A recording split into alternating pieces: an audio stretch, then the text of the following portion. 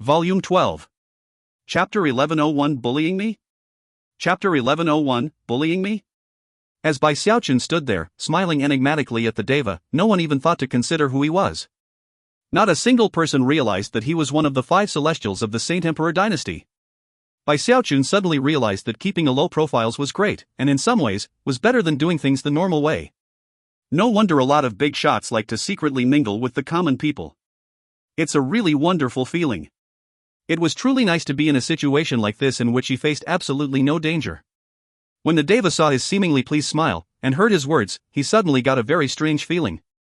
However, he didn't pay too much attention to that feeling. This shady character is trying to sneak into the capital city. The Deva announced. Arrest him for further inspection. If he checks out, send him on his way, and if he resists, execute him on the spot. The crowd began to back up even further. Some of them were looking at Bai Xiaochun sympathetically, but more had looks of open scorn. Is this guy an idiot, or what? Who would dare to make a scene right here? Why would he do this? That's Marquis Zilin. All he has to do is step to the side. It's not like they asked him to cut his own arm off or something. He's finished. Nowadays, anybody who gets arrested like this ends up getting thrown in prison and never coming out again. Cold gleams appeared in the eyes of the guards, all of whom, with the exception of the one who had already been stunned into immobility by Bai Xiaochun, hurried forward. Bai Xiaochun actually hadn't expected the Deva to just immediately have him arrested. A strange expression appeared on his face as he sighed. What's the point of all this? I just wanted to get into the city. And I was trying to keep a low profile. Shaking his head, he waved his hand. He didn't reveal his celestial cultivation base, he just used some nascent soul-level power, one level above these core formation guards. A windstorm sprang up, pushing the guards so hard that they were shoved back across the ground. One of them even coughed up some blood. What gall! The Deva shouted. Get on your knees immediately. Blurring into motion, he shot forward, fueling his hand with a burst of Deva power to slap Bai Xiaochun. In the Deva's mind, this blow would probably not be deadly, but it would at least force this person onto his knees. Derision filled his heart. If this person had simply backed down, he would have just been punished a bit. But since he decided to resist, then it meant he was foolishly asking to be killed. Therefore, the Deva's actions were all in accord with the strict laws of the capital city. However, even as the Deva's hand began to move, Bai Xiaochun sighed and sent his right hand flying toward him. How about you kneel instead? Even as the words left his mouth, a smacking sound filled the air. The Deva's vision swam as a massive, unavoidable force hit him. His mind went blank, and he was nearly deafened. Blood then sprayed out of his mouth as he was smacked out of the air to land hard on the ground, right in front of Bai Xiaochun, his knees shattered, and blood oozing out all over him. The intense pain he felt prompted a hoarse scream. He wanted to stand up, but his broken knees wouldn't permit it. Worse, his cultivation base was teetering on the point of collapse. Everyone in the crowd was stunned, and many a gasp could be heard. Fine, you're not a nascent soul cultivator. The Deva cried. But even if you are a Deva, you're still dead. Trying to ignore the intense pain, he pulled out a jade slip, which he crushed. Of course, that jade slip acted like an alarm trigger, and instantly caused numerous beams of light to rise up from within the city and head toward the main gate. Bai Xiaochun was a bit at a loss as to what to do. He had just wanted to enter the city, but had already caused quite a scene. Shaking his head, he turned and prepared to pass through the shield and enter the gate. However, before he could move, Marquis Zilin, who had been standing off to the side completely silently up to this point, finally spoke. Stop him. Immediately, his subordinates rushed forth with coldly gleaming eyes. 5 Devas and more than 10 nascent soul cultivators all stepped forward, giving rise to shocking energy. For many of the onlookers, this was an incredible scene the likes of which they would rarely be able to see. What a pity you didn't reveal your Deva cultivation base earlier, Marquis Zilin continued. Clearly you're trying to show off. Finished? My subordinates have all grown up on the battlefield. Each of them have killed more than 10,000 enemies. As some in the crowd sighed about what was surely to come, Bai Xiaochun's anger flared. After all, he hadn't caused any trouble for this Marquis Zilin. Yet despite that, the man was clearly singling him out. Think you can bully me? Bai Xiaochun said, glaring. He waved his right hand, allowing the power of the great circle of the Deva realm to sweep out across the incoming subordinates of Marquis Zilin. Immediately, their hearts filled with wild shock. Deafening rumbling sounds filled their ears, and their vision swam as a mountain toppling, sea-draining force assailed them. There was literally nothing they could do to defend themselves. The 5 devas in the lead position coughed up mouthfuls of blood as they were forced to the ground in a kneeling position. As for the 10 nascent soul cultivators, they were even less able to resist. As they slammed into the ground, blood-curdling screams echoed out in all directions. It all happened in the blink of an eye, much to the shock of the onlookers. It was almost unthinkable to see so many powerful cultivators kneeling, right there at the main gate to the city. How amusing, Marquis Zilin said, his eyes sparkling, and a slight smile of derision appearing on his face. He strode forward, moving so quickly that a massive wind kicked up. Arriving in front of Bai Xiaochun, he unleashed an energy far more terrifying than what Bai Xiaochun had just unleashed.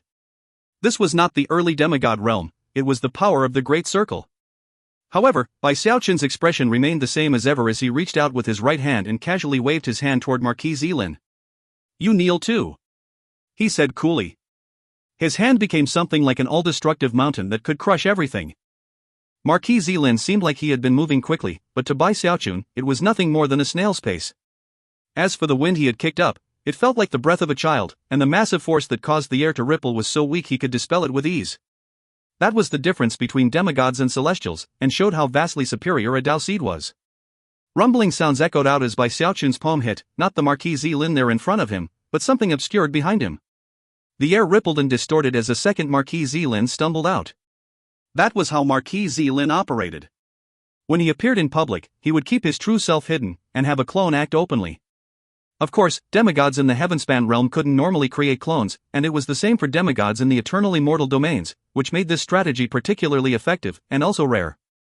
Just now, he had sent his clone over to test Bai Xiaochun a bit, that. Never could he have imagined that his test would be crushed as if by a mountain.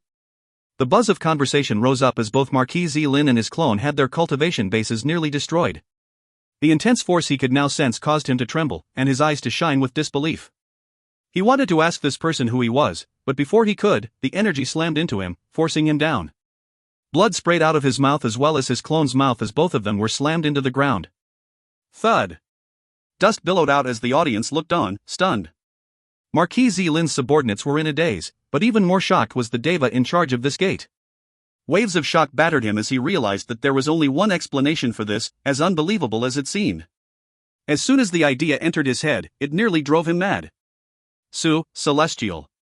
If you find any errors, ads pop up, ads redirect, broken links, non-standard content, etc. Please let us know. Report chapter so we can fix it as soon as possible. Chapter 1102, He's Bai Xiaochun. Chapter 1102, He's Bai Xiaochun. Just outside of one of the main gates of the capital city. Everyone stood dumbstruck, unable to believe their eyes. There Bai Xiaochun stood, looking like some kind of divine spirit, causing everyone to forget to breathe. It had been shocking enough to see his one palm knock several nascent soul guards down only moments ago.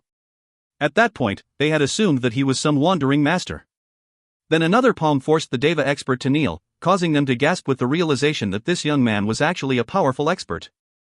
Subsequently, another palm forced 5 Devas and a host of nascent soul experts to kneel, and the crowd was flabbergasted.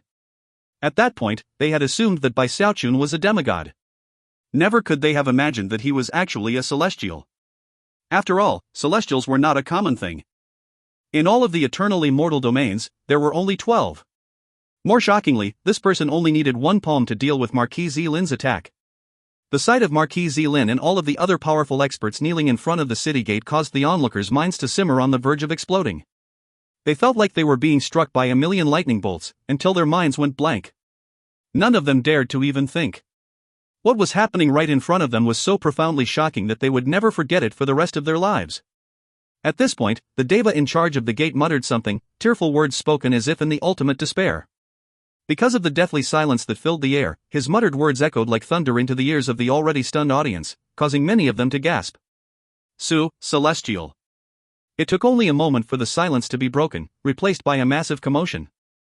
How is this even possible? Am I dreaming? Is this a hallucination? Am I actually looking at a celestial? The gathered group of kneeling cultivators were all trembling, and some of the weaker ones, those in core formation, were so terrified that they simply passed out. Marquis Zilin's subordinates were so terrified their faces were as white as sheets, and they were soaked with sweat. Merely being looked at by Bai Xiaochun filled them with unprecedented levels of terror and infinite regret. He's a celestial. Damn it. If he's a celestial, why didn't he say so earlier? Why'd he have to do it this way? they all felt like they were about to go mad. However, the one who was taking it worst of all was Marquis Zilin. His face was currently so red it was turning magenta, and the bitterness he felt in his heart knew no end. Perhaps some in the audience were still unconvinced, and believed Bai Xiaochun to simply be in the great circle of the demigod realm. But having actually been struck by Bai Xiaochun's palm, Marquis Zilin was absolutely certain what level of cultivation base he was dealing with. Only a celestial would be able to so easily deal with a group of nascent soul cultivators, devas, and demigods. With one casual move, he forced all of them to kneel before him on the ground. Now that he knew the level of Bai Xiaochun's cultivation base, he didn't even need to put any thought into the matter to figure out who he was. After all, it had only been a few months since the Saint Emperor appointed King Heavenspan, Bai Xiaochun, as the second celestial to be stationed in the second immortal domain. Furthermore, Marquis Zilin had personally seen all of the other celestials in the Saint Emperor dynasty. Bai Xiaochun was the only one he had never laid eyes on. After putting all of the pieces of the puzzle together, Marquis Zilin's heart nearly shattered. He felt like he had just swallowed a whole cupful of bile, making him as bitter could be, inside and out. Smiling bitterly, he gritted his teeth and, being unable to feel or move his legs, clasped hands and said, "I, Zilin, offer greetings, King Heavenspan." As soon as the words left his mouth, the babbling of the crowd ceased. All eyes turned to fall on Bai Xiaochun. Silence prevailed for a short moment, and then the hubbub began again. King Heavenspan? He's Bai Xiaochun, the 11th celestial. Bai Xiaochun. Bai Xiaochun from the Heavenspan realm. Meanwhile, Bai Xiaochun stood there looking at the people all lined up and kneeling in front of him. Inside, he sighed, thinking about how he really had a lot of progress to make in keeping a low profile. But these people just had to go and refuse him entry. If that had been all there was to the matter, he might have been able to accept it. But then they attacked him. That was what got him really angry. It was no surprise to him to hear Marquis Zilin saying his name out loud. In fact, Bai Xiaochun would have found it odd if the man didn't finally realize who he was. Glaring at the man, he said, "So, you do know who I am. And you attacked me anyway? Well, you've certainly got some guts, don't you, Marquis Zilin?" It was all thanks to this Marquis Zilin that his plan of keeping a low profile had been completely ruined. If only he had come a bit earlier or a bit later, then none of this would have happened. "Please, quell your anger, King Heavenspan." Marquis Zilin wanted to explain things, but he knew that in this moment, all he could do was bow his head. At the same time, hatred for Bai Xiaochun took root in his heart, although he didn't dare to reveal that. "You celestials," he thought, "always toying with people like me." Although Marquis Zilin felt profoundly unlucky, the deva responsible for this gate felt even more unlucky. To him, it was like the entire world had been turned upside down, and all he could do was stare pleadingly at Bai Xiaochun. It was at around this time that the people in the city who had received the distress messages approached. Before they even arrived, their voices rang out by the city gate. "Who is it that wishes to die? How dare you try to invade the capital city? What outrageous gall! Get on your knees immediately." There were 8 in total, 5 men and 3 women, all of whom were in the great circle of the Deva realm. When they saw the host of people kneeling on the ground, their anger burned, but soon they noticed that one of those people was Marquis Zilin. At that point, they each felt like a bucket of cold water had been poured on their heads. They began to tremble, and immediately lurched to a halt and backed up a bit. Eventually, they caught sight of Bai Xiaochun, whereupon the shock in their eyes grew greater. Frowning, Bai Xiaochun looked up at the 8 new arrivals, and tried to decide whether or not to drag them down and make them kneel too. Even as he pondered what to do, the 8 devas shot backward, and simultaneously pulled out and crushed jade slips.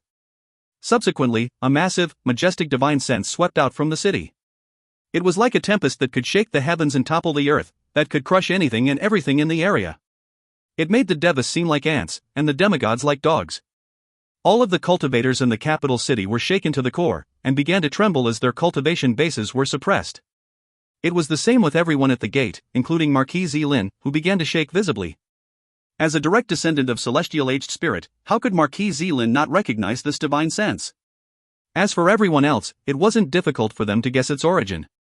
In the capital city, there was only one person on this level. The entire world shook as everyone bowed their heads. However, Bai Xiaochun stood apart. He simply looked into the capital city, toward the source of the divine sense. Clearly, the person who had sent it out was not happy. Sighing, Bai Xiaochun said, "Well met, fellow Taoist aged spirit." 10 breaths of time passed. Finally, a cold voice echoed out into heaven and earth. "Your way of making an entrance is quite out of the norm, fellow Taoist Bai.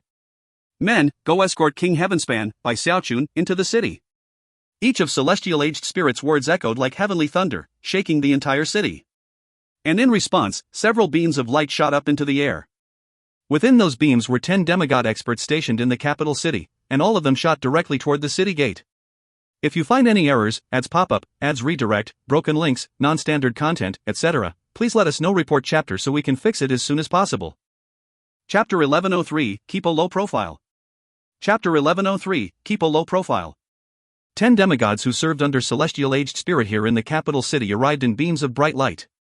7 were men and 3 were women, and they were a variety of ages. 1 was a beautiful woman. They all had somber expressions as they looked at Bai Xiaochun.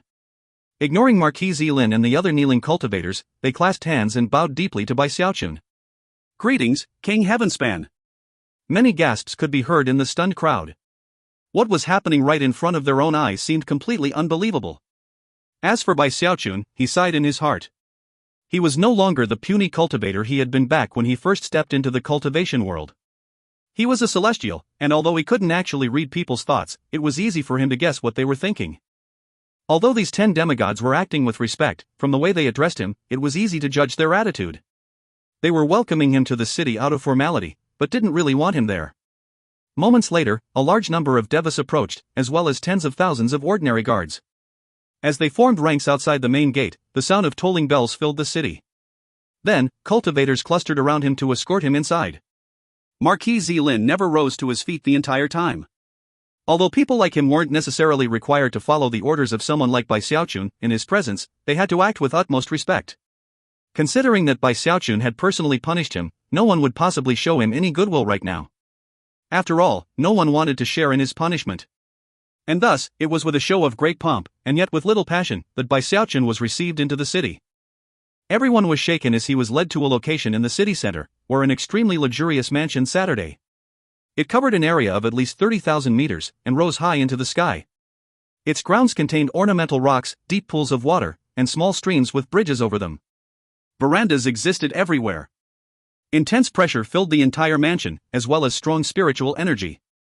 There were also spell formations which would extract the earth string energy from the second immortal domain. All in all, this place was a wonder. There were more than 1,000 menservants and maidservants lined up outside the entrance, who were tasked with caring for Bai Xiaochun's daily needs. Of course, all of the men were very handsome, and the women were beautiful. Any one of them could be described as extraordinary. Bai Xiaochun couldn't find a single thing wrong with any of it. There were only 2 mansions like this within the capital city. One of them was his, and the other had even more abundant spiritual energy. It was the home of the person who oversaw all of the second immortal domain, celestial aged spirit. The 2 mansions weren't very far apart, in fact, they were within eyesight of each other. All of the important cultivators from the city were very polite. After escorting Bai Xiaochun to his mansion, they bid him farewell. The entire time, celestial aged spirit didn't show up. Toward the end, he simply sent a greeting via divine sense. That made it more than obvious to Bai Xiaochun that the man wasn't very pleased with his presence. After all, the second immortal domain had once been home to only 1 celestial, but now, 2 were present. That meant that it would be difficult to avoid power struggles and conflicts. Because of how many years celestial aged spirit had been in charge of the second immortal domain, it was safe to assume that all of the devas and demigods worked for him. In some ways, this wasn't the second immortal domain of the Saint Emperor dynasty, it was celestial aged spirit's personal fiefdom. Furthermore, it didn't matter that Bai Xiaochun had a similar rank and title to celestial aged spirit, he was a foreigner. Therefore, if he caused disasters here like he had in Saint Emperor City, whether it was intentional or not, celestial aged spirit would definitely not stand for it. Whatever. I wanted to keep a low profile, right? I was living under someone else's roof before, and now I don't really have much authority. Although I'm not really in charge of anything. I doubt anybody will cause any problems for me. Sighing, he thought about it, and decided that he was duty-bound to not cause any conflicts here in the second immortal domain. He would keep to himself and work on his cultivation. Sooner or later, I'll get my chance to kill you a second time, Taoist Heavenspan. That was the second reason he was so interested in furthering his cultivation, the first being to give the Heavenspan cultivators a choice about their future. Having made his decision, he settled down quietly in his mansion. Although the mansion was large, there were 1,000 servants there to tend to it, so it didn't seem depressingly empty. Before long, half a month had gone by. During that time, virtually no one came to visit him, and Celestial Aged Spirit didn't send any messages. It was almost as if no one was even paying attention to his existence. Normally, the 10 demigods would tend to day-to-day matters in the second immortal domain, and then compile reports for Celestial Aged Spirit, which he would use to provide further direction. Bai Xiaochun didn't pay any attention to that. He remained in a private chamber, practicing cultivation with the command medallion from the damaged fan. The cultivators in the capital city had originally assumed they were in for a big commotion. But eventually, they realized that didn't seem likely. Obviously, this newly arrived King Heavenspan was deferring to Celestial Aged Spirit. That attitude earned Bai Xiaochun a bit of benefit. All he had to do was ask for something, and virtually anyone in the capital city would do everything possible to comply with his request. For the cultivators in the second immortal domain, life seemed exactly the same as before Bai Xiaochun had arrived. He remained happily in seclusion, using the command medallion to advance his cultivation. He also had access to large numbers of immortal pills and spirit plants that helped his cultivation base. In addition, he spent time researching flame conjuring techniques again. He hoped to find something in the eternal immortal domains that could be used as a substitute for souls, and as it turned out, that wasn't very difficult. The eternal immortal domains had a complete cycle of reincarnation that made it difficult to get access to souls. However, there were other things which could be used instead. For example, there were combustible soulstones. Although they were somewhat rare, they could be altered to create multicolored flame. Actually, Bai Xiaochun wasn't the only one to have come to this conclusion. There were other wildlander necromancers in the eternal immortal domains who had figured out the same trick. Even spirit enhancers like Big Fatty Zhang had come to use similar techniques. One upside to this method was that it made performing spirit enhancements easier. However, there was also a downside. After a 7-fold or 8-fold spirit enhancement, it was virtually impossible to find the necessary multicolored flame.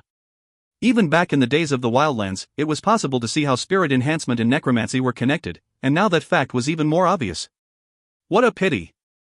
There just aren't enough souls.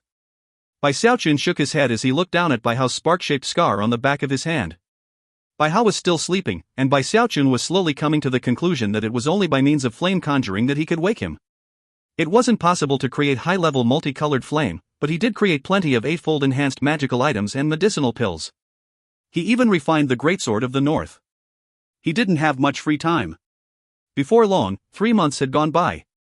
One day when he was practicing cultivation with the command medallion, he suddenly heard the sound of bells ringing in the capital city. There was an urgency to how they rang, and they instantly caused a commotion in the city. Somewhat taken aback, Bai Xiaochun opened his eyes and left his private chamber.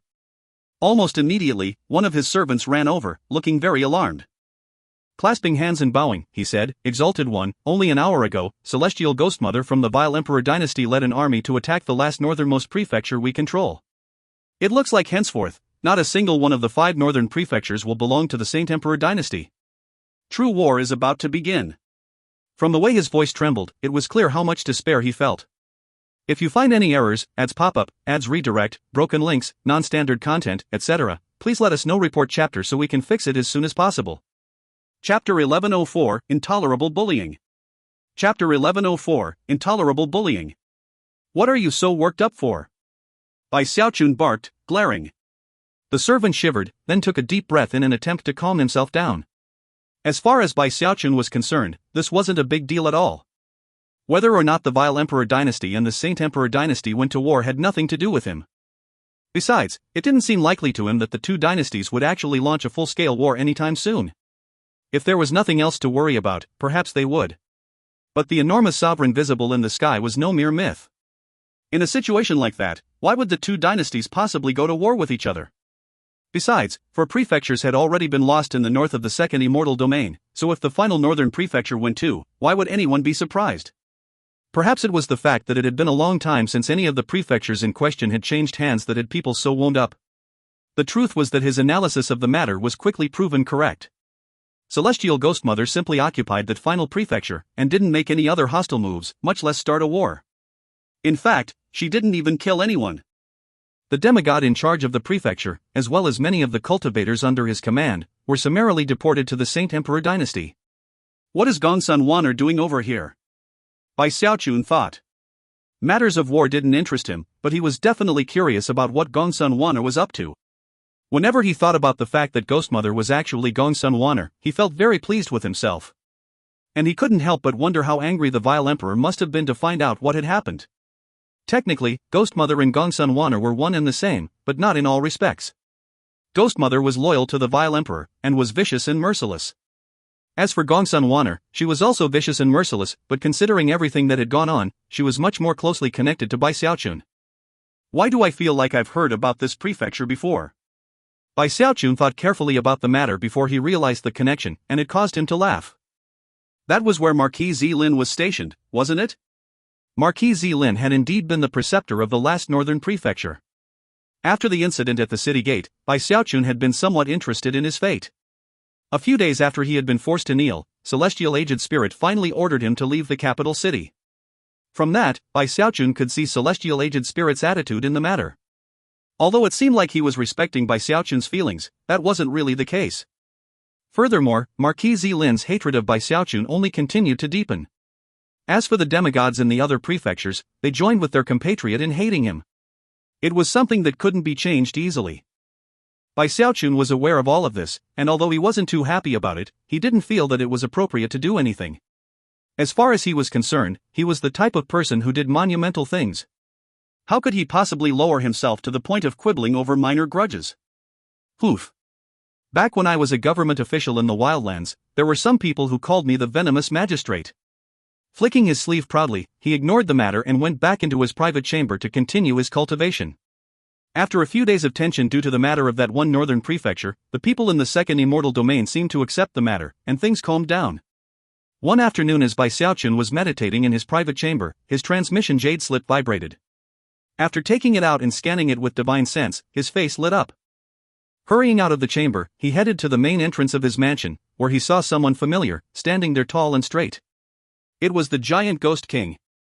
Giant Ghost, old pal. Bai Xiaochun said, laughing heartily. He quickly rushed over and embraced him. He had sent a message to the Giant Ghost King as soon as he arrived in the capital city, and although the Giant Ghost King had been very happy to hear from him, he had replied that he was unable to come visit. The prefecture he presided over was quite some distance away, and considering his responsibilities there, it wasn't an easy thing to travel. Afterward, Bai Xiaochun had devoted himself to practicing cultivation with his command medallion, and hadn't paid much attention to the passage of time. He was obviously very pleased to see the Giant Ghost King, but the Giant Ghost King didn't seem to respond the same way. After a long moment of hesitation, he forced a smile onto his face. Surprisingly, he didn't correct Bai Xiaochun's form of address. After all, in the past, he would often glare at Bai Xiaochun when he called him old pal, and then remind him that he was his father-in-law. Bai Xiaochun quickly picked up on the awkwardness, but didn't say anything. Grabbing the Giant Ghost King by the arm, he dragged him into the main hall, where the two of them sat down and were served some wonderful alcohol and fruit by the servants. After shooing the servants away, Bai Xiaochun raised his cup to the Giant Ghost King and said, "Father-in-law, allow your humble son-in-law to offer a toast. To your health." Hearing Bai Xiaochun address him in this way softened the Giant Ghost King's heart to some degree. After offering some good-natured cursing, he accepted, and they drank together. And thus they continued to drink and recall old times. At one point, they began to talk about the little village back in the Vile Emperor dynasty where they had reunited, and that one particular widow. Laughing, the Giant Ghost King went on to point out how, after being assigned a prefecture to manage, he was almost like an emperor himself. They drank and chatted some more, until eventually the Giant Ghost King thumped himself on the chest and said, "Let me tell you, Bai Xiaochun. Over in Godsifter Prefecture, your father-in-law is the top dog. All of the beautiful women have fallen in love with me." Bai Xiaochun rolled his eyes a bit, as if he didn't believe the Giant Ghost King. However, he didn't say anything, and just took a drink. The Giant Ghost King was not happy at this, and went on to angrily describe everything he had done in Godsifter Prefecture in very exaggerated and melodramatic fashion. Bai Xiaochun tossed in the occasional sarcastic remark, provoking quite a few scolding taunts in return. Eventually, Bai Xiaochun began to tell his stories about Saint Emperor City, starting with his fishing exploits, then moving on to the lotus seeds and then the seed pods. Finally, he finished with the lotus roots. Although the Giant Ghost King had heard the stories from afar, to hear them right out of Bai Xiaochun's mouth caused him to slap the table in amazement on numerous occasions. More than ever, he was convinced that it didn't matter where Bai Xiaochun ended up, he always became a calamitous god of calamity. They drank deep into the night, at which point they had both gone through most of their good stories. During the course of the conversation, it had become obvious to Bai Xiaochun that the Giant Ghost King wasn't in good shape. It was almost as if he had suffered some great blow of some sort. Lowering his voice, he quietly said, "My dear father-in-law. Why don't you tell me what's going on? Is someone bullying you? The giant ghost king didn't respond at first. He lifted his alcohol jug and swished it around to see how much was left, then downed it all. Finally, he took a deep breath and, his eyes bloodshot, viciously slapped his hand down onto the table. Complete and utter bullying. If Celestial Aged Spirit wants to imprison all of the Heavenspan cultivators he finds, so be it. I'm no match for him in a fight anyway. If he wants to completely ignore Godsifter Prefecture, so be it. He's basically hinted that I'm supposed to be isolated from the other prefectures. And every time I'm summoned for official audiences, he always berates me left and right. Fine, so be it. But that bastard has gone too far this time. That moron Marquis Zilin lost the northernmost prefecture, and instead of getting punished for it, he was sent over to my Godsifter Prefecture. Fine. So be it, . But fudge. That Celestial Aged Spirit went and appointed Marquis Zilin as the preceptor of Godsifter Prefecture. What the hell? What gives him the right to demote me from preceptor and force me to be Marquis Zilin's assistant? I put my heart and soul into running Godsifter Prefecture. I was going to make it the foundation of the new Heavenspan realm. But now all that work is for nothing. The giant ghost king chuckled bitterly, his hands clenching into fists as he told the story. Originally, he hadn't planned to tell Xiaochun the news, but now that Xiaochun was a celestial, he had a very strong foundation. Furthermore, in this immortal domain, he had as much authority as Celestial Aged Spirit. Xiaochun would eventually hear about the matter, and the giant ghost king didn't want that to cause more problems. However, after being prompted by Xiaochun, the giant ghost king couldn't keep his bitterness locked inside. After the giant ghost king finished speaking, Xiaochun stood there, motionless. Not even his cup of alcohol moved an inch. However, his eyes began to shine so brightly that they seemed to catch on fire. Startled, the giant ghost king said, "Hey, don't do anything rash, Xiaochun." He already regretted telling Xiaochun the truth. Xiaochun shook his head, then turned to look in the direction of Celestial Aged Spirit's residence. Gradually, the fire in his eyes turned into an extremely grim expression. If I don't do something about this, father-in-law, then you can only imagine what will happen for the people of Heavenspan in the Saint Emperor dynasty. Things will only get worse and worse. This is bullying, plain and in the open. How could I possibly turn a deaf ear to it? If you find any errors, ads pop up, ads redirect, broken links, non-standard content, etc., please let us know. Report chapter so we can fix it as soon as possible. Chapter 1105, agree? Or not? Chapter 1105, agree? Or not? When the giant ghost king saw the look in Xiaochun's eyes, he suddenly got a bad feeling. Then he thought back to some of the things Xiaochun had done in the past, and his heart began to pound. He definitely regretted telling him the truth. Xiaochun, don't do anything rash. Even without Godsifter Prefecture, we still have options. I got my position from the Saint Emperor himself. There's no way that this Celestial Aged Spirit will push things too far. He'll surely give me some compensation. Xiaochun rose to his feet, slowly shaking his head. The giant ghost king anxiously moved to block his path. Xiaochun, even if you do something, we need to think of the long-term plan. Killing Celestial Aged Spirit won't solve anything. At this point, a strange expression appeared on Xiaochun's face. I never said anything about killing Celestial Aged Spirit, he said. That bastard works in underhanded ways, so I'm going to go embarrass him a bit, that's all. Listen, old pal, you don't need to worry about anything at all. Just rest up a bit while I head out. With that, he sidestepped the giant ghost king and left. The giant ghost king couldn't quite envision what Xiaochun planned to do, and before he could decide whether or not to try to continue to persuade him to stop, he was gone. The giant ghost king stood there alone in the main hall, sighing. Finally, he stamped his foot. In the end, his cultivation base was too low to catch up to Xiaochun, so therefore, he sat back down, grabbed an alcohol jug, and kept drinking. Things had been so wonderful in Godsifter Prefecture at the beginning, but now, all of that was gone.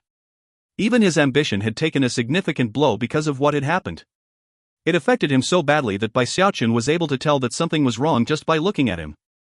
By now, Xiaochun was far from the capital city, speeding northward. Considering that he was a celestial, and that he was pushing all out, there was nothing that could match him in terms of speed. Although the northern prefectures weren't very close, they also couldn't be considered to be very far away. Dawn hadn't even come by the time Xiaochun caught sight of the northern part of this immortal domain. It was an icy and snowy place, incredibly cold. Snowflakes filled the air, and a bleak wind whimpered in the night air. After arriving, Xiaochun scanned the area with divine sense, and then locked onto one specific area. In one particular city, in a seemingly ordinary immortal's cave, Gongsun Wanner sat cross-legged in meditation.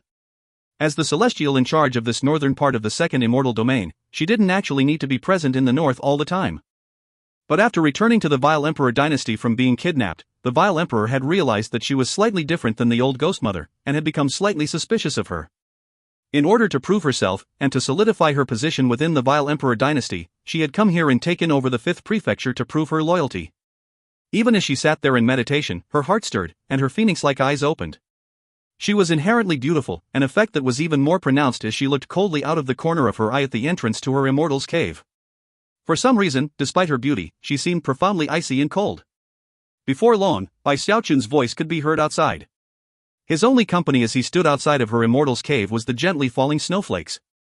As he looked at the entrance, he cleared his throat, not sure of what to say that would be completely appropriate. After all, he had come to ask for help. Therefore, he decided to try to play on their somewhat close relationship. "Wanner, you know it's me. Why don't you open the door?" When she heard his words, she smiled. Although she was inclined to ignore him, she finally waved her hand, causing the entrance to swing open. He hurried in to find Gongsun Wanner smiling at him. None of the coldness from before was present, although her eyes were as mysterious as always. "What are you doing here so late, sweetie?" she said, somewhat flirtatiously. "Don't tell me you want to spend the night with me?" Eyes flickering with a mysterious light, she gently licked her lips. "You'd let me spend the night with you?" Xiaochun answered, his heart starting to pound. The truth was that if he didn't need Gongsun Wanner's help, he would never have come to see her. Before he could say anything else though, his expression flickered, and he backed up. At the same time, Gongsun Wanner chuckled. "You're a celestial now, sweetie. I'm very interested to see if you qualify to spend the night with me." She suddenly blurred into motion, appearing in the spot where he had just stood, her right hand flashing with an incantation gesture. A whooshing sound then rang out as the air began to distort around her, tugging the light toward her to form a vortex. "What are you doing?" Xiaochun blurted. "I'm not spending the night with you." However, Gongsun Wanner didn't even respond. Flashing a radiant smile, she closed in on him again. "Are you crazy, Gongsun Wanner? I saved your life." Heart pounding, he dodged out of the way again, only to find her coming around for another shot. At this point, he was starting to get angry. "You psycho! We've known each other for a long time, have you forgotten? I don't have any ill intentions. I saved your life. And I'm here to ask for your help." Gongsun Wanner's eyes glittered in response to his words. However, having discovered that he continued to dodge her, she increased her speed, becoming like a shooting star that headed toward him, her right hand extended like a claw toward his forehead. Now truly angry, Xiaochun stopped evading. Performing an incantation gesture with his right hand, he imbued it with the power of his sutra of former reincarnation, then struck out at her. A boom rang out as Gongsun Wanner was struck. She yelped in shock as a host of magical symbols appeared around her, which were none other than her memories. As they rotated, it felt to her like she was being struck by lightning. Xiaochun wasn't in any better shape. Her meteor-like blow seemingly stabbed through him, creating something like an invisible black hole. Instantly, he was surrounded by streams of death energy that Xiaochun's divine sense revealed to be innumerable evil ghosts. Damn it, you know I'm afraid of ghosts. I can't believe you're trying to scare me. However, because of how close Gongsun Wanner was to him, and how she was bound in place by all the magical symbols, he quickly pulled his hand back and then slapped her on her attractive rear end. A loud smacking sound rang out, and Gongsun Wanner's expression distorted. As a result, the evil ghost stopped in place. Meanwhile, true killing intent appeared in Gongsun Wanner's eyes. Seeing that his strategy had been effective, Xiaochun pulled his hand back again to deliver another blow. "Feeling suicidal, Xiaochun?" she said furiously. However, how could Xiaochun not take advantage of the fact that she was completely immobilized by his sutra of former reincarnation? Therefore, he let swing another slap, and another, and another. After spanking her 10 times, Gongsun Wanner's anger suddenly vanished, to be replaced by a somewhat dazed expression. That dazed look struck fear into Xiaochun's heart. However, as soon as he stopped spanking her, the killing intent appeared in her eyes again, so he quickly struck her rear end again. And thus, she calmed down again. Soon, the dazed look turned into complete blankness, and she was even panting a bit. At that point, Xiaochun was truly struck with fear. "Wanner, can you do me a favor? Tomorrow, find an opportunity to publicly announce that the reason you took over this prefecture is that the demigod preceptor Marquis Zilin has been secretly working for your Smile Emperor dynasty. Forget it. she said, the blank look in her eyes fading a bit. Feeling very anxious, Bai Xiaochun hardened his heart and spanked her another dozen or so times. By this point, she was starting to go a bit limp. In fact, without Bai Xiaochun holding her up, she would have just sagged down to the ground. Heart racing, Bai Xiaochun growled, agree? Or not, dot. Panting for breath, Gongsun Wan'er gritted her teeth and refused to speak. After spanking her some more, her eyes went almost completely blank. Finally, she hissed, fine, I agree, now get the hell out of here. As far as Bai Xiaochun was concerned, this interaction with Gongsun Wan'er had been bizarre to the extreme. After finally getting her to agree, he quickly left her immortal's cave, feeling slightly guilty, but at the same time, almost in a bit of a daze. I can't believe Gongsun Wan'er is so resilient, he muttered to himself, blinking a few times. For some reason, there was some sort of vile fire burning in his heart now, something he couldn't get rid of. Vixen. She just seduced me, didn't she? In the end, he could only sigh at how outstanding he was. Sometimes, he frightened even himself. If you find any errors, ads pop-up, ads redirect, broken links, non-standard content, etc., please let us know. Report chapter so we can fix it as soon as possible. Chapter 1106, Crazed. Chapter 1106, Crazed. By the time Bai Xiaochun returned to the capital city, it was daytime. The giant ghost king hadn't slept the entire night. He'd sat there drinking, occasionally looking up at the sky, and fretting over what Bai Xiaochun was doing. He couldn't stop worrying that he would do something impulsive and cause some sort of disaster. The giant ghost king detected Bai Xiaochun's arrival and hurried out to meet him. Grabbing him by the shoulders, he said, you. Shrugging the giant ghost king off, Bai Xiaochun pulled out a jug of alcohol, took a drink, and then proudly said, calm down, old pal. Just wait a bit for the fireworks to start. When Bai Xiaochun makes a move, he never comes up short. Giant ghost, old pal, you'll have your position back within 7 days. The giant ghost king was a bit taken aback by how confident Bai Xiaochun seemed. But then he thought back to all the things Bai Xiaochun had done in the wildlands, and didn't feel any more confident. In fact, he felt even more unsettled. You killed Marquis Zilin? He asked. Are you kidding me? Bai Xiaochun said with a glare, irritated at how much the giant ghost king was underestimating him. I just smeared some muck on his face that he'll never be able to wash off. Bai Xiaochun's plan was outrageous and seemingly beyond belief, and that thought made him chuckle. After all, Celestial Aged Spirit was being a real nasty fellow, and as a result, Bai Xiaochun didn't even want to come up with some perfectly executed scheme. He just wanted to do a bit of muckraking. The giant ghost king still had no idea what was going on, and for the life of him couldn't figure out what Bai Xiaochun was up to. However, Bai Xiaochun was clearly not going to give him any details. Therefore, the giant ghost king simply had to hope that Bai Xiaochun's self-confidence was warranted. Perhaps the clouds really would part soon to reveal the blue sky beyond. Over the course of the following days, the giant ghost king stayed in Bai Xiaochun's mansion, completely wrapped up in anxiety. In contrast, Bai Xiaochun was edgy with excitement to see what would happen. On the afternoon of the third day, in the north of the second immortal domain, the door of Gongsun Wan'er's immortal's cave opened. Her expression was the same as ever as she calmly walked out into the open. As a celestial, any public appearance she made would attract quite a bit of attention. The first thing she did was issue orders summoning all of the preceptors and devas under her command for a meeting. All of the demigods in the 5 prefectures she commanded jumped to follow her orders. Quickly abandoning whatever other tasks were at hand, they took their devas with them to the meeting. Gongsun Wan'er sat in a throne in the position of honor, her eyes closed, her hands resting on the arms of the throne. She was tapping the throne with her index finger, creating a thumping sound that filled the area, causing great pressure to weigh down on her gathered subordinates. None of them even dared to breathe, and just waited there respectfully. Enough time passed for an incense stick to burn, during which time the pressure mounted. Finally, she opened her eyes. Thank you all for coming, she said. As you know, it was literally overnight that I took over this final northern prefecture in the second immortal domain. Although she spoke slowly and calmly, the truth was that inside, she felt extremely uncomfortable. The incense stick's worth of time just now had been spent struggling internally, and it was almost an accident that she had begun speaking. Her subordinates were immediately taken aback by her words, and were unsure of their implications. A few exchanged awkward glances, but none dared to speak. They just kept their heads bowed and waited for more to come. Bracing herself, Gongsun Wan'er went on.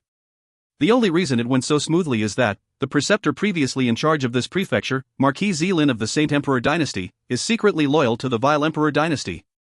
I will definitely report the matter to the Vile Emperor, so that he gets the credit.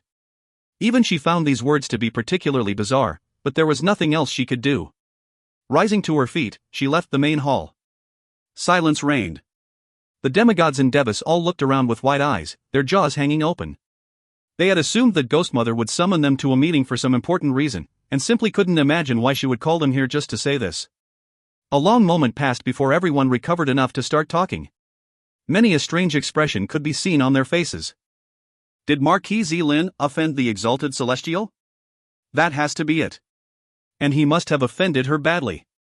But considering she's a celestial, couldn't she just directly kill a trifling figure like Marquis Zilin?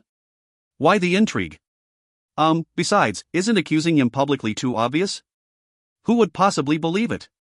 The demigods and Devis alike were all stunned, and no matter how they considered the situation, they could only come to the conclusion that Ghost Mother hated Marquis Zilin for some reason. However, after talking the matter over, they all agreed that Ghost Mother had clearly called them to this meeting because she wanted their help in spreading the information. They didn't need to worry about what happened afterward, they just needed to spread the news as quickly as possible. Having come to this agreement, they quickly left and headed back to their respective prefectures, where they worked very hard to make sure the news traveled quickly. Before long, all of the northern prefectures were abuzz with the rumor that Marquis Zilin was loyal to the Vile Emperor dynasty.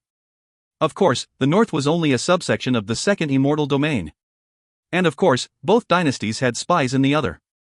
So it only took about 4 hours for the news to reach the southern prefectures, including the capital city. It immediately caused quite a stir, and in fact, everyone who heard it was completely stunned. Demigods, Devis, nascent soul experts, and core formation cultivators alike were all completely taken aback. The truth was that this rumor seemed completely fabricated. It was ridiculous. Ghost Mother called all of her preceptors together to tell them that? That's crazy. Marquis Zilin helped her take over the final northern prefecture? That's total nonsense. Considering she's a celestial, who could possibly stand against her? Celestial Ghost Mother wants Marquis Zilin to get credit for taking over that prefecture? It's not like Marquis Zilin is an idiot. If he wanted to turn traitor, he could have just gone to the other side. Why would he stay in the Saint Emperor dynasty? Word spread quickly through the southern part of the second immortal domain. It wasn't that everybody disbelieved it. There were a few naive people here and there who thought it was true. But they were in the minority. Most just turned up their noses disdainfully and assumed it was a smear tactic by Ghost Mother. And unfortunately, this smear tactic didn't have any weight at all. It was so ridiculously fake that it made everyone furious. However, the incredibly fake nature of the news ensured that some intelligent people realized that there must be more to the story. And at that point, suspicions began to build. Of course, the person who was most angered was the new preceptor of Godsifter Prefecture, Marquis Zilin himself. When he heard the news, his jaw dropped and he wasn't sure whether to laugh or cry. At first, he simply believed himself to have been wrongly accused, but then he realized that someone might be out to hurt him specifically. Whoever it was, that person somehow got Celestial Ghost Mother to make false charges. And whoever that person was, he would likely have realized that the ridiculous smear tactic wouldn't work. And yet, he had done it anyway.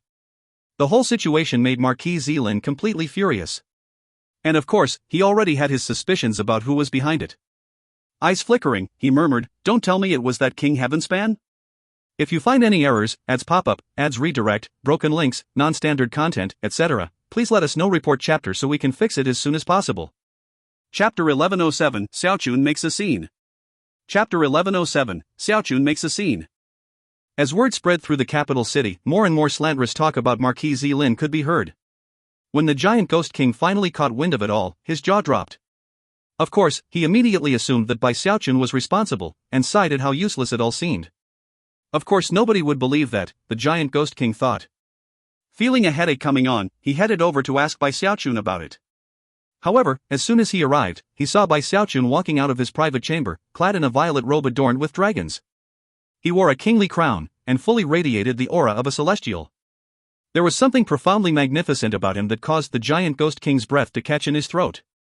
For some reason, this version of Xiaochun seemed completely different from anything he had seen before. He seemed to radiate an aura that placed him above all other living beings. Furthermore, willpower swirled in his eyes. It was as if everything else in existence were mere bugs compared to him. He stood on the peak of the highest mountain, wielding powers that could crush everything else in existence. The giant Ghost King was so profoundly shocked that all of the words he had been about to say completely escaped him. He simply stood there looking at this completely different Xiaochun. The clothing he wore was the Taoist robe of a celestial, which had been bestowed upon him by the Saint Emperor after he became a celestial. In the entire Saint Emperor dynasty, only 5 people qualified to wear such clothing. However, they would normally only wear this specific Taoist robe every 10 years, during special rites held in Saint Emperor City. The crown he wore was a similar item. Upon donning this precious treasure of an outfit, Bai Xiaochun's energy transformed, making him very different from before. When Bai Xiaochun saw the giant ghost king's reaction, he felt very proud of himself, and nodded grandly. "Come with me," he said. With that, he headed out of his mansion. Hardly able to breathe, the giant ghost king hurried after him. He had an inkling of what Bai Xiaochun planned to do, and although he still wasn't completely confident, Bai Xiaochun's current appearance somehow made the giant ghost king think back to the first time he had ever seen the Arch-Emperor back in the Wildlands. Back before the Arch-Emperor had been supplanted by the Grand Heaven Master, he was the overlord of all the Wildlands, and his gaze could cause all creation to either tremble or go completely still. As the giant ghost king followed along, his eyes slowly began to shine. He even subconsciously bowed his head the way a government official would in the presence of an emperor. As Bai Xiaochun walked along, his servants noticed him, and were struck to the core. Many of them forgot to breathe, and dropped to their knees to kowtow. As he emerged from his mansion onto the street, his magnificence did not decline in the least. In fact, it grew more prominent as he walked toward Celestial Aged Spirit's mansion. Along the way, everyone who saw him was deeply shocked. Regardless of the level of their cultivation base, they gasped and bowed in greeting. "Greetings, Celestial! Greetings, Celestial! Greetings, Celestial!" At first, the greetings were called out here and there, but eventually, a chorus filled the air. It wasn't necessarily that they wished to greet him this way, but rather, it was an instinct born from the pressure that weighed down on them. Thankfully, his mansion wasn't very far from Celestial Aged Spirit's mansion, and even as his energy reached its peak, he arrived. Ignoring the stunned Devis who stood guard out front, Bai Xiaochun entered. Still shaken, the giant ghost king hurried along behind him. The guard's job was to stop people from entering, but at the moment, Bai Xiaochun's surging energy erased any thoughts in their minds of attempting to do such a thing. And thus, he strolled casually into Celestial Aged Spirit's residence. Upon entering, he found that about a dozen or so people were engaged in a discussion in the main hall, Marquis Zilin included. One of them was intentionally masking their aura, but to Bai Xiaochun's eyes, they stuck out like a torch on a moonless night. Even as Bai Xiaochun determined who Celestial Aged Spirit was, that very same beleaguered Celestial looked up. As he did, the doors to the main hall suddenly slammed open, attracting the attention of the demigods inside, including Marquis Zilin. All of them looked around, and what they saw struck them like bolts of lightning. Standing there at the entrance of the hall was Bai Xiaochun, clad in his Celestial's Taoist robe, wearing a kingly crown, and looking like a divine being. Marquis Zilin reacted the same, he was completely stunned. Ignoring all of the demigods, Bai Xiaochun focused his gaze on the old man who held the seat of honor. He wore a violet robe, not the special Taoist robe of a celestial, but spectacular nonetheless. He radiated the aura of a celestial, and as he sat there, it was questionable whether he was corporeal or illusory. Anyone who looked at him for more than a moment would be convinced they were looking at a god. The demigods all stood there, their minds reeling. None of them would ever have guessed that Bai Xiaochun himself would come here, nor that he would do so in a celestial's Taoist robe. As of this moment, he looked exactly like the king that the Saint Emperor had appointed him to be. Even more difficult for them to take was the pressure that was building up between Bai Xiaochun and Celestial Aged Spirit. It left them wanting to scream. Celestial Aged Spirit's eyes narrowed as he looked at Bai Xiaochun, but other than that, his expression didn't change. Despite all the time that had passed, this was their first time meeting in person. "My apologies for coming late to this meeting," Bai Xiaochun said calmly, keeping eye contact with Celestial Aged Spirit. Taking a few steps inside, he waved his hand, causing countless stones to suddenly materialize and form together into a huge throne. Then he flicked his sleeve, sat down, and then turned his gaze back to Celestial Aged Spirit. Now, there were thrones on either side of the hall, both of equal height and equal distance from the center. "By all means, carry on," Bai Xiaochun said coolly. "I'm just fulfilling my obligations to the Saint Emperor. No need to pay attention to me." Everyone else in the hall felt like a catastrophic disaster was about to occur. None of them dared to talk or even breathe.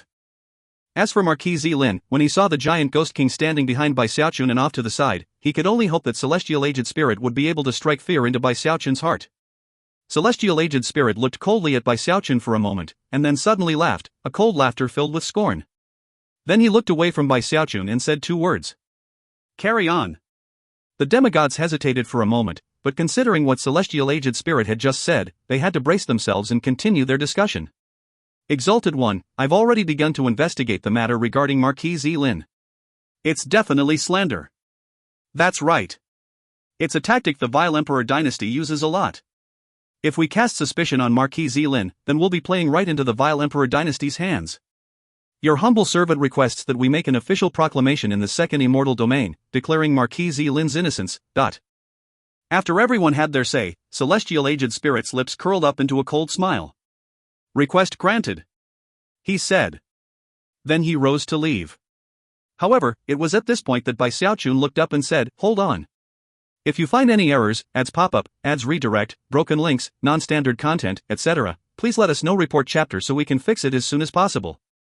Chapter 1108, Forced Defamation. Chapter 1108, Forced Defamation. This is very inappropriate, fellow Daoist Aged Spirit. Xiaochun said, his voice echoing back and forth in the enormous main hall. We must act on evidence. Marquis Zilin has been slandered, and we need proof of who did it.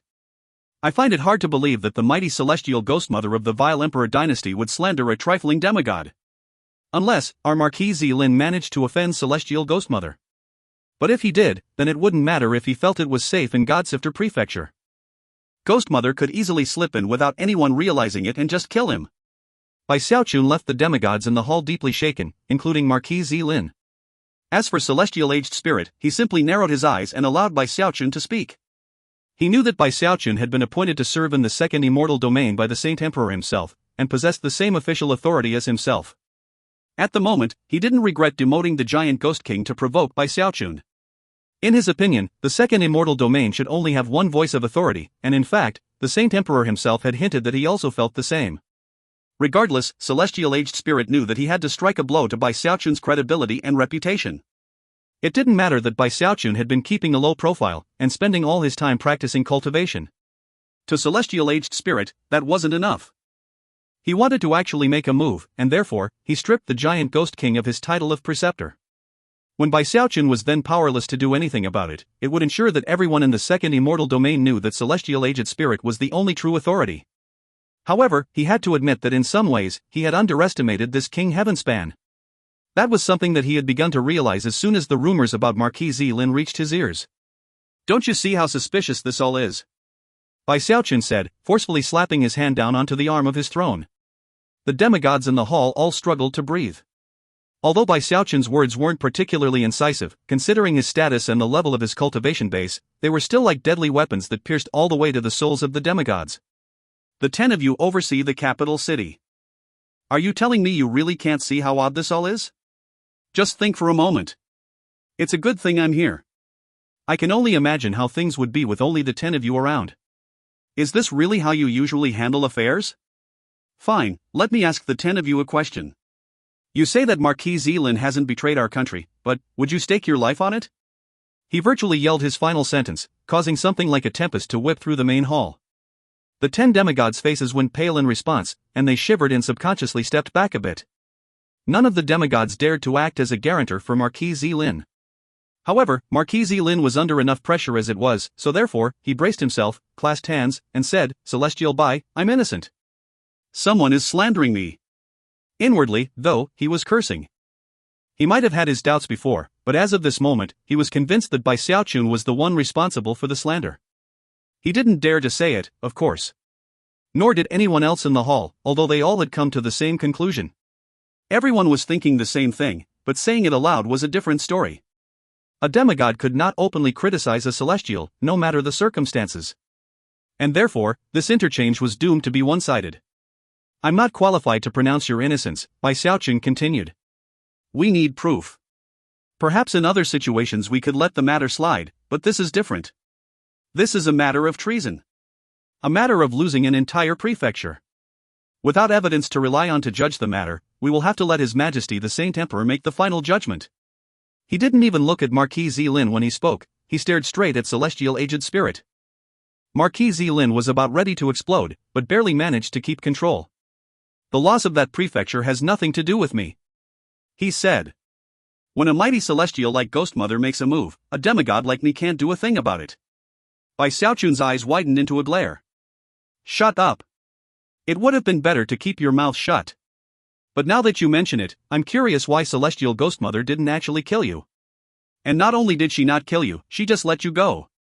You say you didn't betray our nation. Fine. Where's the evidence? Marquis Zilin was truly about to go mad. He was trembling where he stood, blue veins bulging out on his face. He could sense the killing intent in by Xiaochun, and also realized that the other demigods seemed to be edging away from him. He opened his mouth to say something, but that was when Celestial Aged Spirit finally intervened. Enough! Frowning, Celestial Aged Spirit looked at Bai Xiaochun with narrowed eyes. I'll be Marquis Zilin's guarantor, he said coldly. Satisfied, King Heavenspan? Marquis Zilin couldn't have been more excited, and immediately decided that he would devote his life to serving Celestial Aged Spirit. No, it's not okay. Bai Xiaochun replied. Although he hadn't anticipated that Celestial Aged Spirit would do this, he was quick to make adjustments to his plan. Thanks to all of his experiences in recent years, he was quickly able to change the speech he had planned earlier. Rising to his feet, he began to speak in a thunderous voice that seemed laced with pain and bitterness. I'm not satisfied with your attitude, Celestial Aged Spirit. I'm not satisfied that the Saint Emperor dynasty has apparently become a place where evidence doesn't count for anything, and a simple guarantee can resolve all issues. I'm not satisfied that your trust is worth more than the safety of the countless citizens of the Saint Emperor dynasty, but... His words were spoken with courage and conviction. For most of the demigods present, it was as if a completely different Bai Xiaochun had come, and they were visibly shocked. Celestial Aged Spirit's eyes were as cold as ice as he stared at Bai Xiaochun. He opened his mouth to respond, but there was no way Bai Xiaochun would give him that opportunity. Flicking his sleeve, he continued with his speech. Now that this matter has come to light, it doesn't matter whether or not you guarantee that Marquis Zilin is innocent. The door has been opened for many criticisms to be laid forth. For one thing, isn't it very suspicious that Ghost Mother would say what she did, and that such a commotion would result? You're the guarantor, Celestial Aged Spirit? Very well. In that case, I won't soul-search Marquis Zilin. But until all of the investigations have been carried out, we need to prevent anything unexpected from happening. Therefore, to live up to the responsibilities assigned to me by the Saint Emperor, and also to protect the safety of the innumerable citizens of the Saint Emperor dynasty, I hereby order that Marquis Zilin be imprisoned immediately. Only after the investigations are complete and the truth comes to light can he be released. At this point, the gathered demigods realized what was happening. So, it's because Marquis Zilin took Giant Ghost's position as preceptor of Godsifter Prefecture. This is Bai Xiaochun's counterstrike. The 10 demigods all bowed their heads and averted their gazes, hoping to avoid being drawn into a conflict between two celestials. Although they were all loyal to Celestial Aged Spirit, they also needed to avoid offending Bai Xiaochun. Earlier, when Bai Xiaochun was keeping a low profile, they might have had the guts to say something offensive. But now, they realized that he was truly a wolf in sheep's clothing. His methods were a bit crude and cruel, but they were effective. Furthermore, he apparently had the ability to convince Celestial Ghost Mother to help him. His counterstrike was a bit too obvious, and very lacking in finesse. It was almost as if he had just picked up a glob of dog excrement and smeared it across the face of his opponent. A person who would resort to such cruel methods was frightening to even think about, and was the type that no one would intentionally provoke. Marquis Zilin also realized what was happening, and as a result, his eyes were bloodshot with panic. He knew that if he was imprisoned as Bai Xiaochun had ordered, then there was no way he would be able to clear his name easily. In fact, who knew what other things could happen on the outside that would make things worse for him? His intuition was telling him that if he was imprisoned, there was probably an 80% chance he would never again see the light of day. Exalted Celestial, he said shakily, I'm being unjustly accused. Really? Perhaps if Bai Xiaochun had handled things with finesse, he wouldn't be as terrified as he was. But seeing how effective his bald-faced smear tactics were made him fear that Bai Xiaochun would go to any lengths to achieve his goals. As his terror mounted, he looked over at Celestial Aged Spirit. After all, it was Celestial Aged Spirit who had sent him to Godsifter Prefecture to begin with. He had initially been leery of going there, but Celestial Aged Spirit had given the orders, and he had had no choice but to abide by them. If you find any errors, ads pop-up, ads redirect, broken links, non-standard content, etc., please let us know. Report chapter so we can fix it as soon as possible. Chapter 1109, Confrontation and Compromise. Chapter 1109, Confrontation and Compromise. Celestial Aged Spirit looked at Bai Xiaochun wordlessly, and Bai Xiaochun said nothing further. Meanwhile, the pressure in the main hall built higher and higher, until it seemed like a windstorm raged therein. The 10 demigods were particularly uncomfortable, and as for Marquis Zilin, he was just about to start crying. The only calm one was the Giant Ghost King. He almost couldn't believe the show that Bai Xiaochun had put on. Now, the Marquis Zilin who had put him in such a bad position was as weak as a bug. Of course, this was the Saint Emperor dynasty, and Marquis Zilin was backed by a celestial. And yet, everything that Bai Xiaochun had said made sense, making it impossible for Celestial Aged Spirit to offer a retort. Moments ticked by, and the giant Ghost King was starting to feel very pleased with how things were going. However, that was when Celestial Aged Spirit's vision shifted from Bai Xiaochun to him. Very well, lock him up. Master Dust City, you shall serve as the preceptor of Godsifter Prefecture. As soon as the words left his mouth, one of the demigods in the hall stepped forward, a fat man who was currently trembling in fear. Inwardly, he was grumbling about being dragged into the affair, and was even considering trying to refuse somehow. But considering how livid Celestial Aged Spirit looked at the moment, he simply clasped hands and offered a thankful affirmation. Despite feeling bad for Master Dust City, the other demigods edged away from him. Marquis Zilin looked like all the energy had drained out of him. His face was pale and his expression listless as he stood there trembling. As for Bai Xiaochun, he frowned slightly. He had to admit that this Celestial Aged Spirit was not an easy opponent to deal with. Not only did he not bicker about locking up Marquis Zilin, but instead focused on the Giant Ghost King. Clearly, he had no intention of allowing the Giant Ghost King to have the title of Preceptor ever again. Presumably, he would eventually make some other move against him in the future. Wily old fox. Bai Xiaochun thought, snorting inwardly. Locking up Marquis Zilin isn't sufficient, he said loudly. This matter pertains to the loss of a prefecture, to the endangerment of all of the citizens in the nation, as well as the trust of His Majesty the Saint Emperor. Therefore, I'm afraid I must ask some further questions. If Marquis Zilin has indeed been falsely accused, I would be happy to personally clear his name. But if he is truly a traitor, then I refuse to believe that he was acting alone. He would obviously have some accomplices backing him up. His Majesty the Saint Emperor stationed me here in the second immortal domain, and there is no more loyal official here than me. With that, he flicked his sleeve and glared at Celestial Aged Spirit much like a tiger eyeing its prey. When Marquis Zilin heard those words, he was suddenly paralyzed by despair. The other demigods gasped inwardly. Naturally, all of them understood the hidden threat in Bai Xiaochun's words, and knew that they were all suddenly in danger. With Marquis Zilin in his clutches, he could easily drag anyone else into the situation in the name of justice. Trying to prove their innocence later wouldn't do much good. And who knew what sorts of things could happen after they were imprisoned? In the end, Bai Xiaochun might suffer some negative repercussions if the truth came to light, but he was a celestial, and at worst would receive a minor punishment. All he would have to do was claim that he had misunderstood the situation, and the Saint Emperor would likely praise him for his loyalty. Bai Xiaochun had made his threat very clear. If Celestial Aged Spirit dared to do anything to the Giant Ghost King, then Bai Xiaochun would respond in kind. In fact, he might even make a move against Celestial Aged Spirit himself. Although it wouldn't result in any concrete harm, it would definitely be a big embarrassment. It would also throw the entire second immortal domain into chaos. It was an alarming thought. After all, Bai Xiaochun was a celestial, so there was little they could do to him. And this wasn't his home, so he didn't care much about what happened overall. By this point, Celestial Aged Spirit was quivering in rage, and there was even killing intent in his eyes. This new tactic was as crude and cruel as the way he had slandered Marquis Zilin. And yet, it was explosively effective, and profoundly threatening. Celestial Aged Spirit would never even think of doing something like this. He was calculating and fastidious, and virtually epitomized the sanctimoniousness of the Saint Emperor dynasty. Therefore, Bai Xiaochun's cruel, rude methods had caught him completely unprepared. They were also particularly effective. After a long moment passed, Celestial Aged Spirit reigned in his killing intent. He closed his eyes momentarily, and when he opened them again, he looked completely calm. Preceptor Giant Ghost, you have done excellent work managing Godsifter Prefecture. Master Dust City, are you absolutely set on going there?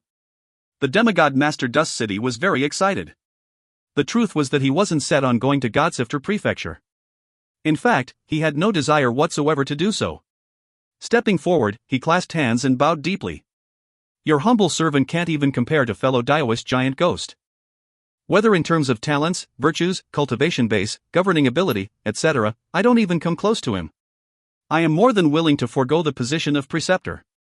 In all of the second immortal domain, only fellow Daoist Giant Ghost possibly qualifies to serve in Godsifter Prefecture. The other demigods quickly stepped forward and began to say similar things. Godsifter Prefecture simply cannot function without fellow Daoist Giant Ghost there. I truly hope that the two exalted celestials present will agree that fellow Taoist giant ghost is clearly the best option. How wise and brilliant, oh exalted celestial. Fellow Taoist giant ghost is a rare gem here in the Saint Emperor dynasty, and is obviously the best choice.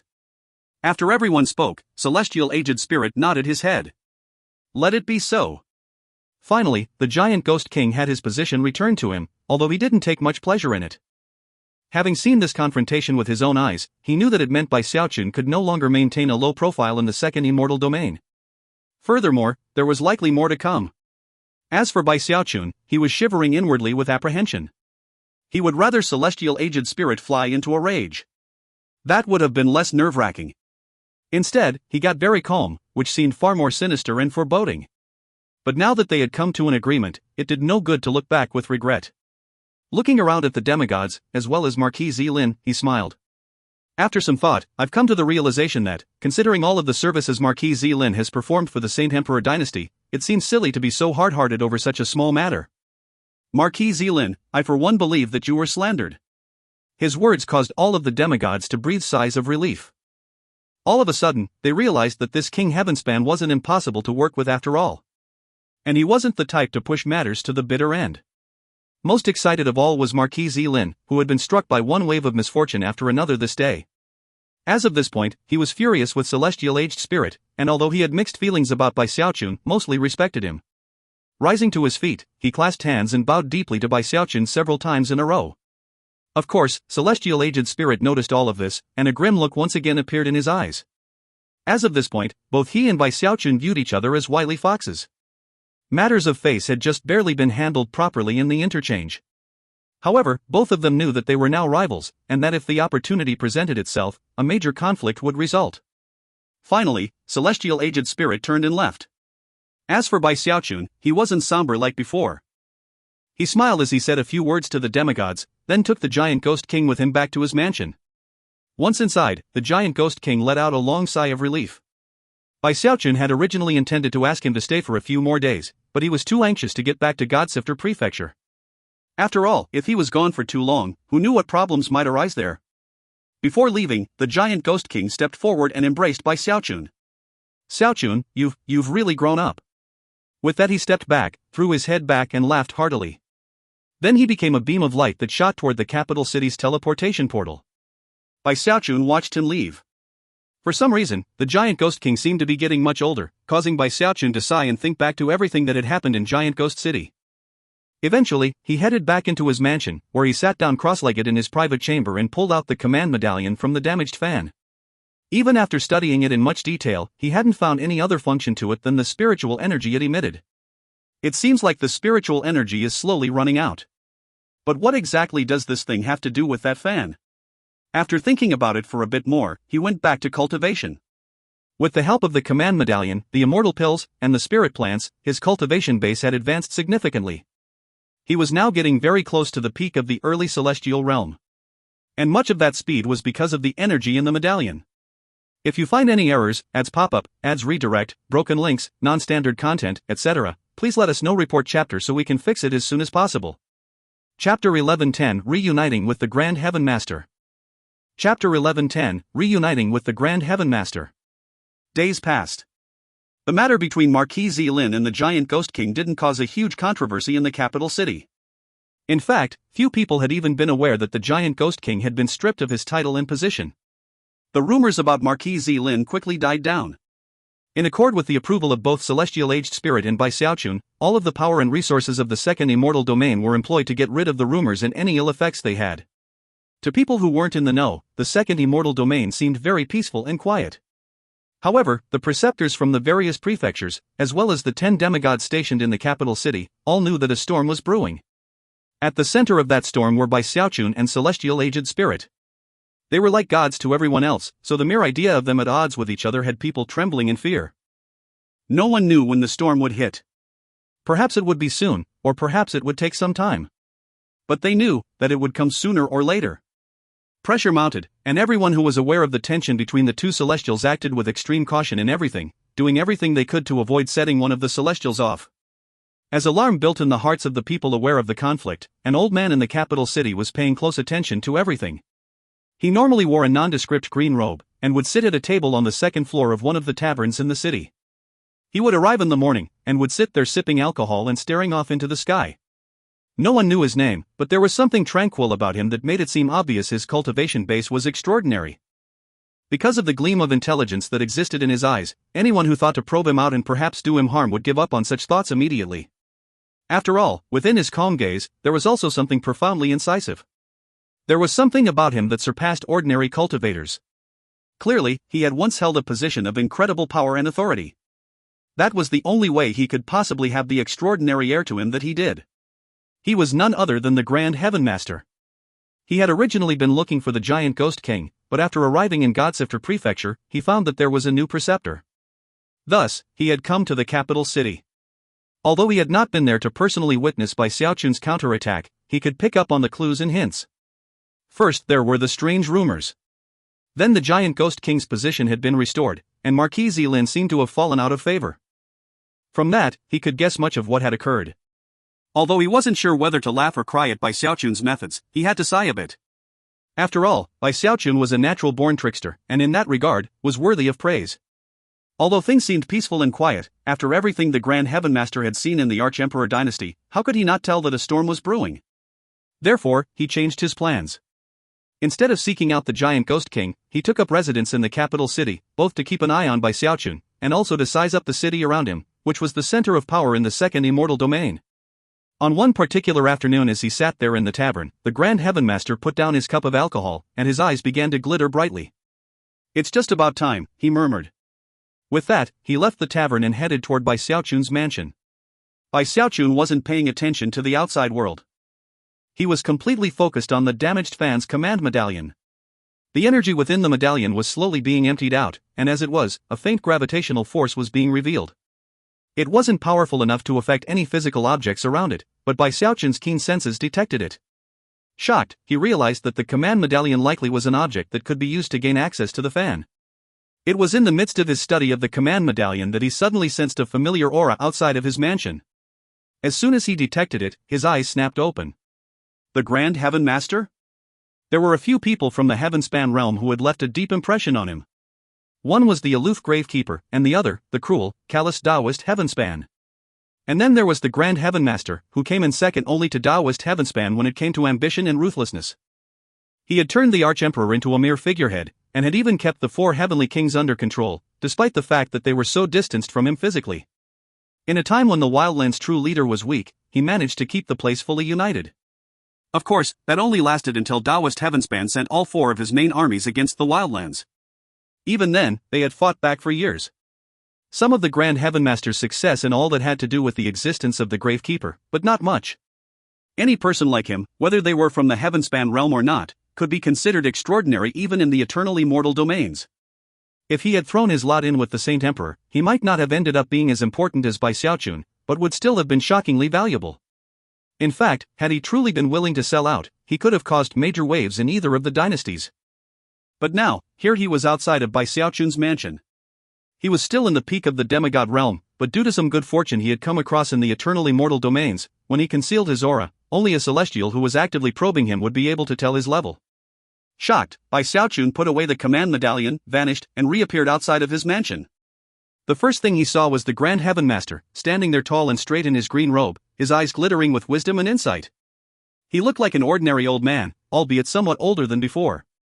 As soon as Bai Xiaochun appeared in front of him, he smiled. "Greetings, Celestial." This was not at all how he had acted in the Wildlands, but it didn't seem difficult at all for him to offer formal greetings to Bai Xiaochun in this way. The truth was that back in Arch-Emperor City, when Bai Xiaochun had become the Arch-Ancestor, the Grand Heaven Master had immediately understood his own place in the grand scheme of things. Now here they were in the eternally mortal domains, with Bai Xiaochun a Celestial. And therefore, the Grand Heaven Master knew exactly how he should treat him. "Grand Heaven Master," Bai Xiaochun said, a smile of joy breaking out on his face. The Grand Heaven Master shook his head and sighed. "Oh, I wouldn't dare go by my old form of address. Just call me Situ." Bai Xiaochun laughed heartily.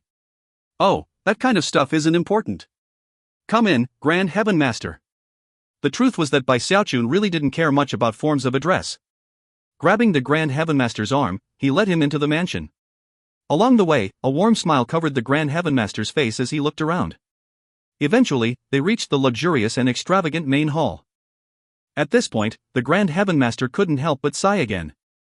Whether it was in terms of cultivation base or temperament, Xiaochun had clearly changed a lot. The Grand Heaven Master couldn't help but think back to that cautious scoundrel of the past with all of his vicious plans. But now what he saw was a young man deserving of praise.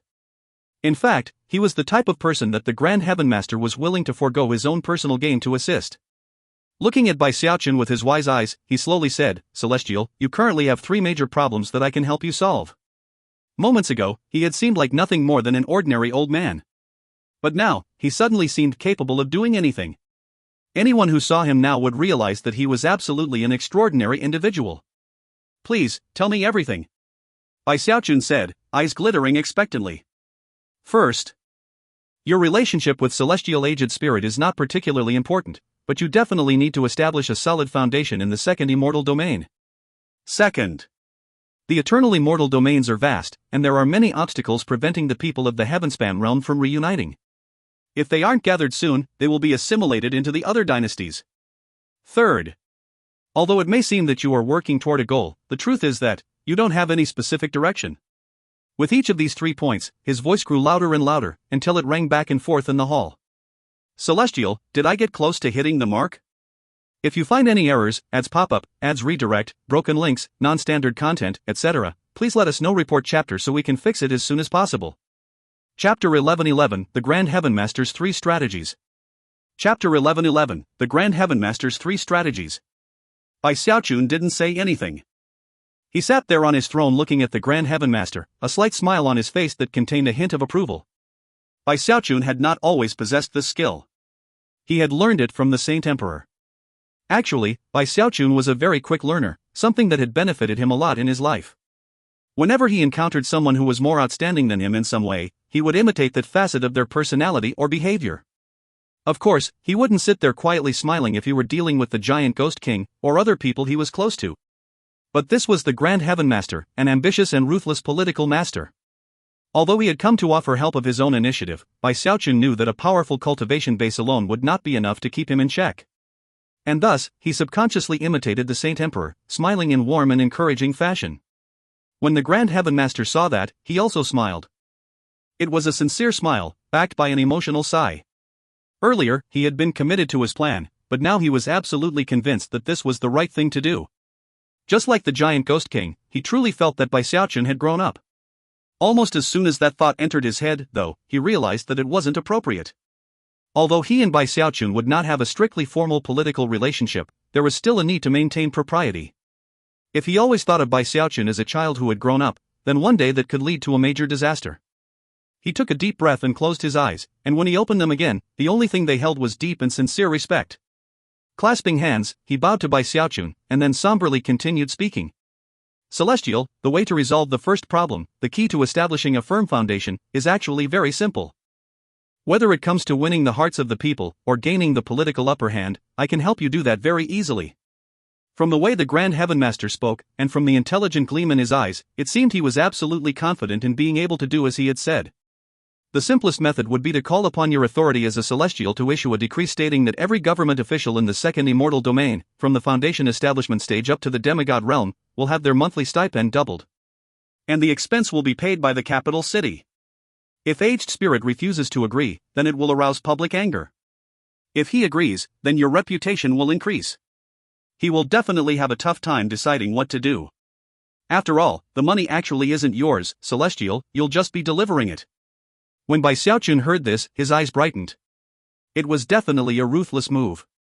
He could use someone else's money to win the hearts of the people, and give his opponent an unsolvable dilemma. It seemed just as vicious of a plan as his smear campaign. That having been said, Celestial, I feel that establishing a foundation here is actually of little value.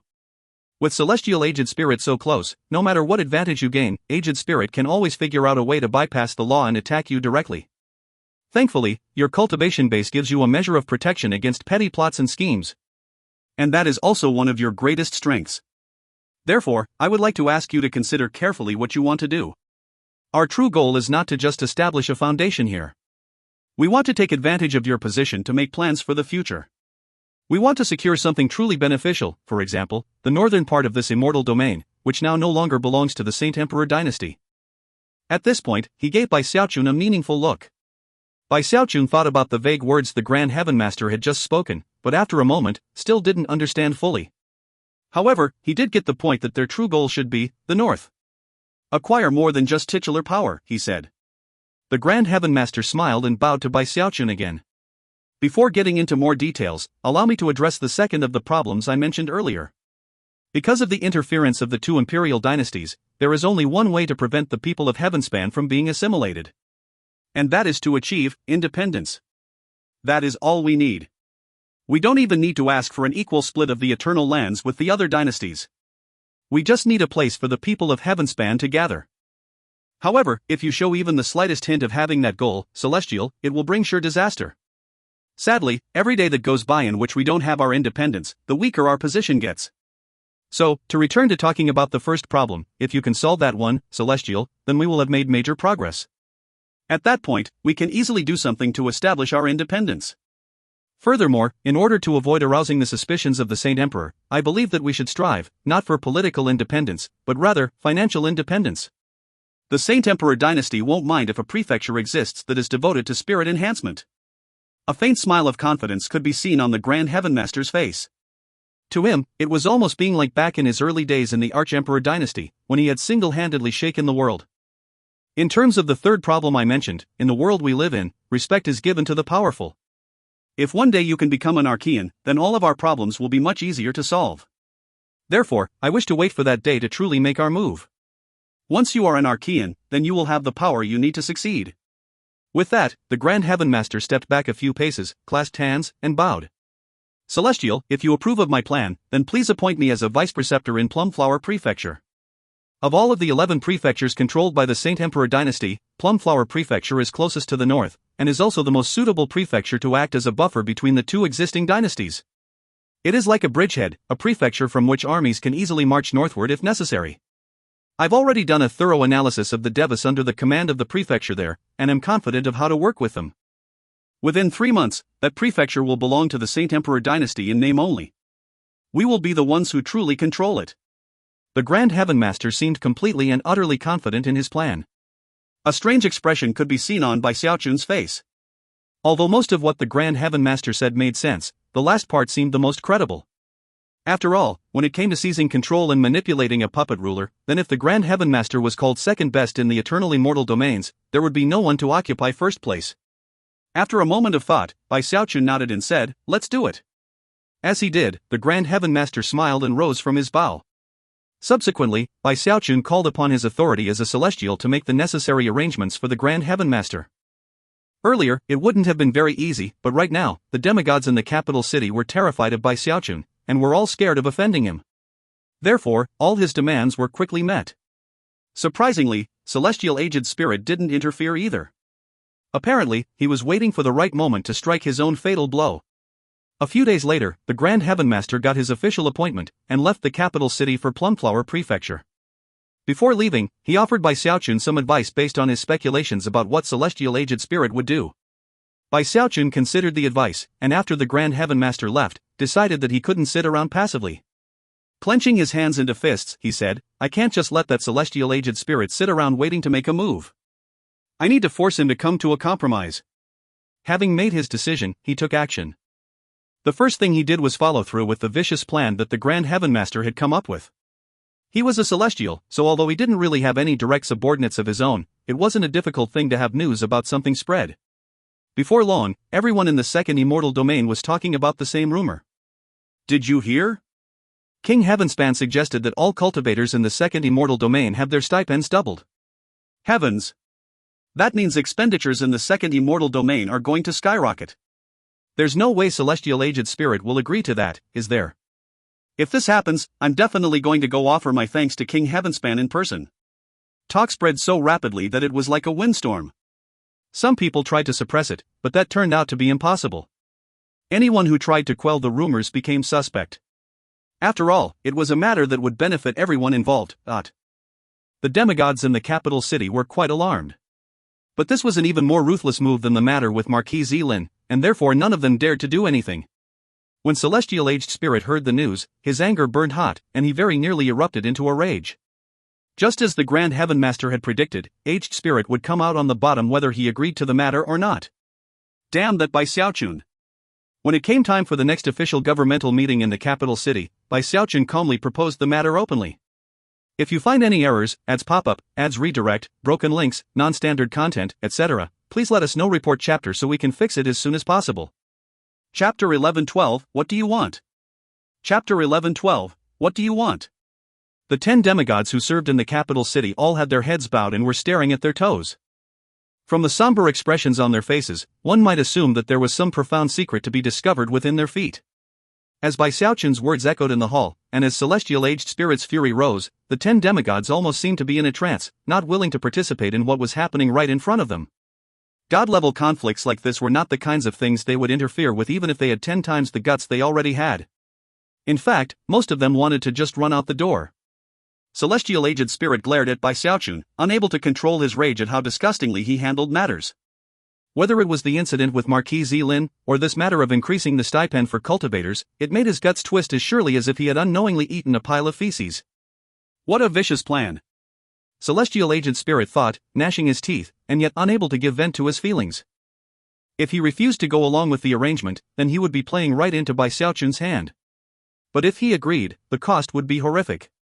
And since the second immortal domain didn't actually belong to Bai Xiaochun, he obviously didn't care about the expenditure. But Celestial Aged Spirit actually did view the second immortal domain as his own, and therefore, the thought of what was to come filled him with piercing pain. Heart burning with nearly uncontrollable killing intent, he rose to his feet, flicked his sleeve, and walked out. He neither agreed nor disagreed. When Bai Xiaochun saw this, he felt quite pleased, and didn't even feel the need to press the matter, confident that Celestial Aged Spirit would provide a response sooner or later. And that was exactly what happened. Not even 3 days passed before Celestial Aged Spirit issued a decree stating that all officials within the second immortal domain would have their stipends doubled. It immediately caused a huge commotion, and countless cultivators felt profound gratitude toward Celestial Aged Spirit and King Heavenspan Bai Xiaochun. Of course, there were many people who were in the know, and realized that although it seemed like Bai Xiaochun had fought for the benefit of the people, the truth was that this was a battle between the two Celestials. And obviously, Bai Xiaochun had won this round. Gradually, opinions were shifting regarding Bai Xiaochun, and some people were even considering throwing their lot in with him. And thus it was that with 2 major events, Bai Xiaochun made a deep impression on the cultivators in the second immortal domain. The key benefit for him was that when people talked about Celestials, they didn't just talk about Celestial Aged Spirit like they had in the past. Bai Xiaochun too was now a frequent subject of conversation. Celestial Aged Spirit noticed that, and it made him pause for thought. Earlier, when Bai Xiaochun had first arrived, he wouldn't have cared so much. Back then, he had assumed Bai Xiaochun was essentially a naive member of the younger generation, someone who had caused some annoying problems in Saint Emperor City, but who wouldn't do much in the second immortal domain. That was why, when Bai Xiaochun chose to keep a low profile, Aged Spirit had taken it as a sign of weakness. And thus, he had chosen to demote the giant Ghost King, hoping to take advantage of that weakness to cut Bai Xiaochun down even further.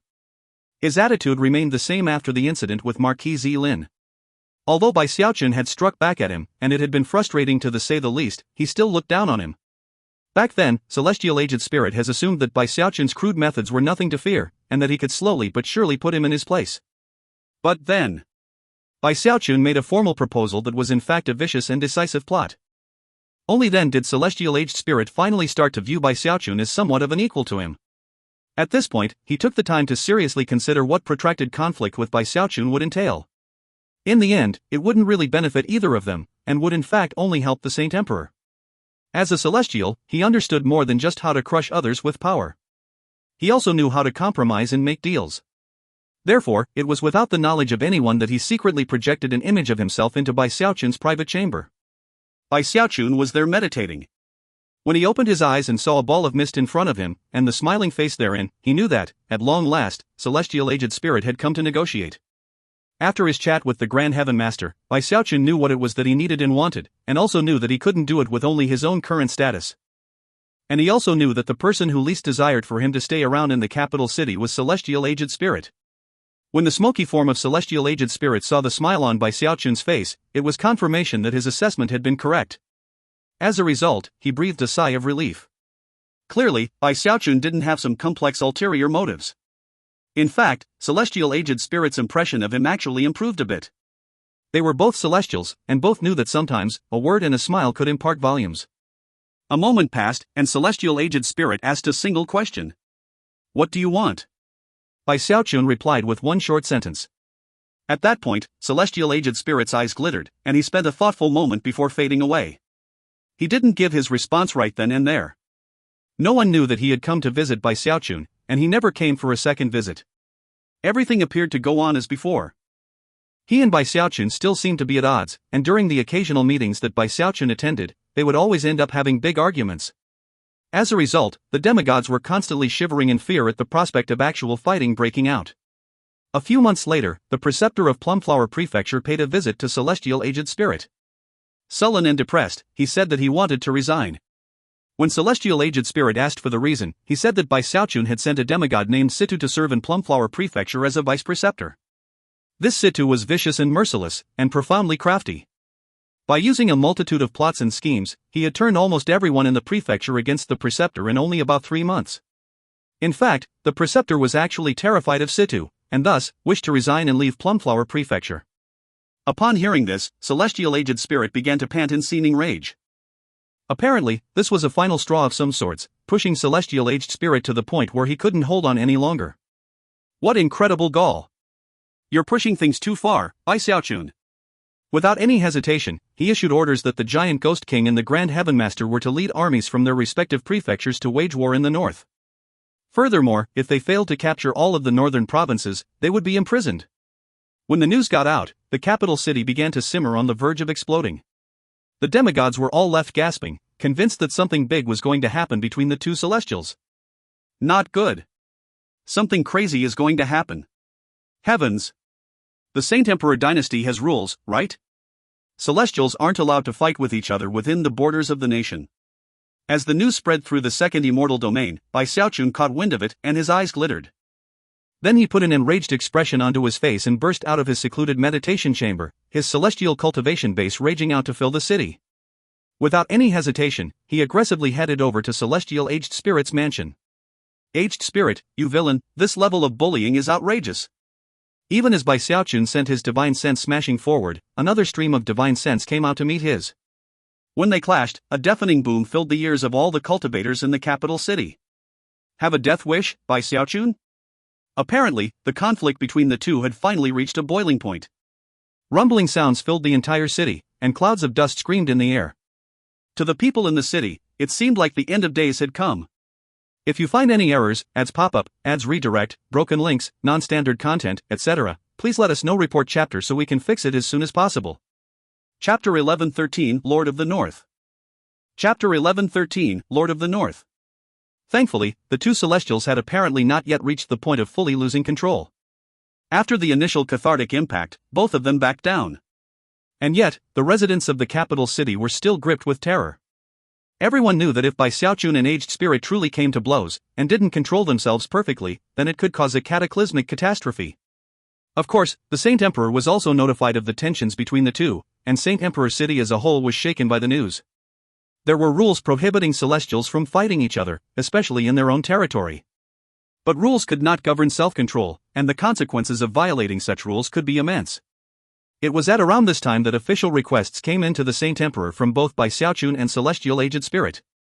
Then, perhaps because of the persuasiveness of Celestial Aged Spirit's request, or perhaps of other secret methods he employed, the Saint Emperor issued a decree. King Heavenspan is hereby appointed as the King of the North in the second immortal domain. As the immortal Lord of the realm, he shall restore the glory of the 5 northern prefectures. Everyone in the Saint Emperor dynasty was stunned by this sudden development, not because it was an amazing promotion for Bai Xiaochun, but rather, because none of the 5 northern prefectures in the second immortal domain were controlled by the Saint Emperor dynasty. Bai Xiaochun would be the King of the North, but he would have no territory to rule over. And that wasn't even mentioning that his mission was to restore the glory of the North. Some people were puzzled, but most shook their heads at the realization that because Bai Xiaochun was not well liked in the Saint Emperor dynasty, he was essentially being expelled from it. That was the general consensus as word spread through the second immortal domain. However, the Giant Ghost King and the Grand Heaven Master reacted differently. They were quite excited. The time has finally come. Equally excited was Bai Xiaochun. Although no one realized it, this new appointment was crucially important. Not only did it get him out of the capital city of the second immortal domain, but it also gave him quite a bit of ostensible freedom. Everything was going according to the Grand Heavenmaster's plan. Instead of wasting time locking horns with Celestial Aged Spirit, it would be better to start out on a new path in the north, where no one would be looking over his shoulder. That was where he would build his strong foundation. It was a good plan. That was why, when Celestial Aged Spirit had come for his visit and asked by Xiaochun what he wanted, the answer had been simple. I want the north. It was no skin off of Celestial Aged Spirit's back. He could get rid of Bai Xiaochun, and end the exhausting conflict between the two of them. The two of them had put on a bit of a show of hating each other in order to reach their mutual goal. Furthermore, Celestial Aged Spirit had worked very hard to make sure that his request was granted immediately. After all, there were many intelligent people in the Empire who could see through Bai Xiaochun's plan, including the Saint Emperor. In fact, the only reason the Saint Emperor had agreed to the request so quickly was because of all the pressure from the group's Celestial Aged Spirit had called in favors from. This Celestial Aged Spirit isn't a bad guy, Bai Xiaochun thought. It must not have been easy to get that request approved so quickly. He sighed. Not only would staying in the capital city have made it hard to carry out his plan, it would have been a bit of a loss of face. Therefore, 2 days after getting the Dermic decree from the Saint Emperor, he left. He didn't take anyone with him, nor did he say farewell to anyone. At dawn, he turned into a brilliant beam of light that shot off into the distance. His destination, the north. An army of cultivators had already begun to gather in Plumflower Prefecture, some of them from that prefecture itself, and others from the nearby Godsifter Prefecture. This was the army that the Giant Ghost King and the Grand Heavenmaster had begun to gather in preparation for Bai Xiaochun's arrival. That was also part of the plan to resolve his differences with Celestial Aged Spirit. Because of Celestial Aged Spirit's orders, it was possible for the Grand Heavenmaster and the Giant Ghost King to openly gather an army, and not worry about doing it secretly, as had been the original plan. The army was already 50,000 cultivators strong. Although the Giant Ghost King and the Grand Heavenmaster were the only two demigods, they had quite a few devas under their command. There were also some cultivators from the Heavenspan realm. Although it was difficult for them to seek asylum with the Giant Ghost King and the Grand Heavenmaster, some were able, and they were treated as precious gems. The assembled armies didn't have to wait for long. Bai Xiaochun soon appeared in a gust of wind, and as he hovered in the air, his celestial cultivation base rippling out, all of the cultivators from the Heavenspan realm looked up in both astonishment and reverence. Bai Xiaochun looked over the group until his gaze came to rest on the Grand Heavenmaster. Have the preparations been made, Grand Heavenmaster? Although neither the Grand Heavenmaster nor the Giant Ghost King had been in the capital city recently, they had been in communication with Bai Xiaochun the entire time. They already had a detailed plan in place, and the first phase of it was to take over a prefecture. Yes, Exalted One. Everything is ready. We are confident in being able to take Misty Sea Prefecture, as long as you can hold off Ghost Mother. Exalted One, we should be able to achieve victory within 1 month. Bai Xiaochun gave the Grand Heavenmaster a long look, and then they looked at the Giant Ghost King, who seemed eager to start fighting. Then he nodded. And with that, he headed north, alone. As soon as Bai Xiaochun was gone, the Grand Heavenmaster and the Giant Ghost King mobilized their troops and began moving. Clouds of dust rose into the air as they headed through Plumflower Prefecture, north toward Misty Sea Prefecture. As for Bai Xiaochun, he entered Misty Sea Prefecture alone, and found a mountain peak where he sat down cross-legged to meditate. He didn't move, but he sent his celestial cultivation base fluctuations out to fill the prefecture. Within moments, he became like a blazing fire in the dark night, visible clearly even from a distance. His energy instantly attracted the attention of the preceptor and other powerful cultivators in Misty Sea Prefecture, as well as those beyond. As a result, the armies that had immediately mobilized with the intention of entering Misty Sea Prefecture to bolster the Vile Emperor Dynasty forces there were too scared to do anything. None of them dared to even get close to Misty Sea Prefecture. With a celestial present, even demigods could do little more than bow their heads. None of them qualified to fight back. At this point, a cold voice suddenly echoed through heaven and earth. Bai Xiaochun. The hearts of the Vile Emperor Dynasty troops swelled as this voice echoed through the air, and a red-robed woman appeared in Misty Sea Prefecture. She headed straight toward the mountain peak where Bai Xiaochun sat. She was extremely beautiful, but at the same time, radiated an intense murderous aura that was like a mist of ghosts. She even had numerous ghost faces surrounding her, and rode upon a battleship that looked like a huge lizard. She was Celestial Ghost Mother. As she sped through the sky, her mist of ghosts filled the air around her. Bai Xiaochun took a deep breath as he saw her approaching. Ideally, he would like to refrain from fighting her. However, he was dead set on taking Misty Sea Prefecture. This was where he intended to set down roots, and therefore, he gritted his teeth, looked up, and waved his hand through the air, causing blue light to flash. The great sword of the north appeared in his hand as he slowly rose to his feet. Then, he slashed the sword out in front of him. Rumbling sounds filled all creation as blue light erupted out. Backed by a celestial cultivation base, Xiaochun could now fully utilize the power of the world treasure of the north. It was something that demigods couldn't even comprehend. Sword chi erupted out that could sunder the heavens and crush the earth. As it slashed into the mist of ghosts surrounding Gongsun Wanner, the entire world seemed to vibrate. Then, an enormous ravine opened up in the ground between Xiaochun and Gongsun Wanner. "You will not pass this mark," Xiaochun said coolly, flicking his sleeve, and then putting his hand behind his back. In his opinion, he had worded things in a very domineering way, and couldn't wait to see Gongsun Wanner's reaction. If you find any errors, ads pop-up, ads redirect, broken links, non-standard content, etc., please let us know. Report chapter so we can fix it as soon as possible. Chapter 11:14 Very Strange. Chapter 11:14 Very Strange. The ravine split the lands apart, including even a mountain range. Currently, the intense rumbling sounds created by the hewing out of the ravine still echoed in the air. Even the sky distorted, seemingly on the verge of cracking just like the earth below. Meanwhile, the blue light of the sword filled the ravine, rising up high like an enormous wall separating Xiaochun and Gongsun Wanner. Behind Gongsun Wanner were the vile Emperor Dynasty troops who wished to enter the prefecture to come to the aid of their compatriots. Currently, they were all edging backwards, looks of fear on their faces as they watched events playing out. After all, the insignificant Misty Sea Prefecture was definitely not worth giving up their lives for.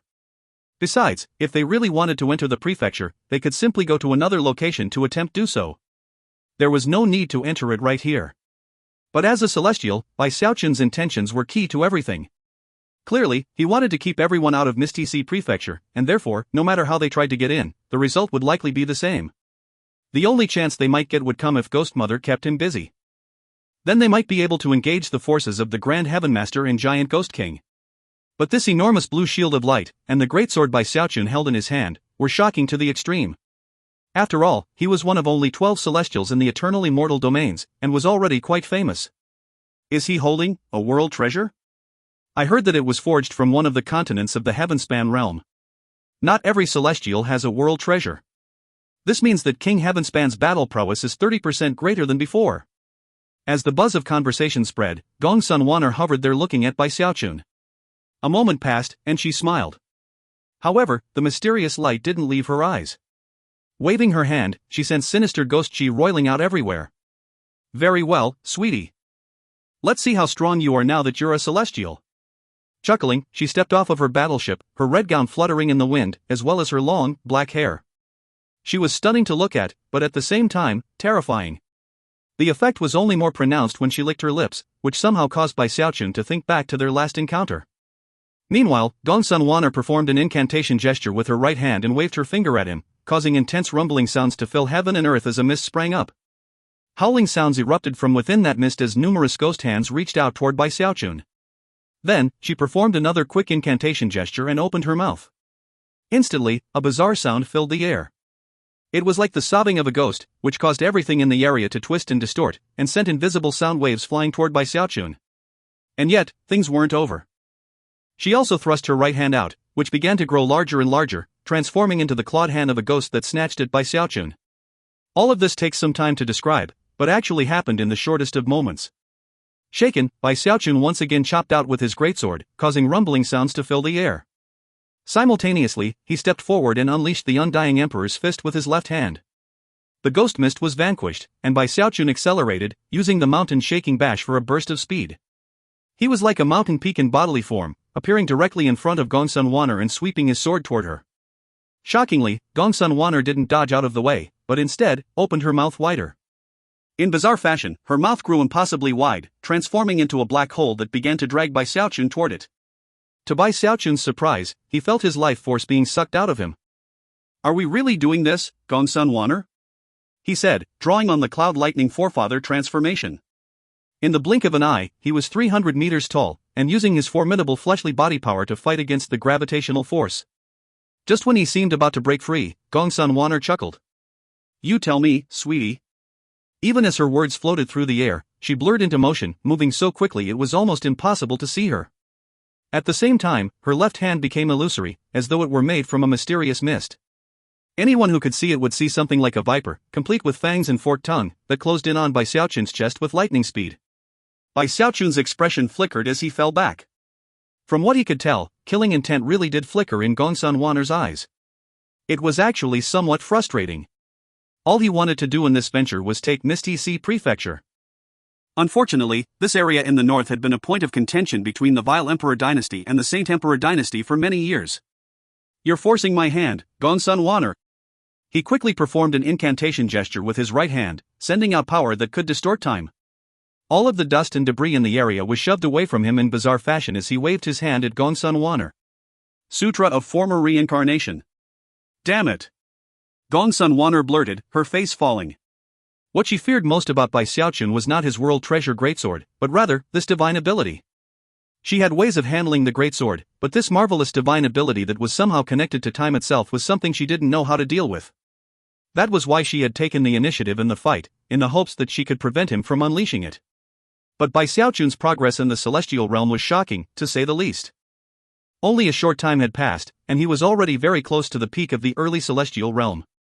Therefore, she immediately fell back. Unfortunately for her, she didn't understand how this particular Taoist magic worked. Once it was unleashed, it was almost impossible to evade. In the shortest of moments, Bai Xiaochun finished waving his finger, and countless flickering magical symbols appeared around Gongsun Wanner. Instantly, Gongsun Wanner began to tremble, and a dazed look appeared in the depths of her eyes. It was almost as if her memories were being extracted and transformed into magical symbols. Bai Xiaochun could see that Gongsun Wanner was trapped by the magical symbols, and that she was looking dazed. And he didn't actually want to hurt her. After all, that could cause problems in the future, and he didn't want to damage their relationship permanently. I guess it only took that one move, he thought.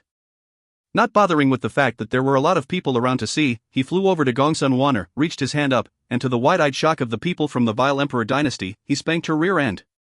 The smacking sound echoed out in bizarre fashion, causing all onlookers' minds to go completely blank. Gongsun Wanner shivered, and in her daze, tried to struggle. "Bai Xiaochun!" she screamed. Somewhat frightened, Bai Xiaochun spanked her again, causing her to spasm. "Give me Misty Sea Prefecture." "Okay?" he yelled. "You're completely shameless," she began. With that, he spanked her again, leaving the Vile Emperor dynasty cultivators flabbergasted beyond belief. Eventually, Gongsun Wanner's dazed expression turned into complete blankness. Seeing that, Bai Xiaochun let loose another flurry of spanks. It was at this point that Gongsun Wanner apparently unleashed some sort of secret magic. A whoosh could be heard as her entire body transformed into black smoke, which shoved Bai Xiaochun away and then shot off into the distance. "You just wait, Bai Xiaochun!"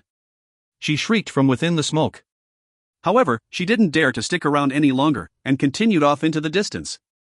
Somewhat shocked, Bai Xiaochun cleared his throat, and then looked over at the cultivators from the Vile Emperor dynasty. After blinking a few times, he flew back to the mountain peak and sat down, as sober as ever. He even tried to look a bit cold and merciless. The Vile Emperor dynasty people exchanged awkward glances, and then slowly retreated. They really had no other option. Ghostmother was gone, so their presence was irrelevant. Besides, all of them could see that apparently, Bai Xiaochun and Ghostmother had a very strange relationship. If you find any errors, ads pop up, ads redirect, broken links, non-standard content, etc., please let us know. Report chapter so we can fix it as soon as possible. Chapter 11:15 An Open Door. Chapter 11:15 An Open Door. As they left, the Vile Emperor cultivators began to discuss the matter in hushed tones. "You know, I heard that when Bai Xiaochun kidnapped Ghostmother, some really unspeakable things happened. I guess those stories were true. Heavens! If that's the case, then this Bai Xiaochun's incredible. It seems highly likely. Otherwise, why would Ghostmother leave Vile Emperor's city of her own initiative, and set up camp all the way over here?" Regardless of their speculations, they left, and Misty Sea Prefecture was virtually sealed to the outside. No one came to offer aid to the Vile Emperor dynasty forces within it, who were struck with fear by the fight between Bai Xiaochun and Gongsun Wanner. With their will to fight having been sapped, the Grand Heavenmaster and Giant Ghost King were able to easily crush any resistance they met. As for the demigod from the Vile Emperor dynasty, he made a hasty retreat with his forces, worried that Bai Xiaochun might capture him. After all, such things were not uncommon. And thus, the campaign which the Grand Heaven Master had estimated might take a month, only took a few days. When Bai Xiaochun came to the heart of the prefecture, Mystici City, the giant Ghost King was waiting for him there, hardly able to contain his excitement. Even the Grand Heaven Master was having a hard time remaining calm. Bai Xiaochun felt the same way. At long last, they really had a place where they could settle down, a place that no one would simply take away from them. After all, the Saint Emperor dynasty paid close attention to law in matters of face. Since Bai Xiaochun had conquered this territory in an open and above-board manner, anyone who wanted to challenge him over it would have to think twice. The giant Ghost King looked around at the city with open excitement. After all of the years he had been in the eternal immortal domains, this was the first time he felt somewhat stable. Although we technically still belong to the Saint Emperor dynasty, he said, we're no longer living on someone else's charity. Only the strong qualify to carve out their own destiny, the Grand Heaven Master said. Exalted One, if you can achieve a cultivation-based breakthrough, then Mystici Prefecture will only be the beginning. Bai Xiaochun nodded. He knew that the only way to truly have a stable foundation in the eternal immortal domains was to get stronger. That counted both for him, and also for the people of the Heavenspan realm. One's cultivation base is the key to everything. Bai Xiaochun thought, taking a deep breath. No matter how boring or tiring it was to practice cultivation, the things he had seen in his life ensured that he would by no means slack in his cultivation. Furthermore, even he knew that he was not the most qualified person to manage the affairs of Mystici Prefecture. That was the specialty of the Grand Heaven Master and Giant Ghost King. After officially assigning all of the various responsibilities to those two, he went into secluded meditation. His goal, to finish absorbing the energy in the damaged fan's command medallion, and then see if that caused any further developments. Time passed. As Bai Xiaochun went about his work in seclusion, Mystici Prefecture transformed on an almost daily basis. The Grand Heaven Master and Giant Ghost King were the leaders and planners, and they worked perfectly together. Furthermore, as news spread that Bai Xiaochun had occupied the prefecture, Heavenspan realm cultivators from all over began to head there. In the past, Celestial Aged Spirit might have tried to interfere, but after his conflicts and dealings with Bai Xiaochun, he decided not to. In some cases in which large groups tried to make it to Mystici Prefecture, he would stop them, but most of the time, he turned a blind eye to what was happening. The Grand Heaven Master and Giant Ghost King worked hard to improve relations with the surrounding prefectures, both those who were part of the Saint Emperor dynasty, and also the Vile Emperor dynasty. There were no personal grudges with either side, and most of the time, cultivators would prefer to keep a peaceful balance in situations like this. Because Bai Xiaochun was stationed there, the Grand Heaven Master and Giant Ghost King usually took a hard line in negotiations, but that just earned them the respect of the surrounding prefectures. And thus, in the second immortal domain of the Saint Emperor dynasty, Mystici Prefecture transformed on a daily basis. Although Bai Xiaochun remained in secluded meditation most of the time, he occasionally came out for a break. He could sense the changes in the prefecture, and could see the increasing number of Heavenspan cultivators bustling about. To many of them, it finally felt like they had a home again, and sometimes they even forgot that they weren't in the lands of Heavenspan. However, Bai Xiaochun knew that despite how nice things seemed, they lacked stability. One day, if he ever possessed the power to actually stand up to the Vile Emperor and Saint Emperor, then he would truly have a strong foundation. Only then, could he think about proactively seeking out all of the missing Heavenspan cultivators. It was that thought that kept Bai Xiaochun completely focused on his cultivation. A few months later, when he was securely within the peak of the early celestial realm, he finally absorbed the last bit of energy from the command medallion. It had taken nearly a year of study and hard work. In the very moment that the energy left the medallion, all Bai Xiaochun had to do was send some divine sense into it, and it began to vibrate. His mind began to tremble, and if anyone else had been in the private chamber to observe him, they would have seen him suddenly turn translucent. Bai Xiaochun, in contrast, didn't notice it at all. He was now completely sunk into a vision in his mind. It was like an out-of-body experience, in which he was flying through a starry sky. The damaged fan was already far, far away from the eternal immortal domains, drifting slowly through the void. Although it seemed to be moving slowly, it was actually moving faster than either of the two Archean emperors. This was Bai Xiaochun's first time encountering the fan in this fashion. As he continued to speed closer and closer to it, he realized that he was probably going to enter it. That feeling got stronger and stronger, until he started to imagine what it would be like. As soon as that thought appeared, his body in the eternal immortal domains distorted, and then vanished from the private chamber. There were no fluctuations or other signs. In fact, even if one of the Archean emperors came to investigate, they wouldn't find any evidence that he had vanished. When he reappeared, it was to his shock that he found himself standing in the main square of the damaged fan. Everything looked very familiar.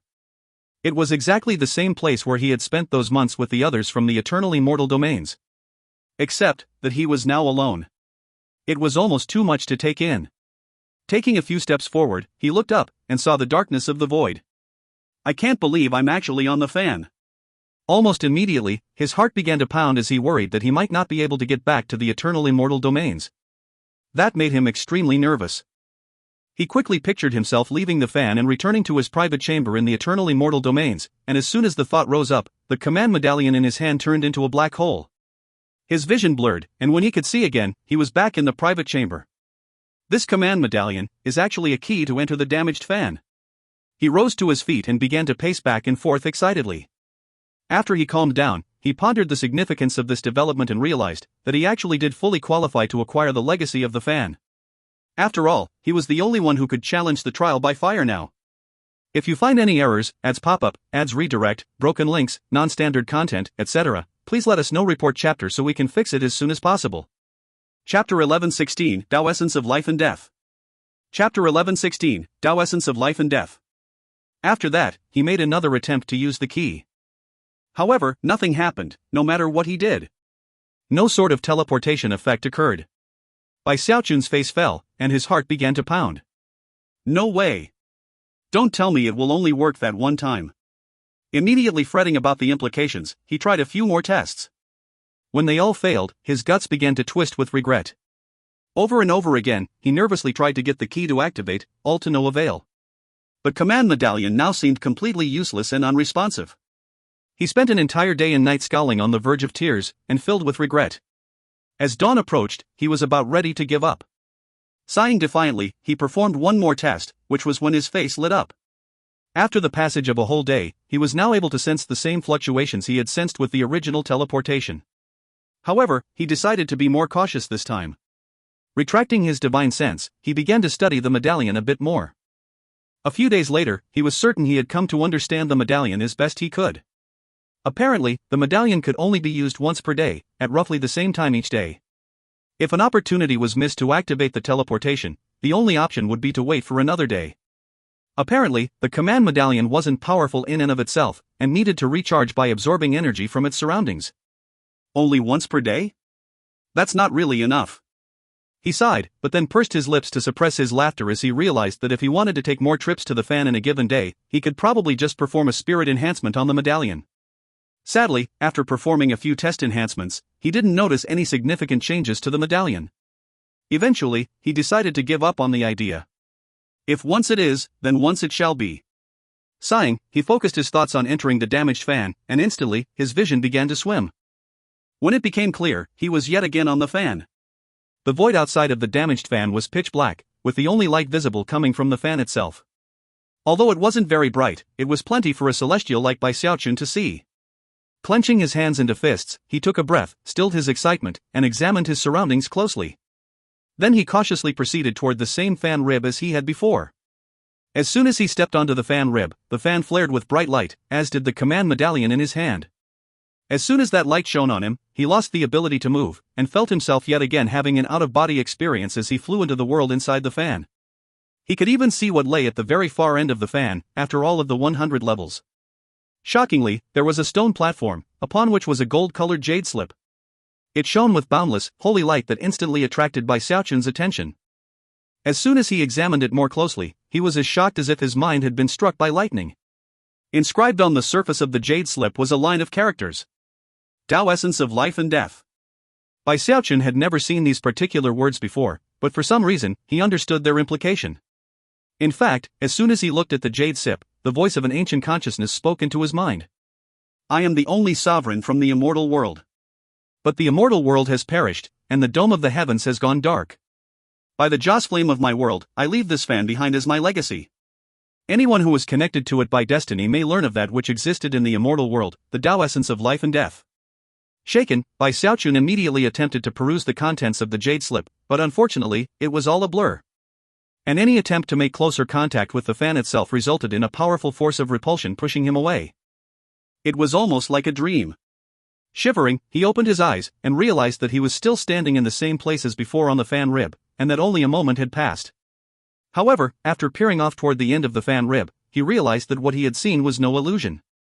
After the 100th level, the legacy really was the Tao essence of life and death. I can only get it if I become the true owner of this fan, huh? At that point, determination flashed in his eyes. I wonder if the levels will be the same as before.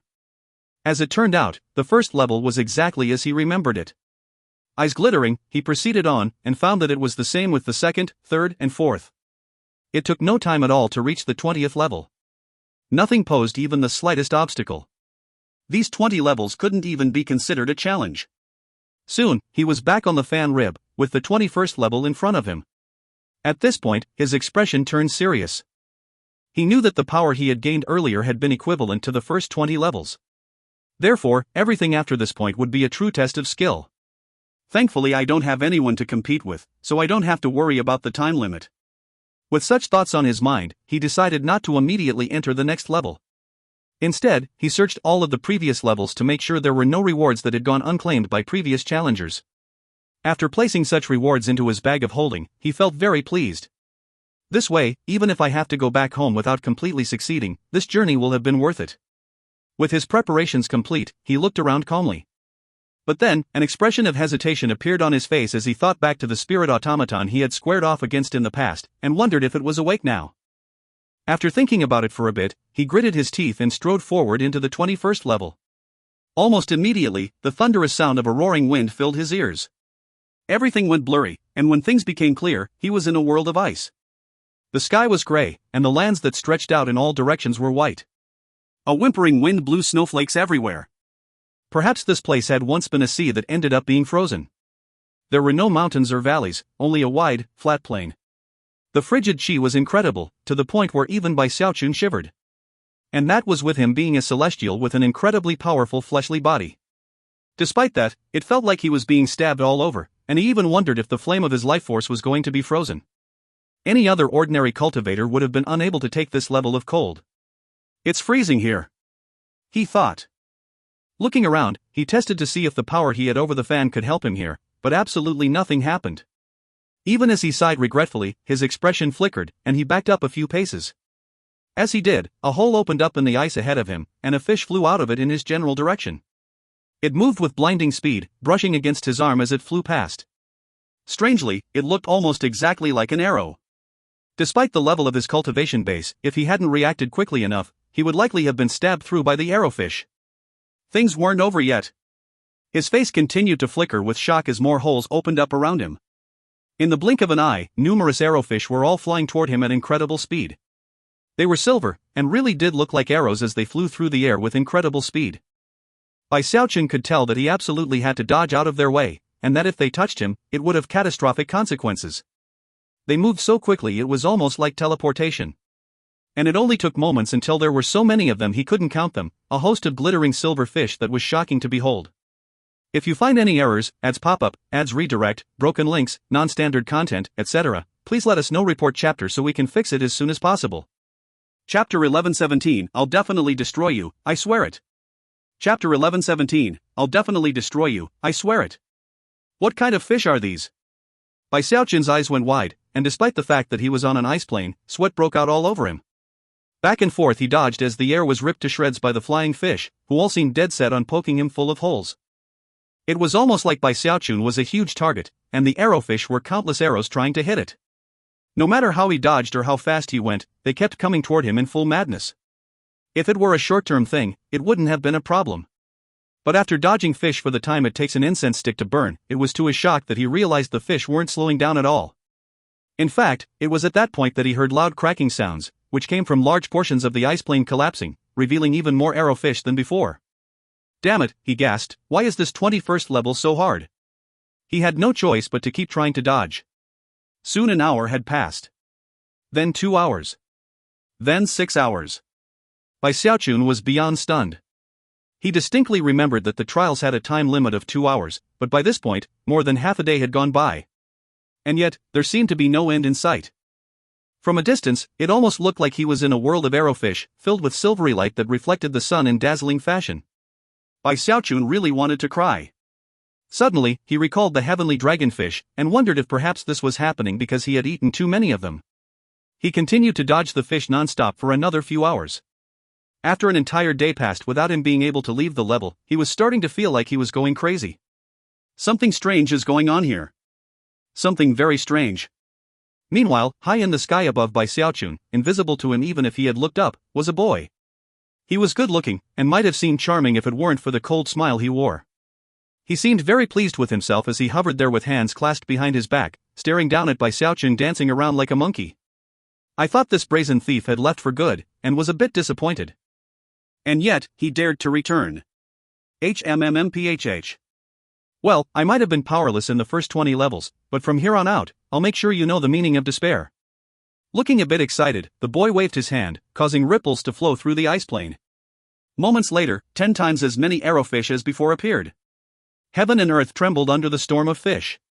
Bai Xiaochun was scowling on the verge of tears, and was considering just teleporting out of the level. However, he wasn't quite willing to give up just yet. At one point, he got distracted, and one of the arrowfish pierced through his arm, causing unimaginable pain, and provoking a miserable shriek. Damn it! I didn't want to resort to cheating, but you're forcing my hand. Moonflower, baby, I need you. Flying backward, he tapped his bag of holding, causing a thick stem to fly out. It only took half a breath of time for the stem to grow larger and larger, with a huge moonflower on top of it. A howl rippled out from within the moonflower, and all of its petals shivered as if in anticipation. Apparently, whether it was the ice plane or the arrowfish, the moonflower considered them all to be food it could only find in its dreams. Bai Xiaochun was very pleased by this. Moonflower, destroy this place!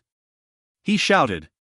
At this point, he really couldn't think of any other way to deal with the 21st level other than to place his hopes in the moonflower. The truth was that not even Ghostmother was very sure about where the moonflower originally came from. After all, the battleship where Bai Xiaochun had found it was only a temporary dwelling place. In the blink of an eye, the moonflower grew to an enormous size. However, it only took a moment for the countless arrowfish in the area to stab through it so many times that it exploded. It didn't even seem to fight back. The resulting bits dropped down onto the ice, and then sank down into the water beneath. The entire scene left Bai Xiaochun stunned. No way. You were so strong before, Moonflower, baby. Crestfallen, he began to back up, and at the same time, decided that he might as well concede defeat. As far as he could tell, not even a cultivator in the great circle of the celestial realm could possibly pass this level. After all, his fleshly body power was essentially unparalleled among celestials, and yet, these fish could actually pierce it. There was little need to mention other celestials. However, just when he was about to throw in the towel, his eyes suddenly lit up. All of the fragments of the giant moonflower that had fallen down into the ice and the water began to bloom. It happened with indescribable speed. Within moments, the entire ice plane was covered with moonflowers, and then began to melt. If that were all there were to it, it might not be a big deal. But the moonflowers in the water began to send stems out, creating something like a huge net that prevented the arrowfish from flying out. There were simply too many of the moonflowers. They filled the entire world, growing and growing with every moment that passed. Soon, the ice plane was completely melted, and the water was almost completely full of moonflowers. As the net widened and grew denser, more and more fish were unable to fly out of the water. Essentially, the water below was being completely sealed. And yet, things weren't over. After the water was sealed tight, the moonflowers began to absorb all of the frigid chi in the area. Although the ice plane was gone, there was plenty of frigid chi in the water, as well as in the arrowfish. It was almost as if there were a huge furnace underneath the water, causing it to grow hotter. As for the arrowfish, they were completely flabbergasted. Soon, Bai Xiaochun's eyes were as wide as saucers, as were the eyes of the boy up in the air. In a very short period of the time, not a single fish was able to fly out of the water. Eventually, nothing was left of the water, not even water vapor. The arrowfish were completely powerless. By this point, the 21st level was reaching the point of being a desert. Moonflower, baby, you really are awesome. Bai Xiaochun was so excited he was almost dancing with joy. High up in the air, the boy's eyes were on the verge of exploding, and his heart trembled on the verge of collapse. What had seemingly been the perfect scenario had all been wrecked by a legendary immortal moonvine. An immortal moonvine! He exclaimed to himself. How is this even possible? Even in the days of the immortal world, immortal moonvines were virtually extinct. According to the legends, they were very picky when it came to bonding with a master.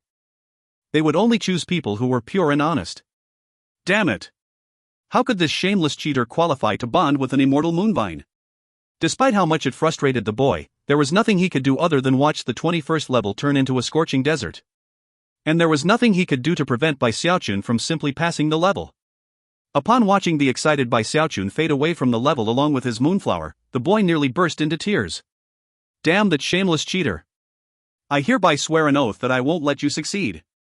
You'll never become the successor of the sovereign. A person like you would only stay in the glory of the immortal world. And I would never, ever acknowledge a person like you as my lord and master. You're the most shameless person I've ever encountered in my entire life. Next time I awake, I'll definitely destroy you. I swear it. Of course, the boy was none other than the damaged fan's spirit automaton. After swearing his oath, he ground his teeth as he faded away and went back to sleep. If you find any errors, ads pop up, ads redirect, broken links, non-standard content, etc., please let us know. Report chapter so we can fix it as soon as possible. Chapter 1118 Autonomous Misty Sea Prefecture. Chapter 1118 Autonomous Misty Sea Prefecture. Naturally, Bai Xiaochun couldn't hear the oath sworn by the boy, nor had he seen him in the 21st level. However, he was very suspicious of how things had gone. I wonder if that spirit automaton changed the difficulty level on me. Although he had his suspicions, he was pleased to have passed the level. It's hard to say. The spirit automaton can't stay awake for very long. I'll wait a bit and then try another level, and see how hard it is. That should answer the question. Having reached the conclusion that this was definitely the best idea, he sent out a thought and vanished from within the damaged fan. When he reappeared, he was in the north of the second immortal domain, back in the Eternal Lands. 3 months passed in which he mostly cultivated via breathing exercises, but also spent some time going out to check on things in Misty Sea Prefecture. By now, it was very clear that, under the leadership of the giant Ghost King and Grand Heaven Master, the prefecture was making rapid progress. It was also obvious that Misty Sea Prefecture was becoming more popular in the region. People from the Heavenspan realm showed up on almost a daily basis. Furthermore, just as the Grand Heaven Master had planned, they began to promote Misty Sea Prefecture as the best place to get spirit enhancements. Even now, it was possible to see that it would eventually be known as the Prefecture of Spirit Enhancements. As Misty Sea Prefecture developed, many merchants from the second immortal domain began to do business there. As a result, the booming prosperity of the prefecture was clear for all to see. Bai Xiaochun was very pleased with it all, and was aware that none of it would have been possible without the hard work of the giant Ghost King and Grand Heaven Master. If he didn't have them helping him, especially the Grand Heaven Master with his profound administrative skills, things would have been a complete mess. Also during the 3 months that passed, Bai Xiaochun would occasionally challenge the trials in the damaged fan. Soon, his previous speculations were confirmed. After the 21st level, he quickly passed 6 levels in a row. Although they were difficult, they all seemed to conform to the same general rule systems, unlike the 21st. The 21st had been a maddening fluke. Sometimes, he would fail to pass a level immediately, but after challenging it a few times, would figure out the specific rules governing the level, and would pass it easily. That seemed to prove that something suspicious had been going on earlier. It was definitely that spirit automaton making mischief. It'll just never be satisfied, will it? After that, he was much more careful when challenging the trials. Another month passed, and he reached the 29th level. After that much time without any increase in the level of difficulty, he breathed a sigh of relief. As Misty Sea Prefecture continued to grow and develop, Bai Xiaochun encountered another problem. Manpower. Misty Sea Prefecture's population was simply too low, and there weren't enough people from the Heavenspan realm to perform spirit enhancements. Because of that, the Grand Heaven Master's plan was not being carried out as quickly as it could have been. Bai Xiaochun had an idea about what to do. In the following days, he didn't spend much time working on the challenges in the damaged fan. Instead, he spent some time discussing the matter with the frigid matriarch in the Greatsword of the North.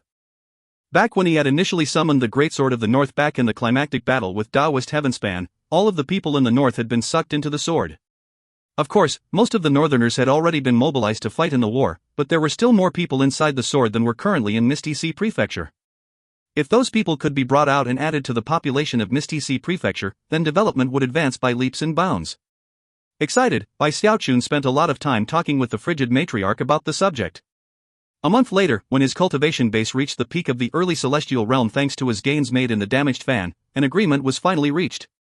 The frigid matriarch approved of the level of his cultivation base, and although she didn't say it openly, Bai Xiaochun could sense that his control of the Greatsword of the North was now different than before. Specifically, he could sense that a mere thought on his part could bring all of the northern cultivators out of the sword and into his presence. After performing some initial tests, he excitedly summoned the Grand Heaven Master and Giant Ghost King. Together, they went to a wide, mountainous valley within Misty Sea Prefecture, whereupon Xiaochun produced the sword and prepared to free all the people therein. Rumbling sounds filled heaven and earth as blue light spilled out of the greatsword of the north. The entire valley trembled as one figure after another emerged into the eternal immortal domains, confused expressions on their faces. Of course, neither the Grand Heaven Master nor the Giant Ghost King were familiar with any of these cultivators. But Xiaochun had spent time in the north, and was essentially a household name there. Of course, these cultivators didn't know about how the Heavenspan realm was no more, and neither did they know anything about the enormous sovereign in the sky above. Therefore, they were all visibly confused and shaken. In the end, the Grand Heaven Master and Giant Ghost King were actually more skilled in allaying the confusion of the masses than Xiaochun was. Therefore, they sent their divine sense out to explain the situation. Half a month later, everyone was out of the Great Sword of the North, and whether they found the situation easy to accept or not, had no choice but to begin their new lives in the eternal immortal domains. Actually, they were luckier than the rest of their fellow Heavenspan cultivators, who had experienced the destruction of heaven and earth, and had been teleported out into strange lands to be lost, enslaved, or worse. The newly arrived cultivators had a long road in front of them, and the Grand Heaven Master did his best to inspire and motivate them to help in the development of Misty Sea Prefecture. Although not as many of them were adept at spirit enhancement as there would have been if they were wildlanders, there were still some. Furthermore, the Grand Heaven Master and Giant Ghost King were both connoisseurs of the art. And there was little need to mention Xiaochun, who was the Heavenspan realm's only heavenly necromancer. All of that ensured that Misty Sea Prefecture would only continue to develop rapidly in the days to come. The prefecture flourished, and more merchants came to do business. Thanks to the promotional efforts of the Grand Heaven Master, people were already starting to call it by the moniker Prefecture of Spirit Enhancements. People in the know all over the eternal immortal domains were saying that Misty Sea Prefecture was the only place to get spirit enhancements, but although there were people from the Heavenspan realm and other locations who could perform spirit enhancements, the Grand Heaven Master convinced Xiaochun to spread word that he was the ultimate enhancer in the eternal immortal domains. And who could compete with that? Once people began talking about the ultimate enhancer, it had a profound effect on Misty Sea Prefecture. It was virtually on a daily basis that people from the Heavenspan realm came to join them. As for Celestial Aged Spirit, he and Xiaochun already had a tacit agreement. As far as Celestial Aged Spirit was concerned, as long as the profoundly troublesome Xiaochun didn't interfere with his interests directly, then it wasn't worth it to offend him. And then there was the Saint Emperor. He could only sigh at the news of Misty Sea Prefecture's development. Although he could guess what Xiaochun's ultimate plan was, in the end, it would benefit him as well. As such, there was little he could do. Perhaps if he wasn't aware of how much of a disaster Xiaochun could be, he might have tried to interfere. But those days were long gone. Xiaochun was a celestial, and could be profoundly dangerous. He was also the true master of the Eternal Turtle. The Saint Emperor could only imagine what would happen if he stopped Misty Sea Prefecture from progressing, and then Xiaochun came to Saint Emperor's city for any length of time. That was the final factor that made his decision. Let him do whatever he wants. And thus, Misty Sea Prefecture buzzed with activity. More and more people were talking about the Prefecture of Spirit Enhancements, even in the Vile Emperor dynasty. When Xiaochun saw that nobody was coming to cause any trouble, he sighed with relief, and then focused more energy on the damaged fan. In one incredible run, he got all the way through the 29th level. After catching his breath, he excitedly stepped into the 30th level. However, it was in that exact moment that the spirit automaton, which had been asleep for months now, woke up again. "You shameless villain! I'm back! And this time, if I don't destroy you, I'll change my surname to match yours. I swear it!" It was with narrowed eyes that the spirit automaton boy headed directly toward the 30th level. If you find any errors, ads pop up, ads redirect, broken links, non-standard content, etc., please let us know. Report chapter so we can fix it as soon as possible. Chapter 1119, The Dark Concoctors. Chapter 1119, The Dark Concoctors. He was in the 30th level. Leaden clouds filled the sky, and endless mountains stretched out in all directions. Occasionally, certain mountains would rise high above the others, almost like smokestacks. In fact, the thick smoke that belched from those mountains made the entire world murky and gray. The smoke had a medicinal aroma to it, but the medicinal effects were varied and chaotic, almost toxic. Perhaps because of how that toxic gas filled the world, there wasn't any life visible. The lands were barren, and any plants which existed seemed to be withered and stunted because of the toxins. No birds could be seen flying in the sky, and countless skeletons of various creatures covered the mountains. The entire place seemed almost like a huge tomb. Bai Xiaochun was stunned, both by the toxic smoke and also a strange, thumping sound. That sound is so familiar. What's this level about? There was indeed something very familiar about this place, and as for the toxins in the smoke, he remembered creating such elements himself on numerous occasions. However, this toxic smoke seemed much stronger than the type he had created in the past. After only being in the level for half an incense stick's worth of time, he felt as uncomfortable as if a sharp knife were slicing at his throat. And then he realized what the thumping sounds were: exploding pill furnaces. Heavens! I can't believe a place like this exists. Shivering, he jumped out of the way of a passing cloud of toxins, and then began searching for a way out of this wasteland. Because of how strange this level was, he was being even more careful than usual. Unfortunately, no amount of searching revealed an exit of any sort. Furthermore, his passage tended to kick up larger amounts of toxic smoke. On more than one occasion, he saw a mountain get covered with the stuff, and by the time the smoke cleared, all of the vegetation on the mountain had been melted. And that was only the beginning. As time progressed, Bai Xiaochun came to find that the effects of the smoke were unbelievably dramatic. For example, on one occasion, he saw a quaint little stream hit by the smoke, after which it turned pitch black and began to emanate an aura of profound toxicity. On a few occasions when he wasn't paying close attention, he breathed in some of the smoke, which caused his guts to twist painfully. Face falling, he quickly ingested some antidotal medicinal pills to counteract the effects. Sadly, the rumbling sounds in his belly didn't go away, and he was forced to find a random cave. Sometime later he emerged, clearly physically weaker than before. Damn it! I can't believe there are laxative properties in that smoke too. I'm a celestial.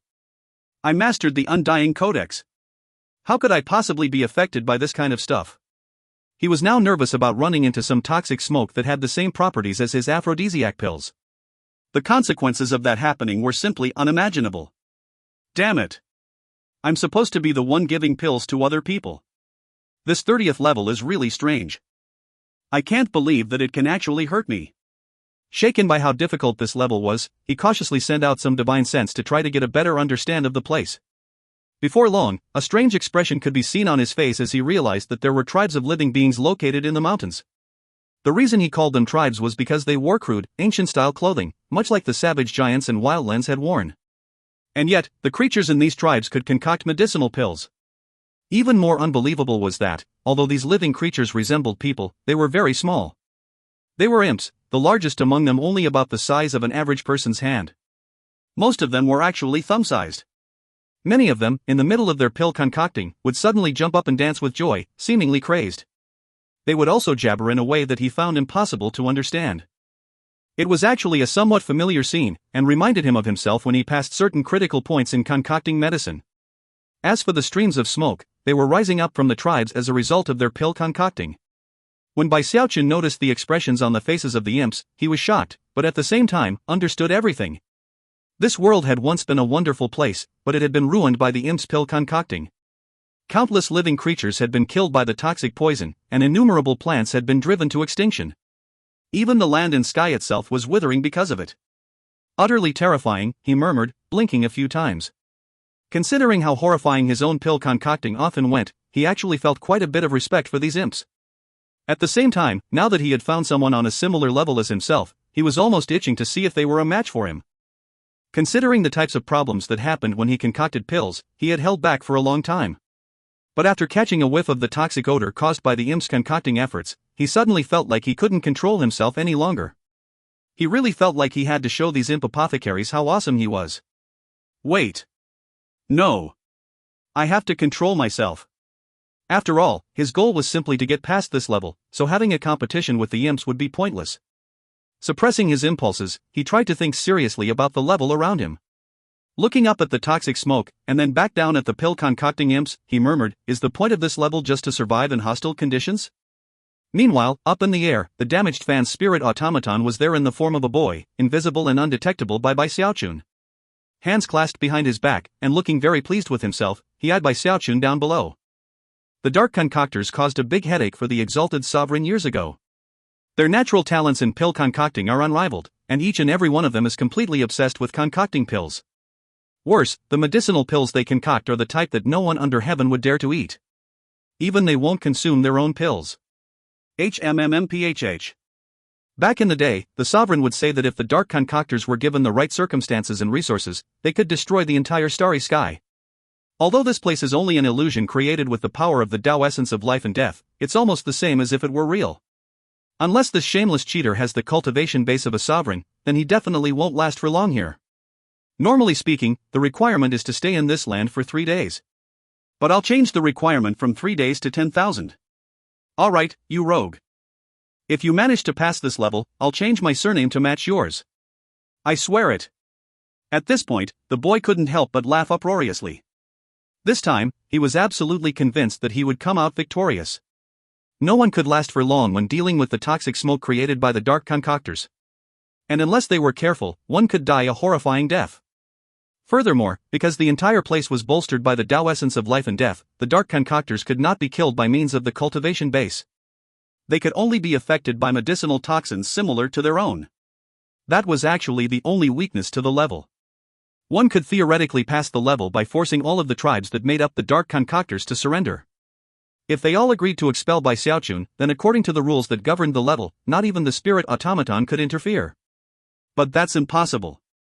The dark concoctors have never surrendered to anyone. Even the sovereign of years past only managed to reach an agreement with them. They're not the type who will bow their heads. Having reached this point in his train of thought, the boy began to laugh even harder. He simply couldn't wait to see a look of true despair on Bai Xiaochun's face. In order to speed things along, the boy decided to help Bai Xiaochun by alerting the dark concoctors to his presence. HMMMPHH, tribulation is coming your way, you shameless cheater. Feeling very excited about what was to come, he performed an incantation gesture and pointed at the ground, causing invisible ripples to spread out through the world of the level. Almost immediately, the imps and the various dark concoctor tribes shivered and looked up. Despite the fact that Bai Xiaochun was hiding his cultivation base, they all suddenly looked in his direction and could see him clearly. Someone finally came. Countless dark concoctors poured out into the open, excited looks on their faces as they clamored at the tops of their lungs. He's mine. I need him to be a test tube for my medicine. Don't even think of trying to fight me for him.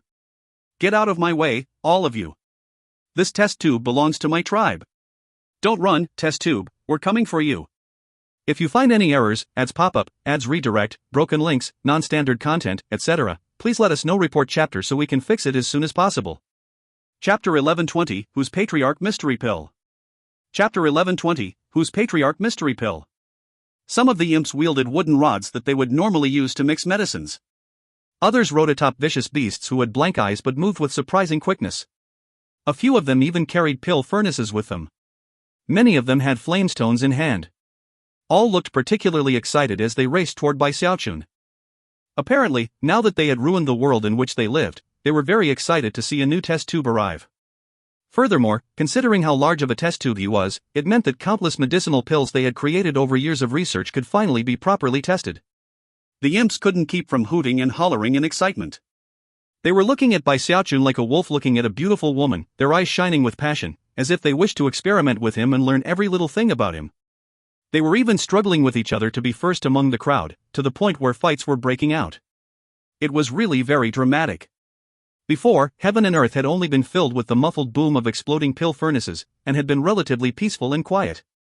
But now, the entire place was buzzing, filled with shouts and cries of all sorts. Bai Xiaochun looked around at the countless imps rushing out of the mountains like mice. Most of them were so smudged with dark soot from the exploding pill furnaces that they were pitch black. After a moment, their shouts and cries brought Bai Xiaochun back to his senses. Test tube? At first he thought perhaps he had heard wrong, but after hearing the same thing a few times in a row, he started to get angry. They're calling me their test tube? Damn it! You people are the test tubes. Everyone in your clan is a test tube. Most people wouldn't get so angry at being called something like that, but Bai Xiaochun was a grandmaster in the Tao of medicine, and had performed countless tests on animals. It would be like if a pig butcher faced a mob who said that he was a pig that needed to be butchered. It was a level of insult that caused his hair to stand on end. Even as Bai Xiaochun began to devolve into a rage, the incoming imp smiled, revealing yellowish teeth. At the same time, they began to pull out medicinal pills to throw at him. Hey, test tube, why don't you try this pill? It's been passed down for 9 generations in my family? It's called a yin-yang retroversion pill. Don't even think of trying to steal what's mine, you. Come over here, test tube. Try my pill. I just perfected the formula recently. It's called a burping pill. After you consume it, your burps will smell like food you ate last year. Get the hell out of my way. It took me 100 years to successfully concoct this 9 lives reincarnation pill. Although none of the imps seemed to get along, they were all pulling out medicinal pills and throwing them at Bai Xiaochun. Clearly, it was a skill they possessed, and they had experience doing this sort of thing. Because of that, the medicinal pills would explode before they actually reached Bai Xiaochun, creating a toxic cloud that threatened to envelop him. Shivering, Bai Xiaochun backed up. And yet, before he could even move, another wave of medicinal pills shot in his direction. Booms rang out left and right, forcing Bai Xiaochun to dodge as quickly as he could. Unfortunately, there were a lot of imps, and thus, a lot of medicinal pills. Within only a few breaths' worth of time, the entire area was covered with a powerful cloud of medicinal powder that was virtually impossible to escape. Some of the imps were too slow, and couldn't get close enough to throw pills. When they saw that Bai Xiaochun was just about to be overwhelmed by the medicinal pills, they started to get very nervous. Hold on, test tube. Try my medicinal pill. Damn it, take mine too. The multicolored cloud was quite a shocking sight to behold. As for Bai Xiaochun, he was in a very tight spot, and was just about to make his escape, when the cloud caught him and rolled over him. But that wasn't all. Many of the imps were intent on capturing him alive, and were therefore a bit nervous about how things were playing out. You people are outrageous. Just when we got this great new test tube, you're going to go and kill him. Hold on. If we can't catch him alive, we should at least try out this pill I've been working on for my entire life. It's called a resurrection pill. Hang in there, test tube. Try out my integrated supertonic pill. That should keep you going for at least an incense stick's worth of time. And thus, even more medicinal pills shot forth and exploded. The imps looked at the shocking cloud, eyes burning with anticipation and passion. They truly wanted to see what would happen when Bai Xiaochun absorbed the medicines they had researched and created, and if there were any unexpected developments. They were so excited that they began to argue amongst themselves. Do you know how hard it is to come across new test tubes? This might be the last one. I just hope that before this test tube dies, he can inhale some of my medicinal smoke. It's all your fault, people. How embarrassing for us dark concoctors. Have you never seen a test tube before or something? As the imps argued, the boy that was the spirit automaton gasped and backed up a bit. Although he didn't need to fear the medicinal smoke, it was so terrifying that even he felt chills. The sovereign was right. The dark concoctors really are horrifying. Give them the right circumstances and resources, and they could definitely destroy the entire starry sky. They should make short work of that shameless bastard. With that, the boy excitedly looked on to see what happened to Bai Xiaochun. Even just imagining what was to come was quite pleasurable to him. The dark concoctors likewise all craned their necks, causing countless gazes to fall on the roiling smoke. It was at this point that, all of a sudden, a boom rang out as smoke erupted out in all directions. At the same time, Bai Xiaochun shot out from inside, his hair disheveled, his face smudged with black patches. His face was a mixture of red, pink, and yellow colors, almost as if he had been dyed. He really didn't look to be in good shape at all. In addition to fleeing, he was sneezing loudly.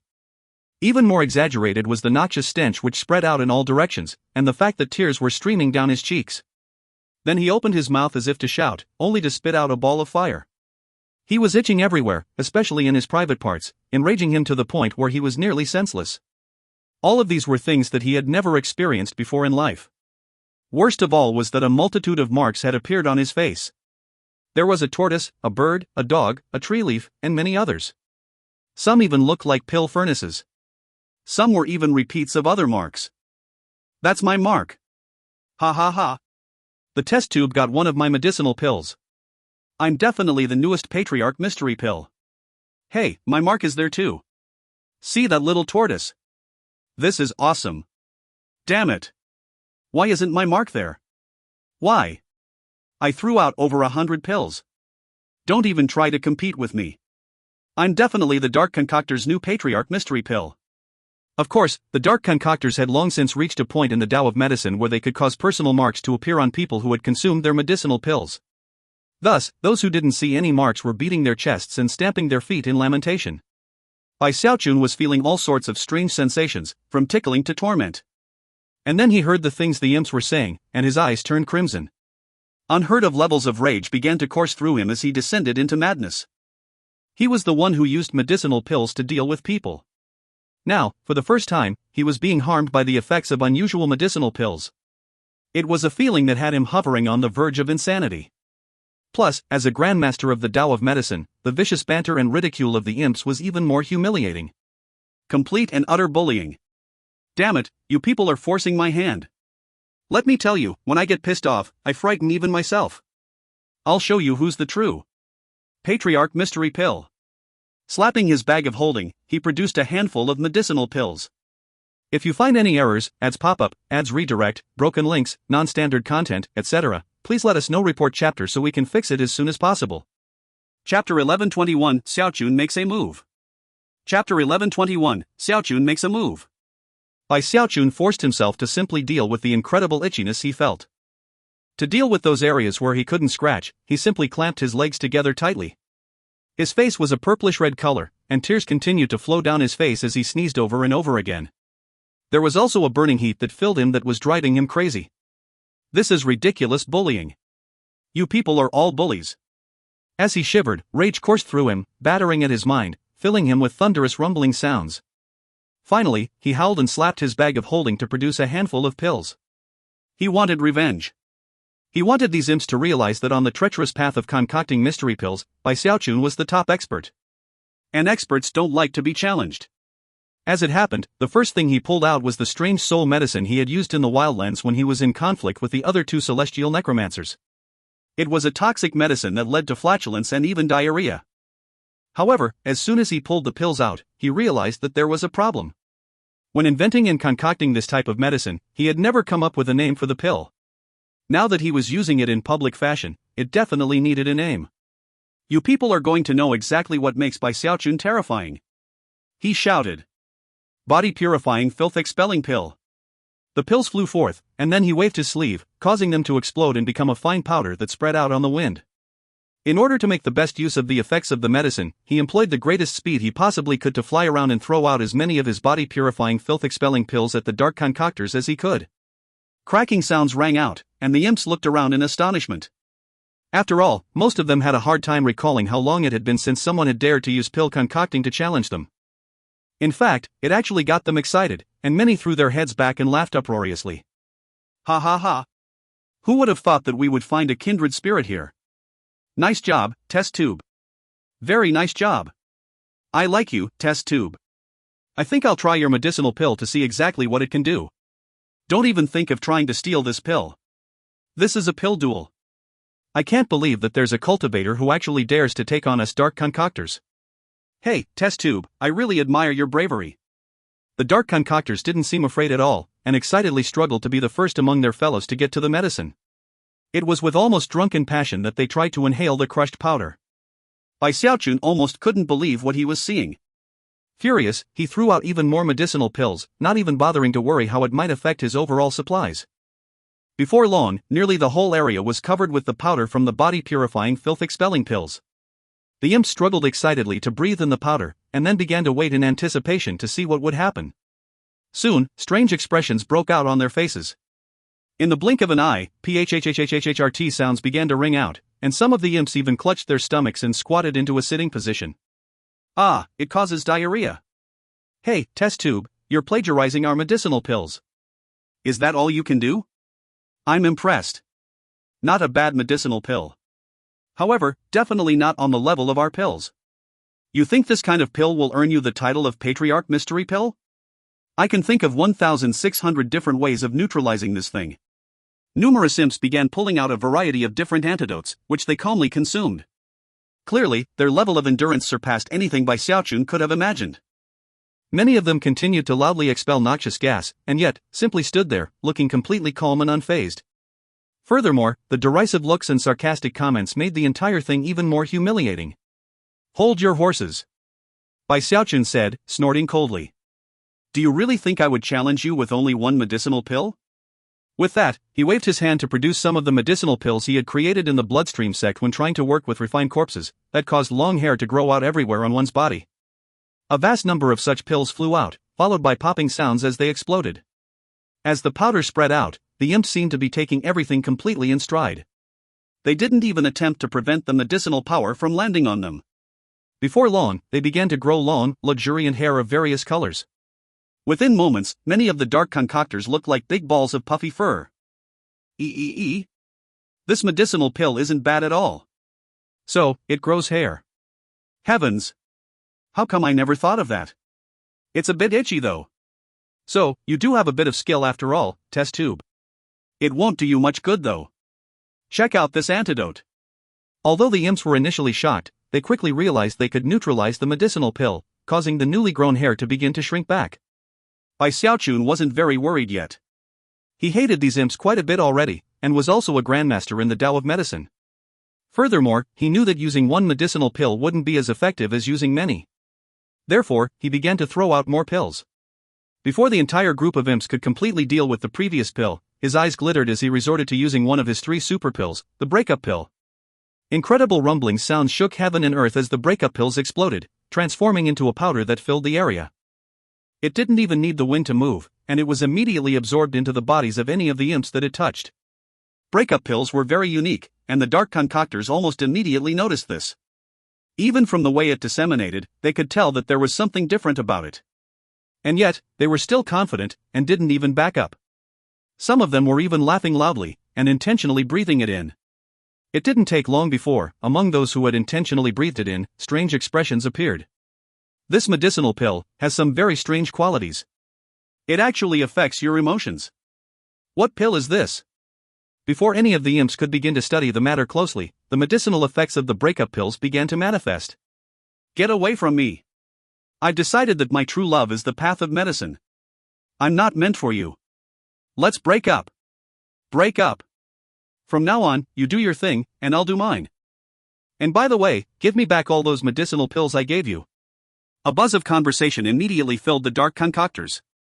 The emotional changes among the imps were clearly visible, and as for those who hadn't been infected by the breakup pill, they were clearly shocked to see what was happening. Furthermore, they quickly took out various antidotes to see if they could neutralize the effects. However, for the first time, their incredibly effective ability to neutralize medicinal effects did not go as smoothly as before. Although there was some success, it wasn't possible to completely negate the effects in a short time. By now, Bai Xiaochun's strategy was starting to take effect. Not only did they have to worry about the growing hair, but there was also the effect of the breakup pills. And there were even some who were still dealing with diarrhea and flatulence. As the cries of alarm rose up, the dark concoctors finally began to show signs of fear. Even the spirit automaton up in the air was surprised, and was finally starting to realize that he might have underestimated Bai Xiaochun. And yet, not a one of them had truly come to understand Bai Xiaochun. Of his 3 most powerful pills, he still had 2 more to choose from, both of which were so shocking that even ghosts and gods would fear them. They were his trump cards when it came to medicinal pills, his fantasy pill and his aphrodisiac pill. They were equally vicious, and it was hard to say which was more powerful. If he had greater reserve stocks, he wouldn't have saved this pill, but now, he gritted his teeth and produced an aphrodisiac pill. As soon as the pill appeared, it was as if the spirit of the world around him shuddered in terror. Thunderous rumblings filled the area, provoking a gasp on the part of Bai Xiaochun. But then, a look of pity appeared on his face as he flicked his sleeve and tossed some aphrodisiac pills out. Weep. Struggle. It will do no good. You think a lot of yourselves, dark concoctors, but in a moment, you will know who your true patriarch is. If you find any errors, ads pop up, ads redirect, broken links, non-standard content, etc., please let us know. Report chapter so we can fix it as soon as possible. Chapter 1122, next up.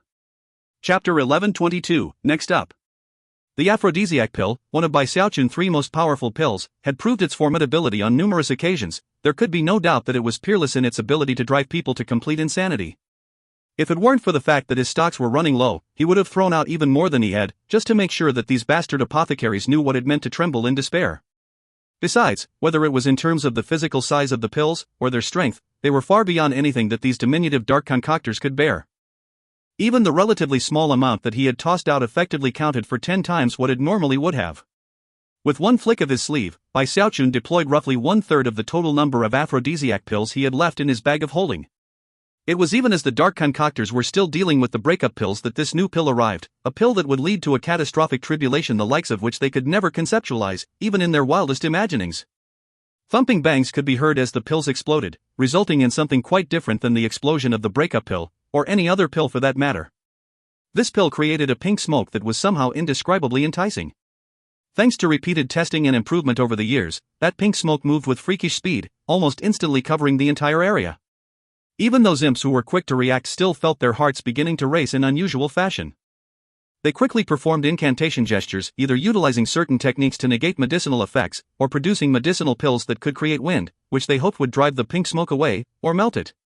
Unfortunately for them, the smoke created by an aphrodisiac pill was not the type that could be negated by ordinary wind. As the dark concoctors struggled in complete futility against the aphrodisiac pill smoke, time seemed to slow, and all heaven and earth came to be covered with pink smoke. In the blink of an eye, it became apparent that no matter what techniques or medicinal pills the dark concoctors used, they were like peasants meeting an emperor. They were the ones to be driven away as the entire world became pink. Some of the imps tried to back up, but by the time they did, it was too late. Some of them, upon inhaling the smoke, began to shiver in unprecedented fashion, and their eyes turned crimson. From the expressions on their faces, it seemed like they would lose their minds at any moment. What pill was that? Heavens! Something's wrong. Very wrong. Why do I feel myself heating up? What's going on here? I'm gonna lose my mind. I can't control myself. I'm gonna blow. I'm gonna blue. Soon, the dark concoctors had devolved into a complete uproar of madness and disbelief. Many of them simply began howling as if they had gone completely insane. Bereft of thinking ability, they were overcome by waves of intense heat, and began to pant heavily. Those among them who were unusually tall and burly seemed to have transformed into something completely different than before. Howling, they turned and pounced on their fellows. If everyone within the smoke caused by the aphrodisiac pill had been affected, it would have been less horrific. But there were simply too many imps, and only a portion of them had breathed in the smoke. That meant that many of the imps who were pounced on had never ingested any of the aphrodisiac pills. Blood-curdling screams erupted out, as well as bellows of madness and terror. What are you doing? Hey! Why you? No! Get back! Heavens! How could you be doing this?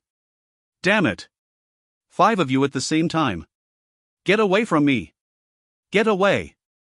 The world was thrown into complete and utter chaos, to the level that it defied description. Anyone who could see it would likely begin to question the meaning of life. What was even worse was that many of the imps were still under the effects of the breakup pills. When those effects were combined with the effects of the aphrodisiac pills, there was no way to dispel them. It would push the victim back and forth between lucidity and mental derangement, a volcanic mental bombardment that few could withstand. If that were all there were to it, it might not have been much to worry about. But at the moment, there were simply too many pills in the mix. When the pills that grew hair were added in, along with the body-purifying filth-expelling pills, it was like pouring oil onto a fire. Howls of grief, swearing, cursing, agonized shrieks, and other sounds of struggle caused heaven and earth to shake violently. Those imps who were some distance away, and had thus managed to avoid being affected as much, had it easier off. But those near the epicenter were in absolute pandemonium. To those among the dark concoctors who were still in possession of their mental faculties, it seemed like they were now in the depths of hell. As they looked around, they trembled, they gasped, and then they focused on by Xiaochun, their expressions those of both astonishment and rage. Are you looking to die, test tube? How dare you duel with us in medicines? You're dead, test tube. You're going to lose for sure. These medicinal pills might be terrifying, but we can negate them. The lucid imps were shaken, but they were a proud lot, and their confidence bolstered them. Although the dark concoctors had long since broken up into numerous smaller tribes, they could still work together towards a common purpose when necessary. Therefore, the lucid ones among them began to pull out their most treasured medicines to neutralize the effects of the aphrodisiac pills. True to their word, they were very skilled, and as the treasured pills flowed out, the toxins were slowly neutralized. The smoke from the aphrodisiac pills began to disperse, and its medicinal effects were being suppressed. Slowly, the imps who had been affected by the aphrodisiac pills began to come to their senses, and when they realized what they were doing, screamed so loudly in rage that the sky went dim. Things were going exactly as Bai Xiaochun had predicted. As he hovered there in midair, he laughed coldly, his expression that of complete pride as he waved his sleeve to produce another collection of medicinal pills. Oh dark concoctors, do you really think that your patriarch would only have those pills on him? As I told you, when I get pissed off, I frighten even myself. Next up, fantasy pills. With that, he tossed out all of the pills he had just produced. Rumbling sounds filled the air as the fantasy pills were unleashed. Although fantasy pills weren't necessarily as famous as aphrodisiac pills, they could technically be considered the first mystery pill that Bai Xiaochun had ever concocted. If one said that aphrodisiac pills could unleash ultimate catastrophe, then fantasy pills could be said to unleash all of the potential of one's desires. The smoke spread out in the blink of an eye, pushed by the power of Bai Xiaochun's celestial cultivation base to rapidly fill much of the world around him. Tribulation was nigh. Before, there had been some lucid dark concoctors who could use their vast stores of medicinal pills to aid their maddened fellows. But now, as the smoke from the fantasy pills spread, all of them began to tremble, whether they had been lucid or not. Gasps could be heard, and eyes went blank, and then, the dark concoctors began to descend into hallucination. One of the imps curled up into a ball and tried to throw himself around like a medicinal pill. Throw me. I'm a medicinal pill. Ha ha ha. I'm the first godly pill in all creation. Another one began bashing his head against a nearby rock. In another area, a group of 5 imps linked hands and began to sing. They were all going crazy. The dark concoctors had gone mad. The final unleashing of the fantasy pills completely stripped them of their mental faculties. Because of the stacked effects of the pills, many had long hair, and some were still plagued by horrific flatulence. Those who had been temporarily saved from the aphrodisiac pill once again were gripped by its madness. Even powerful gods who saw this scene would be struck by the sheer preposterous nature of what was happening. If you find any errors, ads pop up, ads redirect, broken links, non-standard content, etc., please let us know. Report chapter so we can fix it as soon as possible. Chapter 1123, What Sin Did We Commit?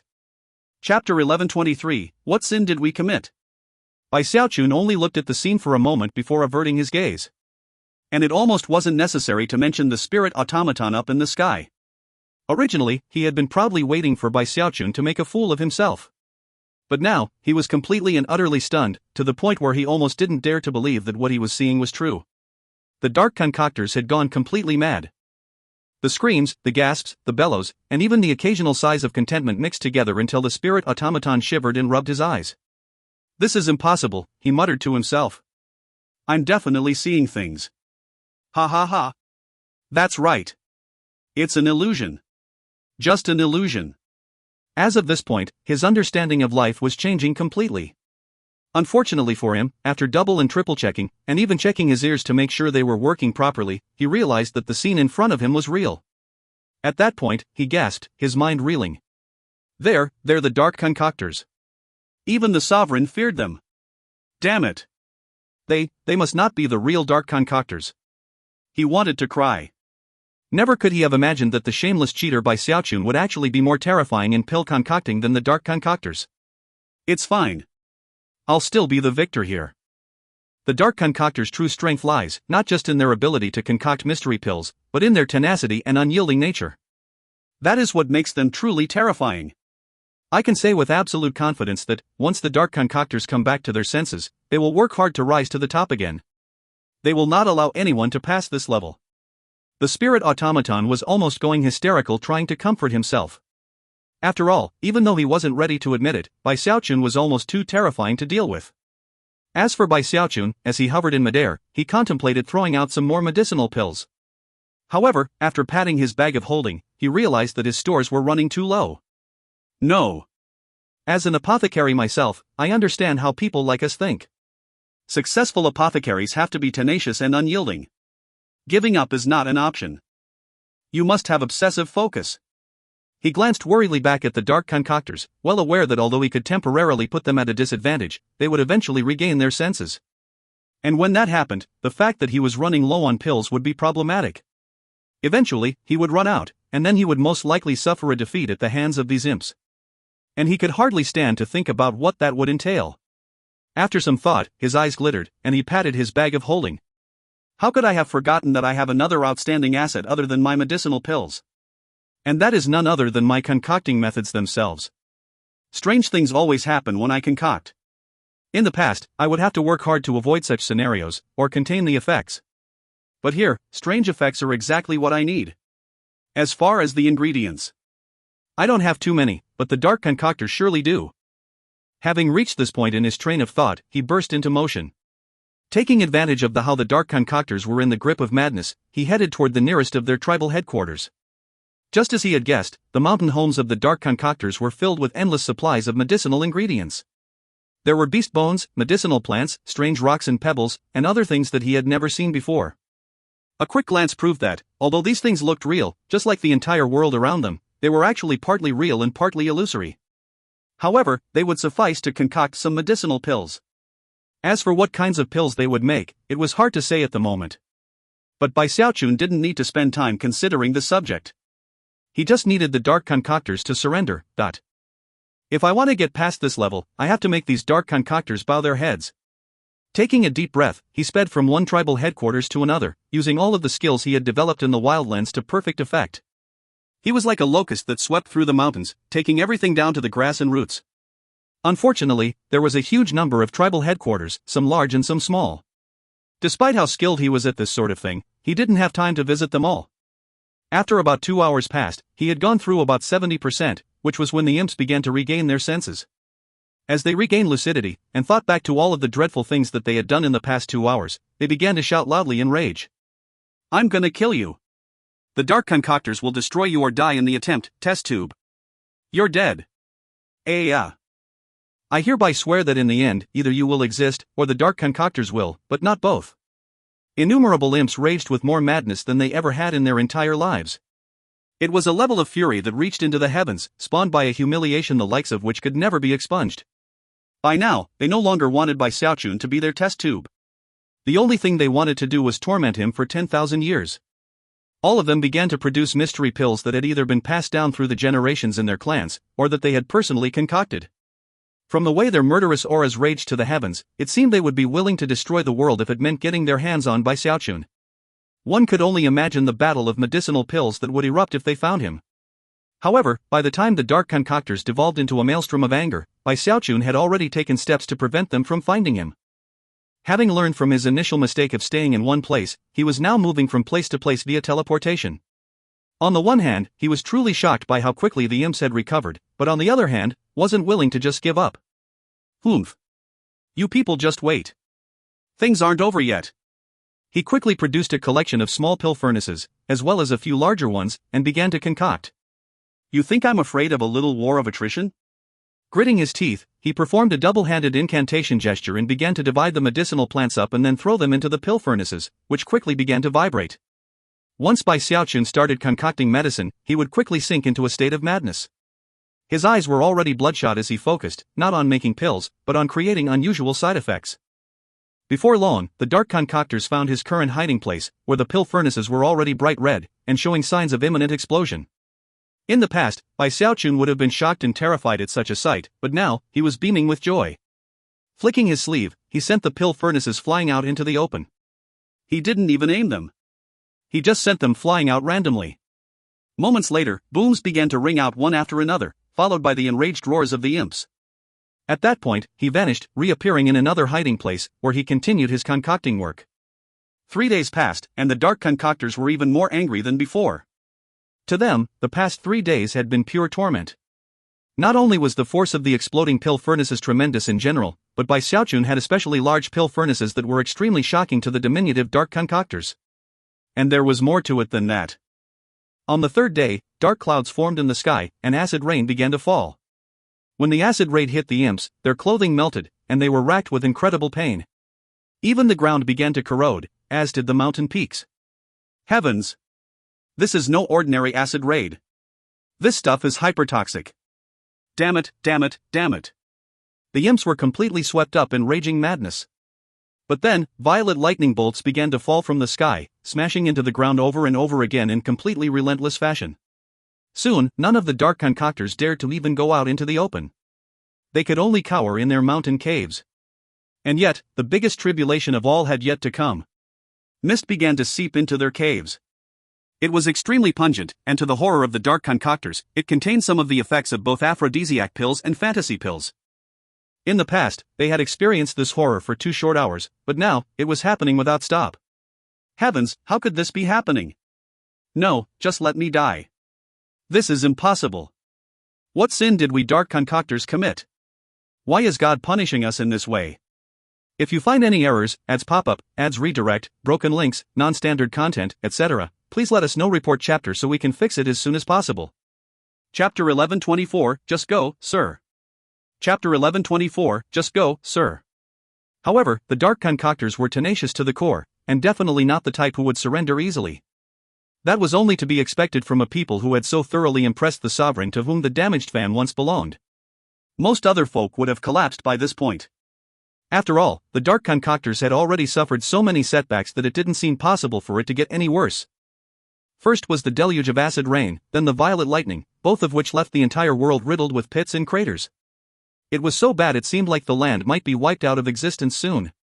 The mountain peaks were equally devastated, full of holes, and almost devoid of vegetation. The entire world had been severely damaged. Furthermore, the medicinal mist which had begun to spread out now filled the mountains. It was like the final straw for the dark concoctors, something that pushed them to the point of wishing they could die. And that was not even to mention that pill furnaces continued to explode here and there, the noise and reverberations of which made it impossible for the imps to get any rest. It was torment that most living beings would not be able to endure.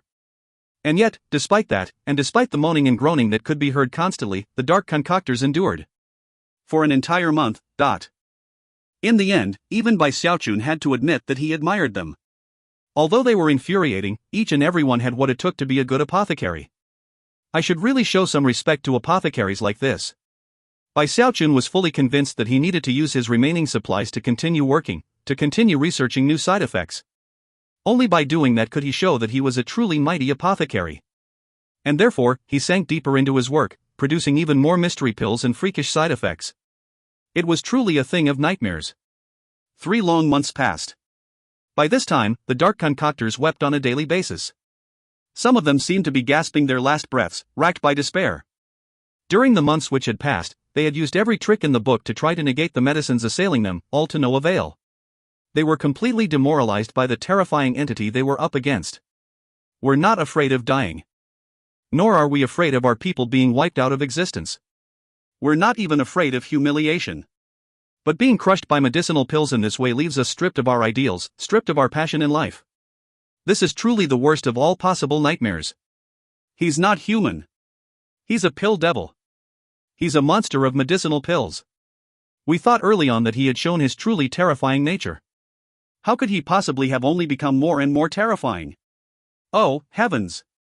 How could a person like this even exist? Why did we dark concoctors have to meet this person? For the first time since this world was created, the leaders of the various tribes all met together. They braved the terrifying toxic smoke and mist, somehow controlling their impulses to have a short meeting. During the meeting, the leaders all reached an agreement. Originally, none of them had been willing to surrender, but now, they all agreed that the mystery pill devil had to be driven away, but all of the dark concoctors agreed on this point. As soon as the news broke, all of the imps, even the ones who seemed to be on their last legs, began to shout out at the tops of their lungs. Make him leave. We can't afford to provoke him anymore. Get him out of here. Make him leave. We'll do anything. This world was part of the damaged fan, and had been created by a sovereign from the immortal world. Furthermore, it had been forged using the Tao essence of life and death, and therefore, as long as the dark concoctors all agreed, then not even the spirit automaton could do anything to change the result. As for that spirit automaton, he had reached a state of madness even earlier than the dark concoctors, and that was just from watching things play out. He finally realized that he had underestimated Bai Xiaochun. Not only was Bai Xiaochun just generally shameless, but he was especially shameless in his pill concocting. In all the years the spirit automaton had existed, this was definitely the most shameless entity he had ever come across. The mere thought of how the dark concoctors had surrendered was profoundly shocking to him. They were even praised by the sovereign for the way they would never surrender. But now, they're actually giving up. The boy was almost crying. He had originally planned to trap Bai Xiaochun in this level for 10,000 years or so, but now, in only a few days, the dark concoctors had given in, and the world around them was almost completely destroyed. Even as the boy looked on begrudgingly, the dark concoctors came to an agreement, and Bai Xiaochun, who was completely immersed in concocting pills, suddenly began to dematerialize. I refuse to accept this. The spirit automaton said through gritted teeth, feelings of depression exploding into being inside of him. How shameless of you, Bai Xiaochun, you despicable bastard. How could you possibly be named Bai Xiaochun? You sully that name. Your surname should be He. And your given name should be Dao. Damn you, hey Dao. You just wait until the next time I wake up. I'll destroy you. I'll end you. I'll eradicate you for all time. The boy's face twisted with the ultimate level of madness and rage. 1. Meanwhile, on the fan rib outside of the 30th level, Bai Xiaochun faded into being, a shocked look on his face. Ha! How did I get out? Shaking his head in surprise, he quickly checked his bag of holding, and just as he had suspected, the pills he had successfully concocted during his time in the 30th level were nowhere to be seen. Well, I guess this means I passed the 30th level. He couldn't help but sigh. After all, the 30th level had been filled with people who had the same calling in life as himself. Being able to duel with them using medicine had been a real joy. He almost wished he hadn't been teleported away. That was the perfect place to concoct pills. It's an illusory world created by the will of the sovereign, in which I don't have to bear any responsibility for the results of my pill concocting. That's what I've always wanted. Wait. Hold on. I should check to see if I can go back in. He tried to do just that, but quickly found that there was a powerful force of expulsion pushing back at him that made it impossible for him to get inside. Meanwhile, within that 30th level, the dark concoctors looked up at the sky rippling, and began to tremble in fear. But soon, they realized that the mystery pill devil was unable to enter their world again. Sighs of relief could be heard, and many eyes brimmed with tears of excitement. Many of them even produced drums and gongs and began to celebrate loudly. Finally. He's finally gone. And he can't get back in. The heavens do have eyes. That crazy devil was the worst plague to ever hit us. We dark concoctors are always honest and kind-hearted. We're good people. Good people aren't supposed to be subjected to bullying. What a nightmare. I can't even bear to think of what happened over the past few months. And I've also decided to stop concocting mystery pills. I swear it. From now, I'll only concoct ordinary medicinal pills. As the dark concoctors rejoiced, Xiaochun slumped dejectedly outside on the fan rib. After thinking about the matter for a while, he sighed. Whatever. One day when I'm the true owner of the fan, I'll go back to have another pill duel with them. Sighing, he realized that he had been in the damaged fan for quite some time. Wondering what might have happened in the Eternal Lands during that time, he prepared to leave. However, it was in that very moment that he realized that out in the void beyond the damaged fan, something was moving in his direction. It was an enormous palace. It was severely damaged, but still emanated a grandiose aura, as well as dazzling blue light. 1. The characters in Xiaochun's name mean white, small, pure, and He Da means black, big, and pure. The readers created the nickname He Da very early on for Xiaochun, so when Jen actually put it into the story, they went crazy. The comments section on this chapter exploded in the Chinese version. If you find any errors, ads pop up, ads redirect, broken links, non-standard content, etc., please let us know. Report chapter so we can fix it as soon as possible. Chapter 1125 Archean Soul. Chapter 1125 Archean Soul. Xiaochun's expression turned serious, and his heart began to pound with anticipation. Although he hadn't spent much time on the damaged fan, on previous occasions when he was not inside one of the levels, he had often looked out into the inky darkness of the void. At first, it had been with curiosity, but later with boredom. After all, it wasn't even a starry sky, it was just darkness. It was like an enclosed room in which all the candles had been extinguished. It was terrifyingly quiet, with nothing at all visible except the sea of darkness. Therefore, this palace with its blue light seemed almost like a bright star, and was eye-catching to the extreme. How could Xiaochun not be excited by this sudden development? In fact, he blurred into motion, heading to the edge of the fan, where he stood and watched the huge palace flying closer and closer to him. As it neared, he could see that it was actually only one corner of an even larger palace structure, as if it had broken off from the whole. And as it got closer, it was clear that the entire thing was hovering on the brink of falling apart. Black bloodstains were visible, dried up for what must have been many, many years. All in all, it looked like this palace had undergone a catastrophe of world-destroying proportions. After observing it for a bit, Xiaochun felt the impulse to go explore it. But the cautious side of him quickly squashed that dangerous idea. But out here in this strange, dark void, this sudden spot of light that was the palace was profoundly intriguing. And he couldn't dispel the notion that it would be a real pity to abandon it. What if there's some good loot inside? He thought. After looking down at the damaged fan, and then up again at the palace, his eyes glittered as he came up with an idea. That palace is obviously not very sturdy. And definitely not as strong as this sovereign-level precious treasure. With that, he drew upon his ability to control the damaged fan, which was now at 30%. After all, he had already passed the 30th level, and was thus able to somewhat influence the direction the fan moved in. As he sent his divine sense out, the fan vibrated a bit. Thankfully, the spirit automaton had already fallen into slumber, otherwise it would have been very difficult for Xiaochun to succeed in this effort. Just like that, the fan changed directions, and began to head directly toward the palace. In that very moment, Xiaochun could see that the previously calm and quiet palace suddenly began to tremble. The blue light that had been shining out of it was sucked back in, and then a moment later was projected back out in the form of an enormous, vicious head with two horns sticking out of it. Looking in the direction of Bai Xiaochun and the damaged fan, it let out a soundless roar. At the same time, a burst of holy Archean power erupted out from the illusory head. An Archean soul. Bai Xiaochun blurted, his eyes going wide. Few other people would be able to identify such a thing. But Bai Xiaochun was a heavenly necromancer, and had immense experience working with souls. Therefore, it only took a single glance for him to realize that the head being projected out of the palace by means of the blue light was none other than an Archean soul. Presumably, some Archean expert of the past had died in this palace. Then, because of some unique characteristic of the palace, or perhaps because of other reasons, the soul of that dead expert remained behind, fused with the palace itself. Although the soul was no longer intelligent and aware of its surroundings, it still existed. The blue light was obviously some sort of defensive trap. If Bai Xiaochun had blithely tried to enter the palace, he would have been attacked by the Archean soul. Instead, with the damaged fan barreling toward it, the Archean soul had no choice but to reveal itself. As it howled noiselessly, ripples spread out through the void, a formless attack aimed at the damaged fan. Bai Xiaochun's face fell, and he backed away from the edge of the fan. However, as soon as the ripples reached the fan itself, it was to his delight that he realized that they didn't do anything to it at all, not even slow it down. In fact, they apparently suffered from an automated backlash attack by the fan. The fluctuations which rolled out from the fan surpassed those of the Archean soul, filled with a power that caused Bai Xiaochun to gasp. He was even slightly injured just from their presence. This was something far, far beyond the power of an Archean. It was something Bai Xiaochun had never felt before, the power of a sovereign.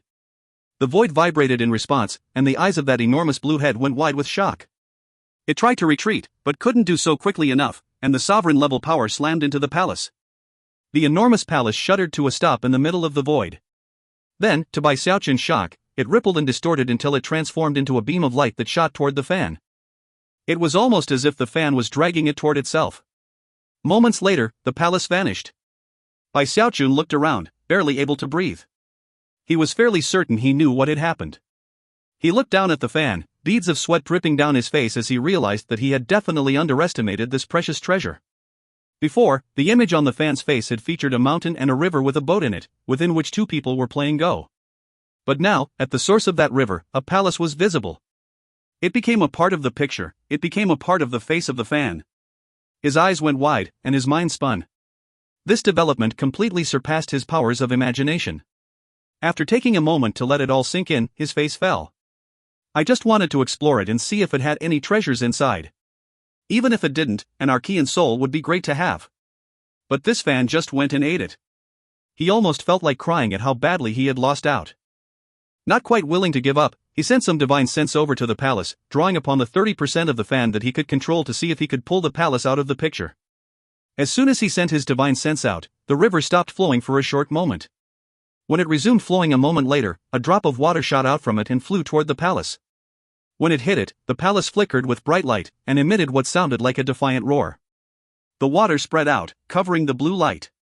Then it began to wrench at the palace, ripping away fully a third of it. Then it vanished, to reappear in Bai Xiaochun's hand.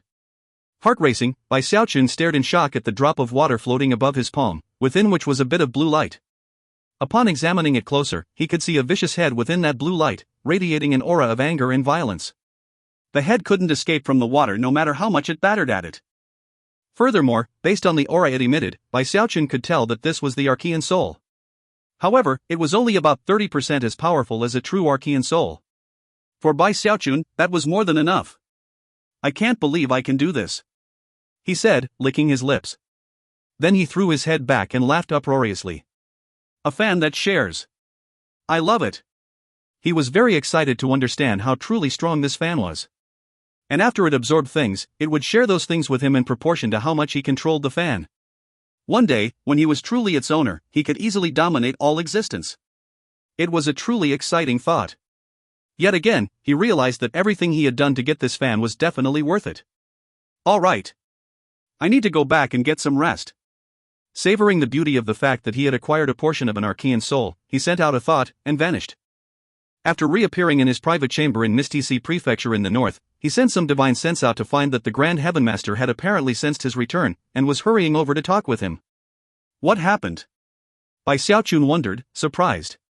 If you find any errors, ads pop-up, ads redirect, broken links, non-standard content, etc., please let us know. Report chapter so we can fix it as soon as possible. Chapter 1126 Hit the Nail on the Head. Chapter 1126 Hit the Nail on the Head. By Xiaochun couldn't help but be shocked. After all, Misty Prefecture had become a place of utmost importance. To the people from the Heavenspan realm who now lived in the eternal immortal domains, it was like a holy land. As long as it stood, it was like a beacon of hope for them. Bai Xiaochun's heart was already pounding as he sent his divine sense out to fill much of Misty Prefecture. However, everything seemed ordinary. Rising to his feet, he took a step forward, appearing in the Grand Hall, outside of which the Grand Heaven Master stood. I, Situ, request an audience, Exalted Celestial. I have an important matter to report. The Grand Heaven Master's voice quavered in almost completely undetectable fashion as he spoke, as though the matter of which he spoke was of the most weighty significance. Feeling more alarmed than ever, Bai Xiaochun waved his hand, causing the door of the hall to open. When the Grand Heaven Master rushed in, he was so anxious that he completely forgot to clasp hands in greeting. Celestial, something bad has happened, and Misty Prefecture is in incredible peril. If we don't solve this problem, then this foundation we have worked so hard to build will be lost for all time. In fact, it might even completely change our standing within the Saint Emperor dynasty. His forehead was covered with sweat as he apparently thought back to the recent days in which Bai Xiaochun had gone missing, leaving him and the giant ghost king incapable of doing anything. And now, a most critical moment had been reached. As far as Bai Xiaochun could remember, the only time an expression like this had appeared on the Grand Heaven Master's face was when Archemperor's city was being besieged. That fact in itself caused his heart to pound even harder. What happened? He asked immediately. Exalted Celestial, Misty Prefecture's reputation as the best place for spirit enhancements has already spread far and wide. However, the Saint Emperor dynasty has come to covet us as surely as a hungry man might covet a juicy steak. Clearly, they are only waiting for the right time to swoop in and take control. Bai Xiaochun nearly gasped. Of course, he had long since assumed that something like this would happen, which was why he was trying so hard to achieve a breakthrough. Over the past few months, the Grand Heaven Master continued, it has become apparent that we only have one path available in front of us. If we don't move forward along that path, we will face profound difficulties. But if we do move forward, then it will only be a matter of time before the Saint Emperor dynasty comes for us. Worst of all is that recently, the Saint Emperor issued a series of decrees that strongly suggest that he is thinking of taking action soon. We have no time to work with. Exalted Celestial, you absolutely must reach the Archean realm in less than half a year.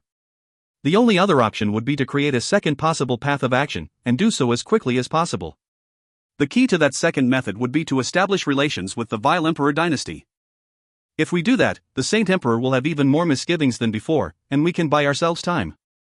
Unfortunately, we have no ways to establish relations with the Vile Emperor dynasty. That's especially true considering that the other prefectures in the north all belong to them. And although our spirit enhancement abilities are important to them, that's not enough for them to open up to us. The Vile Emperor dynasty is tightly locked down. The giant ghost king and I have been racking our brains recently about what to do, but haven't been able to think of anything. What do you think, Exalted Celestial? The Grand Heaven Master seemed to be virtually beating his chest in frustration and helplessness. Bai Xiaochun had also been very nervous throughout the explanation. However, upon reaching the end, he relaxed a bit. After all, although he was still a bit suspicious about his relationship with Gongsun Wanner, he still knew that he could fall back on that. AI, you really had me scared there for a minute, he said. But in the end, it's all about the Vile Emperor dynasty, right? I'll just go work out a deal with Gongsun Wanner. After that, wait. Hold on a second.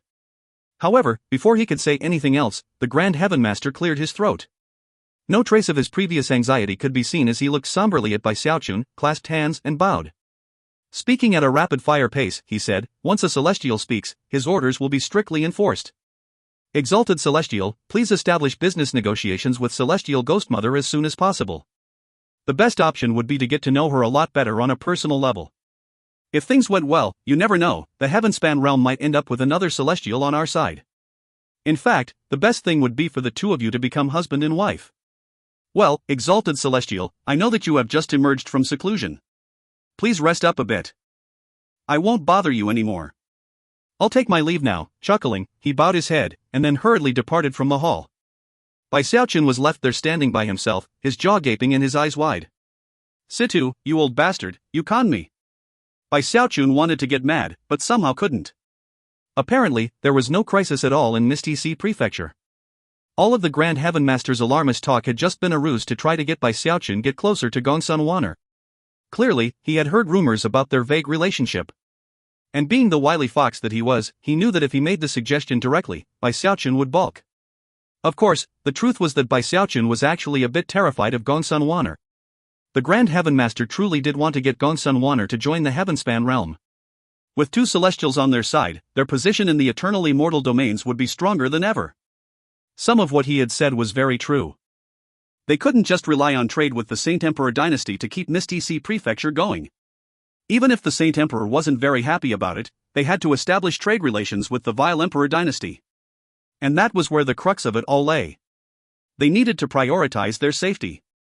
Otherwise, they could find themselves in a dangerous situation without even realizing it. Of course, the Grand Heaven Master's other assessments of the danger they were in were not untrue. However, it would be some time before they were actually a material threat. After analyzing the matter for a bit, Bai Xiaochun wasn't sure whether to laugh or cry at how the Grand Heaven Master had handled the matter. After all, unless it was really important, he didn't want to have any dealings with Gongsun Wan'er. I always end up having to spank her, he sighed. What he worried about most was that, one day, the spanking might lead to something even more significant. Unfortunately, thanks to the Grand Heaven Master's little trick, he had already opened his big mouth. Therefore, it was with a light sigh that he looked north, braced himself, and then disappeared via teleportation. To an ordinary cultivator, the prefecture that housed Gongsun Wan'er's palace of operations was so far away from Mystic Prefecture that it could take a lifetime to go from one to the other. But for Bai Xiaochun, it only took a few hours.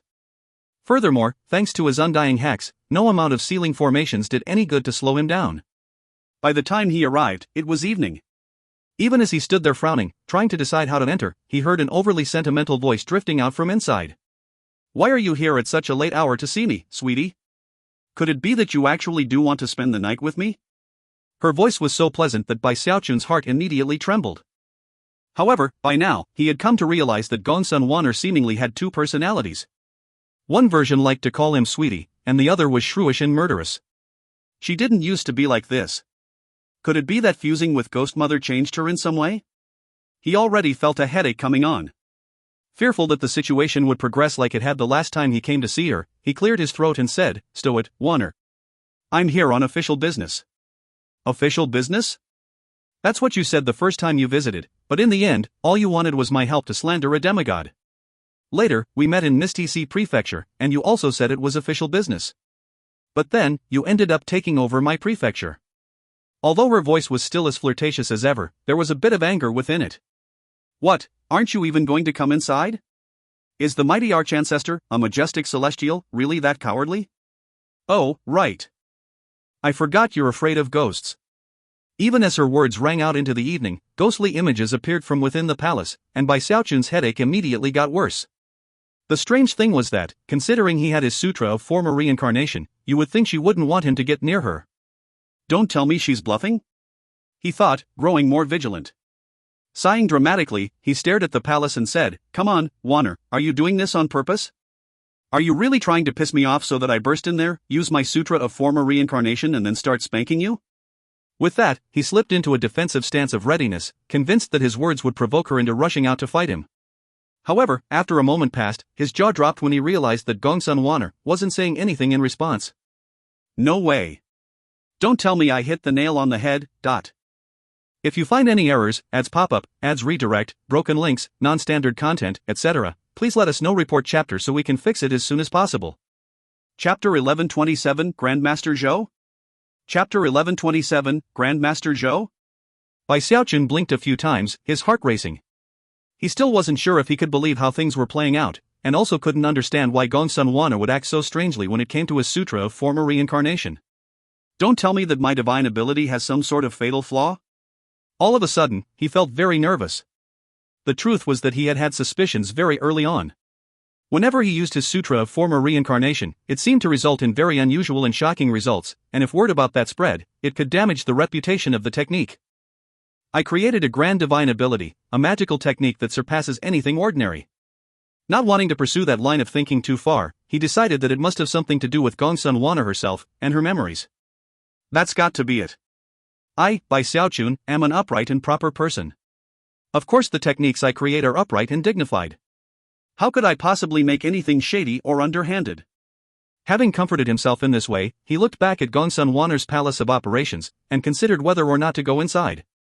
As he did, the main door quietly slid open. Panting a bit, he looked up at the evening sky, then back at the door, torn about what to do. Finally, he sighed. Whatever. This is for the sake of all the countless citizens of Misty Sea Prefecture, and for the good of everyone from the Heavenspan realm. How could Bai Xiaochun ever put his personal issues above those things? Gritting his teeth, he threw caution to the wind and strode forward into the palace of operations, a very serious expression on his face. As he entered the depths of the palace, he felt as if he were doing something very moving and tragic. Eventually, he found Gongsun Wanner, sitting there clad in a pink garment, her face expressionless. For some reason, this Gongsun Wanner seemed completely different from the Gongsun Wanner who had called him sweetie only moments ago. This version was staring at him with a gaze as cold as ice. Unless you can make that despicable magical technique of yours work forever, she said grimly, then don't even think about using it on me again. If you do, I'll immediately mobilize all of my forces in the north and destroy your Misty Sea Prefecture. Her eyes shone with frigid coldness, and she even rotated her cultivation base. As of this moment, Bai Xiaochun realized that Gongsun Wanner seemed almost exactly like the old ghost mother. If you think I won't follow through with the threat, then give it a shot and find out. Her gaze remained icy cold, and her words were spoken with unwavering determination. Bai Xiaochun frowned. This version of Gongsun Wanner seemed exactly like Ghost Mother, to the point where he began to suspect that something had gone wrong with Gongsun Wanner's efforts to absorb her. She was acting so differently from before that she almost seemed like a stranger. Although, he thought, I do have plenty of ways to deal with cold personalities. After all, Song Junwan and Zhou Zimo both started out that way. He blinked a few times, but then his expression turned very somber, and he tucked his hands behind his back, his veins of steel pulsing to full effect. All of a sudden, he looked completely different from before. His gaze hardened, and he spoke in a voice that sounded exactly like a celestial's voice should. Yes, you could mobilize all of the north to destroy Misty Sea Prefecture. But remember, back when I kidnapped you the first time, I was only a demigod. Do you really think I couldn't kidnap you a second time if I wanted to? Before she could answer the question, he continued to speak. The reason I've come here, Gongsun Wanner, is not to spar verbally with you. In Misty Sea Prefecture, our spirit enhancement abilities are renowned under all heaven. We have a sterling reputation in the Saint Emperor dynasty. I'm sure your northern prefectures could make use of such abilities, but right now, the borders are locked down, making it impossible for us to have any dealings with the northern cultivators. I've come here today to discuss a trade deal, not to beg or plead for anything. Therefore, you need to keep yourself in check as well. Bai Xiaochun spoke very sharply, which had not been his original intent upon coming. Instead of asking Gongsun Wanner for help, he was making it seem like she was the one who needed help from him. Instantly, Gongsun Wanner's gaze sharpened, and she laughed coldly. Are you kidding me? You take one of my prefectures away from me, and then come back to me and make it seem like you're offering alms to the poor? Did you cultivate yourself into stupidity, Bai Xiaochun? Stop worrying about the loss of Misty Sea Prefecture, Bai Xiaochun replied confidently. You lost a single prefecture, but the profit from the spirit enhancement trade that you can gain now will vastly surpass anything that you would ever have gotten from a single prefecture. Trade? Gongsun Wanner replied icily. You have your borders close to us, not the other way around. And any trade deal would benefit Misty Sea Prefecture, but would be useless to me. Useless? Gongsun Wanner, I know full well that you've lost the trust of the vile emperor. You can pretend that you came here of your own volition, but the truth is that you are being marginalized. In fact, you're in much the same position as me. And I refuse to believe that you're happy with the situation. If you were content to leave things as they are, you wouldn't have made such a scene in invading the north. In any case, I have a better solution, something that can allow both of us to advance our positions by leaps and bounds. And the key to it all is cooperation. Open up trade between Misty Sea Prefecture and the other northern prefectures. Not only will it increase your overall power, it will also benefit you financially. Furthermore, you can be the sole agent for Misty Sea Prefecture in the rest of the Vile Emperor dynasty. You would essentially control all spirit enhancement outside of the Saint Emperor dynasty. I'm talking about good faith cooperation here. So tell me, Gongsun Wanner, what possible reason could you have to refuse? As Bai Xiaochun spoke, a thoughtful expression appeared in Gongsun Wanner's eyes. The truth was that everything he said made sense, and conformed with her needs. The development of spirit enhancement in Misty Sea Prefecture was important to her, and furthermore, the potential profits of being an agent to the entire Vile Emperor dynasty defied imagination. It could significantly change her standing within the dynasty. Because of all that, she had no choice but to calm down a bit and think about the trade proposal. Although she could tell that he was spinning things to make it seem like everything was in her favor, it was also possible to tell that she could profit as well. Therefore, there was definitely room for negotiation. When Bai Xiaochun saw that Gong Sunwana was considering the matter, he breathed an inward sigh of relief. He was glad to see her acting reasonable and willing to communicate. After a long moment passed, she frowned and said, "I need to think about the matter in detail. I'll give you an answer tomorrow." Bai Xiaochun's eyes glittered. By this point, his chances of success were high. The fact that she told him she needed to think about the subject and reply the next day was a show of good faith. Nodding, he said, "For the time being, I won't return to Misty Sea Prefecture. I'll wait in the city until tomorrow morning, then return here to get your answer." Just as he was turning to leave, Gong Sunwana's eyes flickered, and she waved her hand. In response, a beautiful handmaiden walked out and clasped hands in greeting. "Qinger, we have a guest from afar. King Heavenspan. Please take care of him." With that, Gong Sunwana rose to her feet and vanished.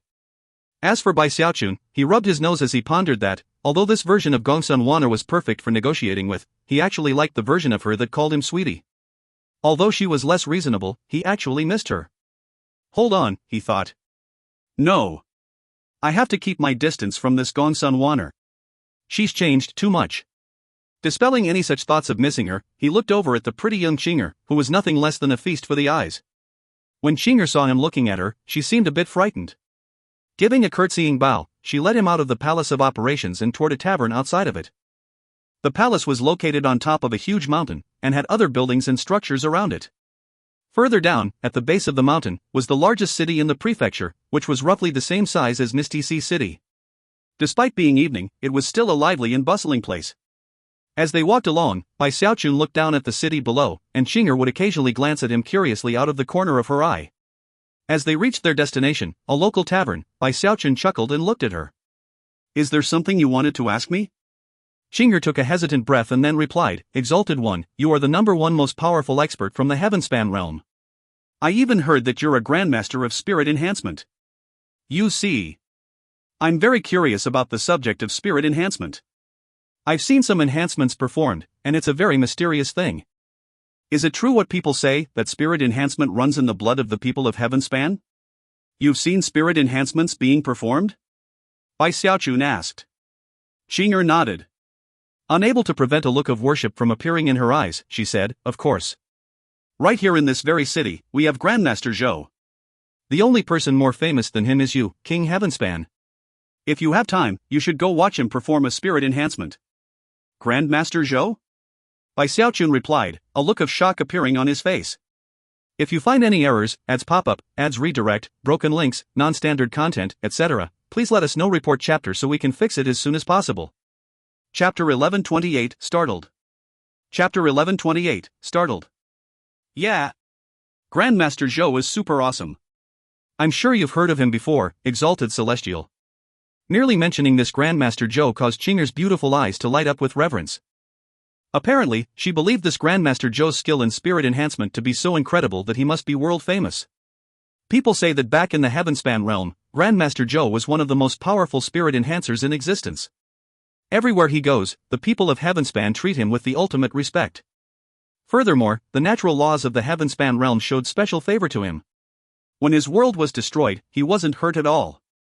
Even more miraculous is that after he reached the eternal immortal domains, his spirit enhancement abilities grew even more powerful.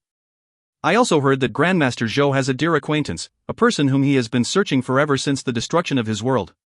Oh, and there's another thing. I did see him perform a spirit enhancement once. The sky went dim, and wild winds screamed across the lands. His every movement seemed to affect the entire world. And that was when he produced a spirit-enhanced treasure. Qinger almost couldn't stop talking about this Grandmaster Zhou, and the look in her eyes grew more and more intense the entire time. From all of that, it became obvious to Bai Xiaochun that she adored him. At the same time, his curiosity was piqued, especially about why Qinger, a cultivator of the Vile Emperor dynasty, would be so entranced with a spirit enhancer. He almost couldn't believe it. "How many people are there like you?" he asked, "people who are interested in spirit enhancement?" "Oh, tons. We don't have many spirit enhancers in the Vile Emperor dynasty, but every one of them has a very high standing. Anytime they make public appearances, they attract huge crowds. Spirit enhancement is really a miraculous thing, and completely unheard of in the Eternal Lands. It can change something rotten into something magical. It's too bad that only people with the blood of the Heavenspan realm can do it, otherwise I would definitely start studying it. In fact, I've already decided that when the time comes for me to pick a Taoist partner, I'm definitely going to find a spirit enhancer. By the time she got to the last part, Qing'er's face was a bit flush. Bai Xiaochun was quite shaken. Back before he had started spending a lot of time in secluded meditation, he didn't remember spirit enhancers being so popular. Apparently, a lot had changed in the world during his months of seclusion. The Grand Heaven Master told me from the very beginning that he wanted Misty Sea Prefecture to rise to prominence, and also elevate the position of spirit enhancers in the world. But man, he really outdid himself. I can't believe he changed things so much in such a short time. Seeing how flushed Qing'er's face was caused Bai Xiaochun to feel somewhat proud. But then he realized that this might be the case because of how close this prefecture was to Misty Sea Prefecture. Perhaps people in other immortal domains didn't feel this way at all.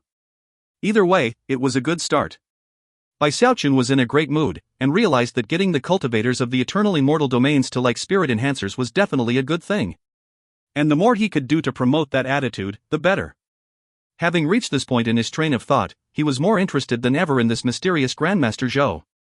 Furthermore, he decided that by using his spirit enhancement abilities to elevate his own position, Grandmaster Zhou had also improved the view of spirit enhancers in general, which was a good thing. The more he thought about it, the more he wanted to meet the man. Qing'er, he said with a smile, you said you've seen Grandmaster Zhou before, right? Do you think you could take me to see him? Qing'er's eyes glittered brightly in response. The truth was that if Gongsun Wanner hadn't asked her to take care of Bai Xiaochun's housing arrangements, she would have already gone to watch Grandmaster Zhou perform a spirit enhancement. Sure, she said, nodding eagerly. You're lucky, because today, Grandmaster Zhou will perform a public spirit enhancement. If you want to go watch, Exalted Celestial, I can definitely show you the way. Bai Xiaochun could see how happy Qing'er was. She seemed like a simple and pure young woman, and all of a sudden, it made him realize that the cultivators in the eternal immortal domains weren't all unreasonable and fierce. And thus, Qing'er led Bai Xiaochun from the mountaintop to the city below. As one of the handmaidens of Celestial Ghostmother, it was only natural that she had special privileges there. As for Bai Xiaochun, he didn't want to reveal his identity. After all, he was in Vile Emperor Dynasty territory. Therefore, he disguised himself with a magical technique, ensuring that no one other than Gongsun Wanner would be able to deduce his true identity.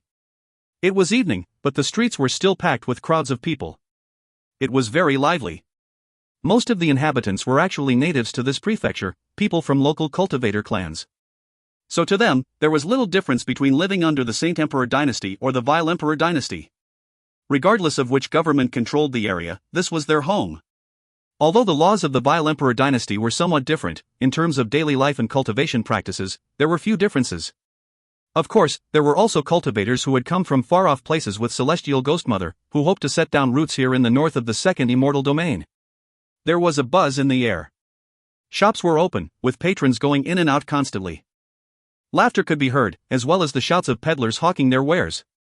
In fact, if Bai Xiaochun had been forced to guess, he would have had a hard time determining if this place was under the control of the Vile Emperor Dynasty or the Saint Emperor Dynasty. Despite the exciting atmosphere, he was very calm inside. He couldn't help but think back to the Heavenspan realm, to the sects he had been a part of, to Mount Hood and the little village at its foot. Back in the Heavenspan realm, the atmosphere had often been like this as New Year's approached. Qing'er didn't notice Bai Xiaochun's absent-mindedness as she deftly led the way through streets and alleys until they arrived at a large public square. On the right side of the square was a newly constructed mansion residence, with a few hundred people gathered outside. Although most were whispering to each other as they stood there waiting, the collective volume was relatively loud. All eyes shone with anticipation as they stared at the door of the mansion. The door was open wide, allowing a view of the main hall within, where a few dozen people waited respectfully. Occasionally they would look at the crowd outside, and occasionally they would look at the middle-aged man seated cross-legged in the position of honor at the far end of the hall. He wore a Taoist robe, and despite his somewhat emaciated appearance, had brightly shining eyes.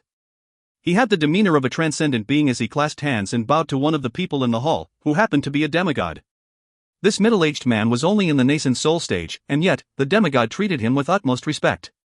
Waving his hand, the demigod said, "Grandmaster Zhou, back when I was in Vile Emperor City, I acquired a threefold spirit enhancement for this flying sword. Despite searching the nation high and low, I couldn't find anyone to perform the fourth spirit enhancement. If you're able to do it, Grandmaster Zhou, then I can pay any price you set. An enigmatic smile could be seen on Grandmaster Zhou's face as he looked back at the demigod. Although I've never personally met Grandmaster Zhang Dahai, I've heard that he can perform fourfold spirit enhancements. Looking a bit embarrassed, the demigod said, "You've heard the old saying you can see the divine dragon, but never from head to tail, right? That describes Grandmaster Zhang perfectly. It's almost impossible to get an audience with him. In fact, I've never even seen him." With that, he clasped hands and bowed again, then went on to promise handsome compensation for the job. After a long moment, Grandmaster Zhou nodded. "Very well. Let me see the sword in question." Visibly enlivened, the demigod produced a crimson flying sword, which he handed to Grandmaster Zhou for inspection. It was at around this time that Qing'er and Bai Xiaochun appeared near the door of the mansion. Considering the level of his cultivation base, Bai Xiaochun didn't need to be in the hall to see everything going on inside, including Grandmaster Zhou. The instant he saw him, he blinked a few times, and then the corners of his mouth turned up in a smile. Qing'er was already gazing at Grandmaster Zhou with a bright expression. "Exalted One," she said to Bai Xiaochun, "that is the incredible Grandmaster Zhou, our #1 spirit enhancer. You must have met him before in the Heavenspan realm, right? Unfortunately, no one knows his full name. He said long ago that if he ever found that long-lost dear acquaintance, then he would announce his name to the world." "Yeah," Bai Xiaochun said, nodding. "I know him." With that, he cleared his throat. Perhaps because of a sudden hush in the crowd, the sound of Bai Xiaochun clearing his throat was a bit louder than he had intended it to be. It drifted into the hall, causing Grandmaster Zhou to frown. After all, when he performed spirit enhancements, he required peace and quiet, which was a generally known rule. At this point, his eyes shifted from the crimson flying sword to the crowd outside. He looked irritated at first, but when he caught sight of Qing'er, his heart softened a bit. He had long since come to realize that she liked him, and it caused a smile to appear on his face. Then his gaze shifted to the person standing next to her. Bai Xiaochun. Suddenly, Grandmaster Zhou's eyes went wide, and his mind began to spin. If you find any errors, ads pop up, ads redirect, broken links, non-standard content, etc., please let us know. Report chapter so we can fix it as soon as possible. Chapter 1129, Come Home. Chapter 1129, Come Home. Bye. Bye.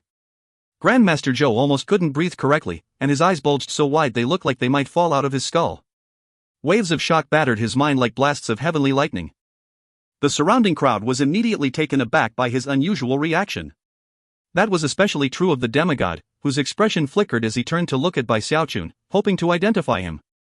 No one else in the crowd recognized Bai Xiaochun, but no one could miss the shock on Grandmaster Zhou's face. Immediately, hushed discussions broke out. "What's wrong with Grandmaster Zhou? I've never seen him look like that." Qing'er was also visibly taken aback. However, before she could do anything, Grandmaster Zhou jumped out of his chair and tossed the flying sword to the side. He hadn't quite reached the point of being visibly out of his mind, but he was almost there as he scrambled toward the door. Jaws dropped as he moved with blinding speed to appear in front of Bai Xiaochun. There, he flopped to the ground in front of Bai Xiaochun, grabbed his legs, and began to weep openly. Voice quavering, he said, "Me lord. Yixing has missed you to death. I thought I would never meet you again, my lord. The heavens do have eyes. They actually permitted me to see you once again." Grandmaster Zhou was none other than Zhou Yixing. His words were spoken loudly and with the utmost sincerity, ensuring that everyone in the area could hear them clearly. Many gasps could be heard as audience members turned their attention to Bai Xiaochun. Grandmaster Zhou called him my lord? Heavens! Grandmaster Zhou is awesome enough as it is. I wonder how powerful his master is. Who is this person? How come he seems so familiar? Qing'er's jaw currently hung wide open. Although she had paid lip service to the fact that Bai Xiaochun was the ultimate spirit enhancer, in her heart, the Grandmaster Zhou that she had become smitten with was the best in the world. As of now, her thoughts were thrown into complete confusion, to the point where she almost couldn't accept what was happening. Grandmaster Zhou called him my lord. Zhou Yixing's heart was pounding in unprecedented fashion. The truth was that he was very nervous. Obviously, he was aware of what was going on in Misty Sea Prefecture, and also knew that Bai Xiaochun, the giant Ghost King and Grand Heaven Master were all there. However, he had come to enjoy his current lifestyle, and couldn't bear to part with it. He liked how people fawned over him, and even after much deliberation about the matter, had not yet been able to bring himself to go seek asylum with Bai Xiaochun. As of this point, though, there was no need for deliberation. Bai Xiaochun was right here in front of him, and therefore, Zhou Yixing knew that his days of comfort were over.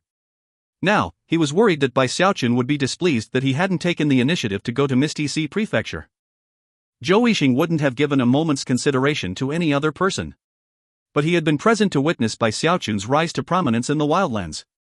Whether it was the chaos he caused in the Arch-Emperor dynasty, his path to becoming a heavenly necromancer, the fact that his apprentice had become the Hell Emperor, or the fact that he had won over Mistress Red Dust, all of it ensured that he felt deep reverence for Bai Xiaochun. It was something that reached down to his bones, and even his soul. And that was the reason for his nervousness, and why he was trying to make himself seem as pitiable as possible. I hope that Bai Xiaochun will go easy on me for old time's sake, he thought, tears flowing down his cheeks as he stared up miserably at Bai Xiaochun. You have no idea how long I searched for you, milord, he said. I dreamed every night of how wonderful it would be to reunite with you, but... Although Bai Xiaochun was smiling at him, Zhou Yixing trembled and loudly added, Milord, Yixing has missed you so much. Bai Xiaochun blinked a few times. From the moment he had laid eyes on Zhou Yixing, it was obvious that he had come to enjoy life here, and didn't want to bear the hardships that would come with living in Misty Sea Prefecture. Considering his dramatic performance, Bai Xiaochun could see that Zhou Yixing was obviously scared. However, Zhou Yixing had misjudged the situation. After all of the things Bai Xiaochun had experienced, he knew more than ever that the longer the people of Heavenspan lived in the eternal immortal domains, the more people would make the same decision as Zhou Yixing. He didn't want to force people to join him in Misty Sea Province. After all, they were not enemies. As long as they ended up living a life they enjoyed, Bai Xiaochun was content. That had been his stance all along. When he saw how much Zhou Yixing was humiliating himself already, Bai Xiaochun sighed and revealed the power of his cultivation base. Instantly, something like a windstorm sprang up within the city. Looks of shock appeared among the members of the crowd as they edged backward. As people sensed the cultivation base fluctuations, and realized what type of person was in their midst, cries of alarm began to ring out. A celestial. That's Bai Xiaochun. He's King Heavenspan, Bai Xiaochun. Heavens. It turns out Grandmaster Zhou's Lord and Master is actually a celestial. The crowd was completely shaken by his aura and cultivation base fluctuations. Furthermore, not a single one of them looked down on Zhou Yixing in the least. In fact, their reverence toward him increased. Some people might look down on those who served another. But when one's lord was a celestial, that was no disgrace. In fact, most people wished to be able to have such a privilege. Many gasps could be heard, and the envy in their eyes was clear. They now respected and revered Zhou Yixing even more than before. However, Bai Xiaochun's show wasn't over yet. Reaching forward, he helped the dazed Zhou Yixing to his feet. Smiling he said, Yixing, I already told you that we're fellow Taoists and friends. There is no master-servant relationship between us anymore. I know you're grateful for what I did for you in the past, but from now on, I don't want to see you acting like this. Not ever again. You've done well for yourself here, and I'm happy for you. He made sure to boost his voice with his cultivation base so that everyone could hear. Zhou Yixing wasn't sure how everyone else was reacting to all of this, but he knew that Bai Xiaochun was intentionally wiping away any humiliation. In fact, Zhou Yixing's reputation would increase because of this. Instantly, his heart began to tremble. His eyes teared up even more, and he suddenly felt ashamed. He knew that Bai Xiaochun had seen through his act, but instead of reproaching him, had helped him. Zhou Yixing opened his mouth to say something, only to find that no words would come. Yixing, spirit enhancement is something special from the Heavenspan realm. I hope that you can accomplish grand things with it here. And never forget, no matter where you are, I always have your back. Alright, I need to go now. If you ever have time, come to Misty Sea Prefecture, and we can catch up on old times. Thumping Zhou Yixing on the shoulder, Bai Xiaochun smiled, then turned and walked off. Xinger was still standing there with her mouth hanging open, staring in shock at Zhou Yixing. Then she looked over at Bai Xiaochun and hurried after him. Meanwhile, Zhou Yixing stood there, watching Bai Xiaochun walk off, trembling. Everything Bai Xiaochun had said and done left Zhou Yixing feeling completely ashamed of his behavior. After a moment, just when Bai Xiaochun was about to disappear, Zhou Yixing gritted his teeth, and his eyes shone with determination. With that, he severed any desires to stay where he was and enjoy life. Bursting into motion, he began to chase after Bai Xiaochun. Wait for me, milord. I want to go to Misty Sea Prefecture. Bai Xiaochun stopped in place and looked over his shoulder to see Zhou Yixing hurrying toward him, conviction burning in his eyes. Bai Xiaochun smiled and nodded. Come, let's go home. Home. Zhou Yixing murmured, shivering. Suddenly he smiled, a pure, genuine smile. Yes. Let's go home. If you find any errors, ads pop up, ads redirect, broken links, non-standard content, etc., please let us know report chapter so we can fix it as soon as possible. Chapter 1130, Get Away, Vixens. Chapter 1130, Get Away, Vixens. It was a life-changing moment for Zhou Yixing. His impression of Bai Xiaochun had changed, and he now felt profound hope for what was to come in Misty Sea Prefecture. Although he would miss the life he had come to enjoy, the truth was that despite the good position he had created for himself, he had always felt alone. There were many times late at night when he thought about how strange these lands were compared to the Heavenspan realm, and he would sigh deeply. Now, when he heard the words go home, his heart and mind trembled, and he hurried along after Bai Xiaochun. From the very beginning, Bai Xiaochun had thought of Zhou Yixing as his lucky star, and as it turned out, his return did indeed bring great luck. The following morning at dawn, the negotiations with Gongsun Wan'er went very smoothly. Not only would trade be allowed, but she would also permit a portion of each of the prefectures under her control to have an area in which Misty Sea Prefecture could do business directly. They would all be under the supervision of Gongsun Wan'er, and she would get a large share of the profits. Perhaps the advantage they had gained would not be obvious at first. But as trade flourished, Misty Sea Prefecture would truly be forging its own path. Before long, the Grand Heaven Master's ultimate plan would come into effect, and they would rise to prominence. Bai Xiaochun was very pleased with how everything had played out. Not only did he establish trade relations with Gongsun Wan'er, he also brought Zhou Yixing back into the fold. And thus, the two of them returned to Misty Sea Prefecture. Everything in Misty Sea Prefecture was new to Zhou Yixing. However, as soon as he got to Misty Sea City, it was much to his delight that he recognized old acquaintances from the wildlands. Bai Xiaochun knew that now would be a time for reuniting with friends, and therefore, left Zhou Yixing to his own devices, and headed back to his mansion alone to meet with the Grand Heaven Master. As Bai Xiaochun proudly recounted the details of his victory, the Grand Heaven Master frowned slightly. After waiting for him to finish speaking, he asked, "What about things between you and Gongsun Wan'er? Any progress? Did you stay the night at her palace of operations?" Bai Xiaochun frowned, well aware of what the Grand Heaven Master was hinting at. However, there was no way that he would get closer to Gongsun Wan'er. Progress? I guess you could say that. But why would I stay at her palace of operations? I stayed in the city, obviously. The Grand Heaven Master sighed in response. The truth was that his main purpose in having Bai Xiaochun go see Gongsun Wan'er had nothing to do with trade. There was no way that she would refuse a business proposal that would be beneficial to both of them. What he truly wanted was for Bai Xiaochun and Gongsun Wan'er to develop a romantic interest in each other. If Bai Xiaochun had stayed the night at her palace of operations, the Grand Heaven Master could have arranged for rumors to be spread that would cause the vile emperor to distrust her even more. He even had a whole string of events planned for afterward that he was 60% sure would result in Gongsun Wan'er and Bai Xiaochun bearing a few children. Once that happened, Bai Xiaochun's foundation in the eternal immortal domains would be even stronger than before. Unfortunately, despite all of his preparations, it seemed Bai Xiaochun wasn't up to the task.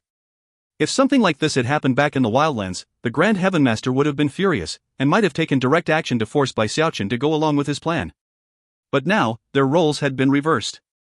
Bai Xiaochun was the ruler of the nation, and the Grand Heaven Master was one of his ministers. Therefore, he could only sigh and try to come up with a new plan, one that would conform better to Bai Xiaochun's style. Later on, when the moment was right, he could try to get him together with Gongsun Wan'er. Sadly, coming up with a new plan would not be easy. Rubbing the bridge of his nose, he smiled wryly and took his leave, mind already spinning with ideas. Had Gongsun Wan'er been aware that there was a wily old fox in Misty Sea Prefecture plotting against her, she would have come after him and killed him, even if she died in the process. Bai Xiaochun watched the Grand Heaven Master leaving, and sighed. He knew what the man was thinking, and knew that everything he was doing was for the good of the Heavenspan realm. He just wanted Bai Xiaochun to forge a strong foundation. But Bai Xiaochun couldn't help but balk at the plan, it just wasn't the type of thing he did. Whatever. I won't let it bother me. The most important thing now is to improve my cultivation base. Driving his worries from his mind, he took a deep breath and headed back to his private chamber. He knew that the key to raising the level of his cultivation base were the rewards from the damaged fan. He had acquired quite a few medicinal pills from the 30th level, not to mention the rewards from all the other levels. Plus, he now had an Archean soul. All it took was a thought, and he was back in the void on the damaged fan.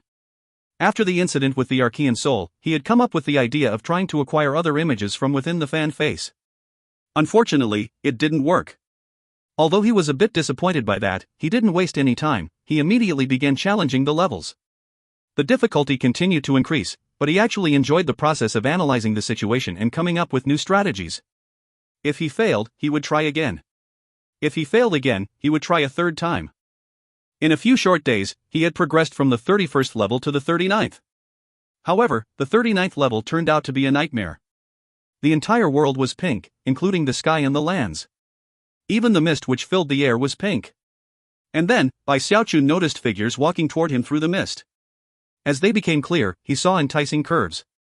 1, 2, 3, 4, 5. In a few short breaths of time, he found himself surrounded by more than 100 beautiful women. Each and every one of them could be described as spectacularly attractive. Some could even rate higher than Song Junwan or Mistress Red Dust, probably because they were illusory in nature.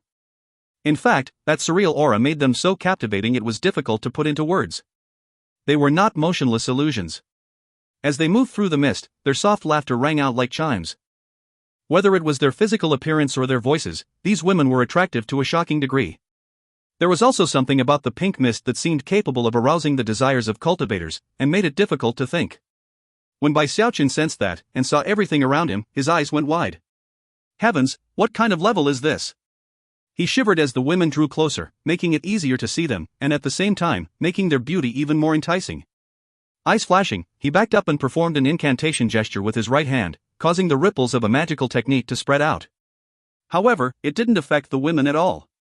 They merely chuckled, getting closer and closer, some of them licking their lips, some of them sucking on their fingers. "Get away, vixens!" he shouted. From what he could tell, the point of this level was being able to resist desire. "Seems you've underestimated Xiaochun. I can pass this level with ease." Chuckling coldly, he pulled out a breakup pill and then popped it into his mouth. Then he stood there casually looking at the women getting closer and closer. Nothing they did moved him at all. But after enough time passed for an incense stick to burn, a woman appeared off in the distance who began to dance gracefully. Then, all of the other women started to dance. There was something entrancing about the dance, as though it contained the hidden power of some great Tao. Almost immediately, Xiaochun's heart began to pound, and the effects of the breakup pill were negated. Heavens, what dance is that? If you find any errors, ads pop up, ads redirect, broken links, non-standard content, etc., please let us know. Report chapter so we can fix it as soon as possible. Chapter 1131, Succubus Queen. Chapter 1131, Succubus Queen. The Dance of the Succubi. Up in the air above the 39th level was the spirit automaton of the damaged fan, in the form of a boy.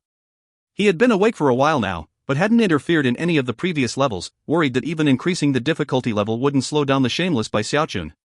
He had been waiting patiently for him to get to the 39th level, which he deemed the best place to gain a victory. The 39th level tested the challenger's determination. There were many aspects to determination. For example, some people would be tempted by profit. Seeing precious materials of heaven and earth laid out in front of them would stir their desires on a deep level. Others could be affected by different temptations. Only someone who had completely severed all of the 7 emotions and 6 sensory pleasures could possibly be unaffected by the 39th level. The women Xiaochun was seeing were only soul projections, given corporeal form by the Tao essence of life and death. However, they had originally come from a very advanced civilization. After all, the void had not always been dark. Before the Great Catastrophe, there had been a matriarchal world ruled by a race called the Succubi. The Succubi were invaders. After taking over another world, they would kill all the women and imprison all the men, whom they would then torment day and night. Before death, a male cultivator's life force would be converted into a soul seed, which the succubi would then use to propagate their own people. Eventually the succubus queen arose, a succubus who achieved unheard of levels of power.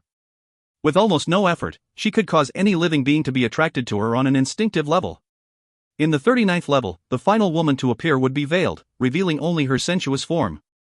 And she was the succubus queen. As soon as she appeared, Xiaochun felt like he was about to go crazy. Not even his breakup pills could suppress the instincts within him.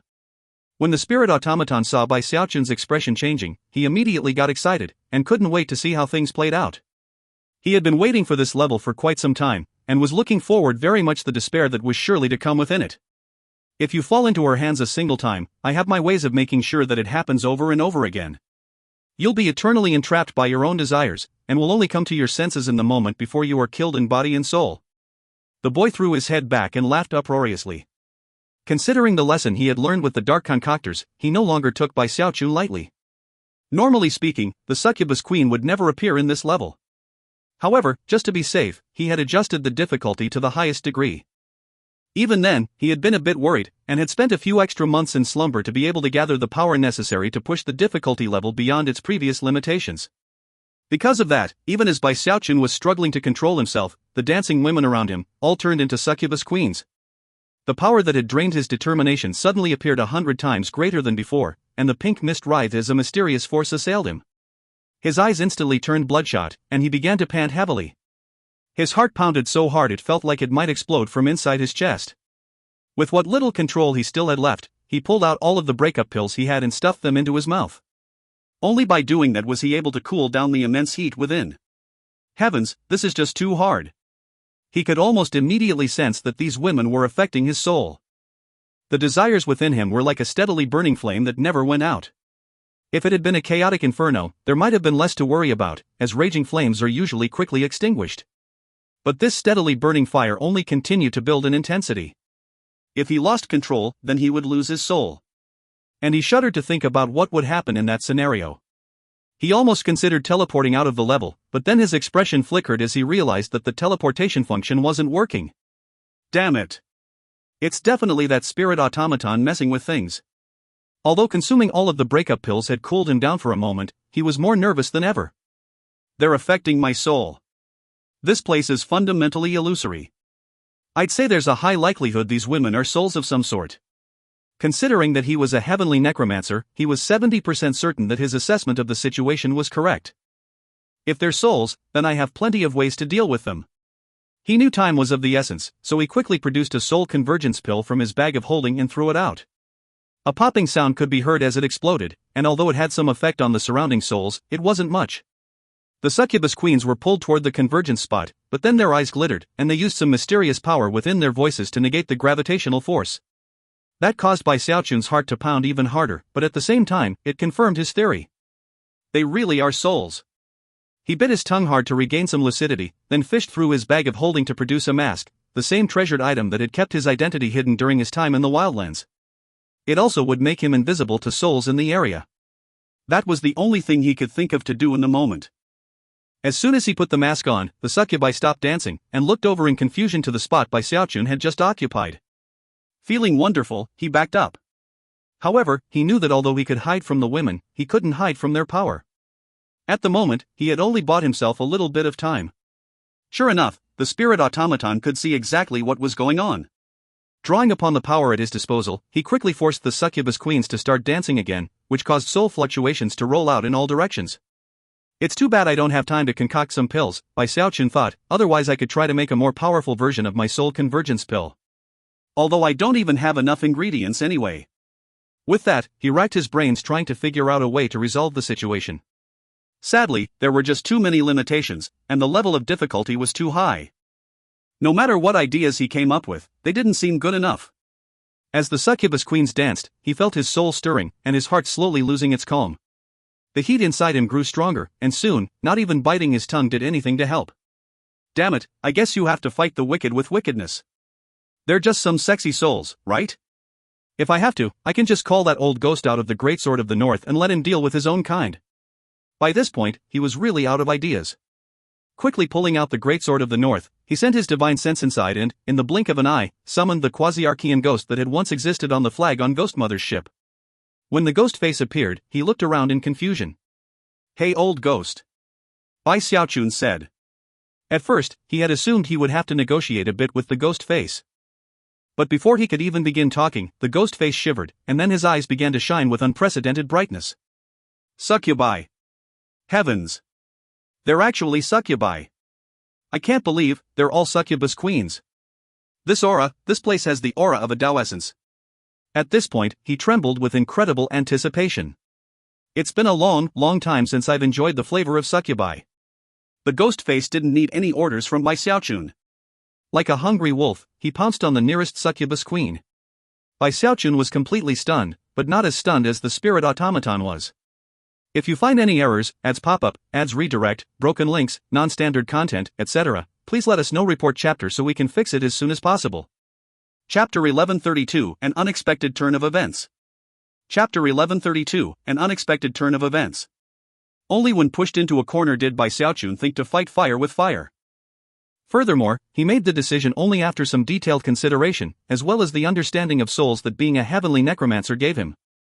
Back in his flame conjuring days, he had seen souls consume each other on numerous occasions, and yet hadn't been completely certain of his new strategy. But when he saw the Ghostface's excited expression, and heard his exclamation, he blinked a few times, then breathed a sigh of relief. For a moment, he felt a bit sorry for the succubus souls. This old ghost has probably been hungry for tens of thousands of years. As the Ghostface lunged forward with an excited shout, the beautiful, flirtatious succubi looked at him with flashing eyes. Then, instead of fleeing, they actually began to rush toward him and surround him. Bai Xiaochun looked on, stunned, unsure of who was making the first move, the Ghostface or the succubi. The group of souls tumbled off into the mists, until they were impossible to see clearly. Excited shrieks and shouts echoed out, leaving Bai Xiaochun bewildered as to what was going on. Can that old ghost handle it? He thought. A moment ago, he had felt sorry for the succubi, but now, he wasn't really sure what to think. As of this moment, he could still feel their power tugging at his soul. Knowing that he couldn't dare to get any closer to them than he already was, he gritted his teeth, sat down cross-legged, and began to focus on meditating, ignoring anything else that was happening. Bai Xiaochun could ignore what was happening, but the spirit automaton could not. He anxiously descended into the mists to see what was happening, and then, didn't come back out. 20 hours passed. Eventually, the Ghostface appeared, shivering and looking very pleased with himself. His cultivation base was almost completely back to normal. After returning to Bai Xiaochun, he looked at him for a long moment and briefly considered doing something to him. However, even though he had his cultivation base back, Bai Xiaochun had left a deep shadow on his heart, and after muttering to himself a bit, he decided not to interrupt him. Instead, he floated quietly back into Bai Xiaochun's bag of holding. Next to emerge from the mists was the spirit automaton. His expression was a mixture of fear, disbelief, and shock as he looked over at Bai Xiaochun, and specifically, his bag of holding. Heavens! How could a soul like that even exist? The spirit automaton had apparently suffered an unimaginable blow, and was not able to recover at the moment.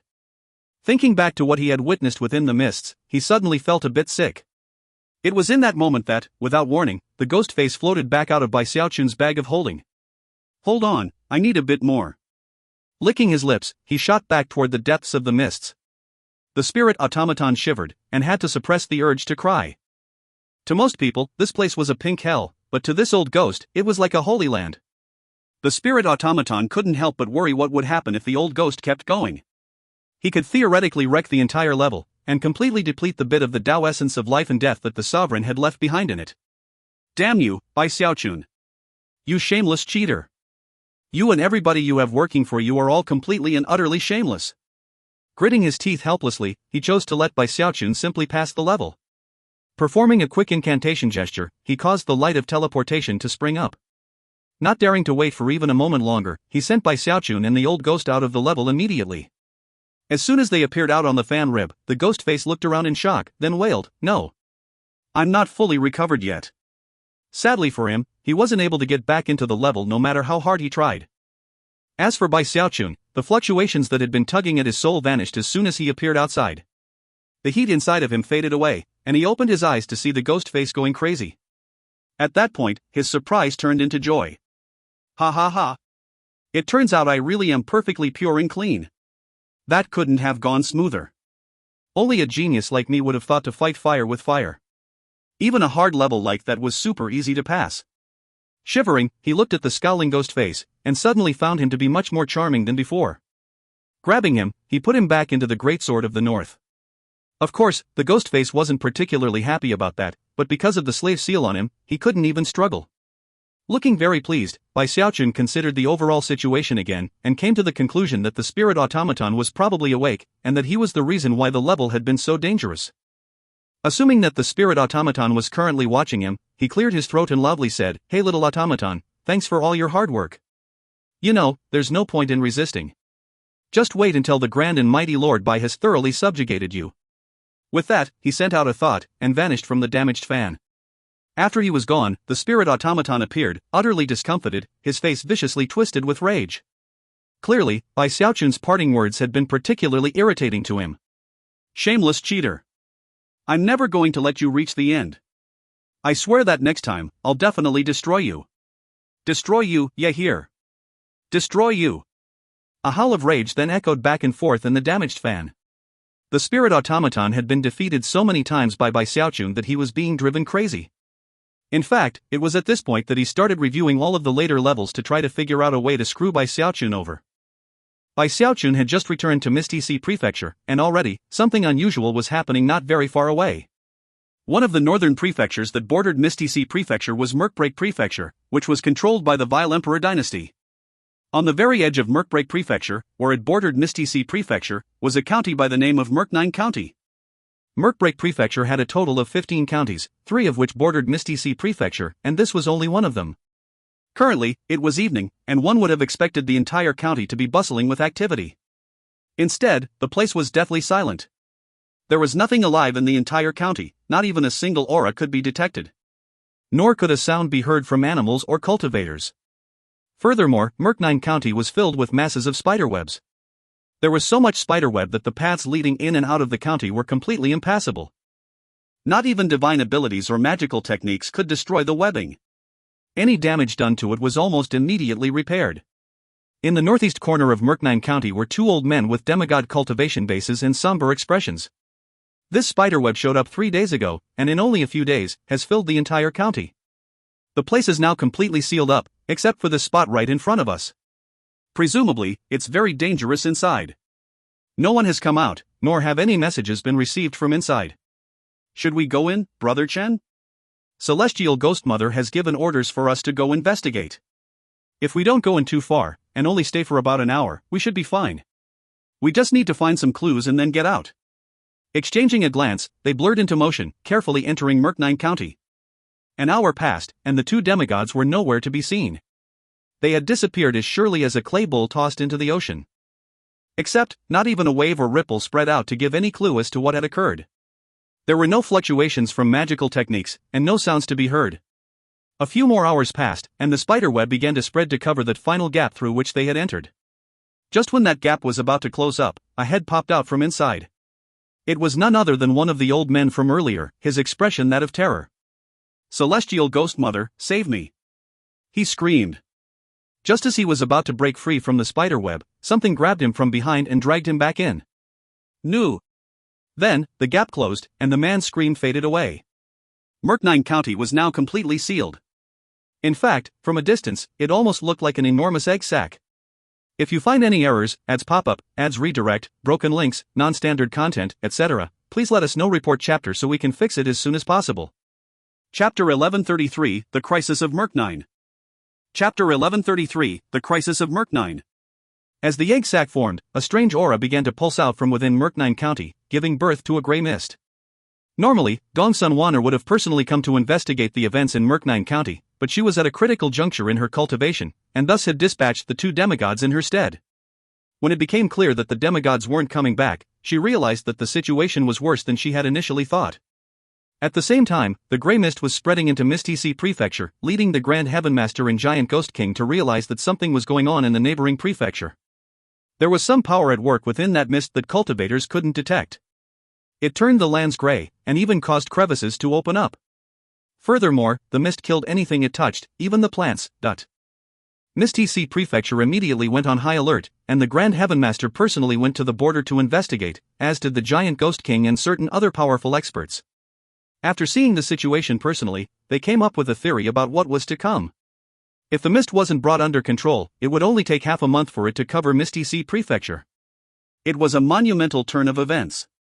After all, Misty Sea Prefecture was in the middle of rapid development, and if the momentum stalled at this early stage, it could have devastating long-term consequences. It was at this time that Xiaochun returned from the damaged fan, and sent out his divine sense to notify the Grand Heaven Master and Giant Ghost King that he was back. Those two had long since come to realize that he had some mysterious reason for disappearing occasionally. Of course, neither had presumed to ask about it. Once Xiaochun's divine sense touched them, they somberly explained the issue with the mist and Murknine County. The entire county is covered with spider webs? And anyone who touches the mist dies. Xiaochun was visibly shocked. Clearly, this was not a small matter, and therefore, the first thing he did was send a report to Saint Emperor City. Not wanting to waste time waiting for a response, and worried about how Misty Sea Prefecture might be negatively affected, he forced himself not to think about how dangerous the situation was, and flew over to check it out personally. Of course, he brought various subordinates with him, including the Grand Heaven Master and Giant Ghost King. Soon, they were near the border of the prefecture, right outside of the expanding gray mist. When Bai Xiaochun saw it, he felt very shaken. What is that stuff? He thought, immediately beginning to curse inwardly. The mist was moving at incredible speed, roughly that of a deva. And his divine sense couldn't penetrate it at all. Back in the Heavenspan realm, he would have simply fled in the face of this level of danger. But now, he was the most powerful expert in Misty Sea Prefecture. How could he possibly run away? Torn about what exactly to do, he gritted his teeth and ordered his subordinates to back up. Then he unleashed all of the power of his cultivation base to surround himself in defensive fashion. Finally, he tried to enter the mist to investigate further.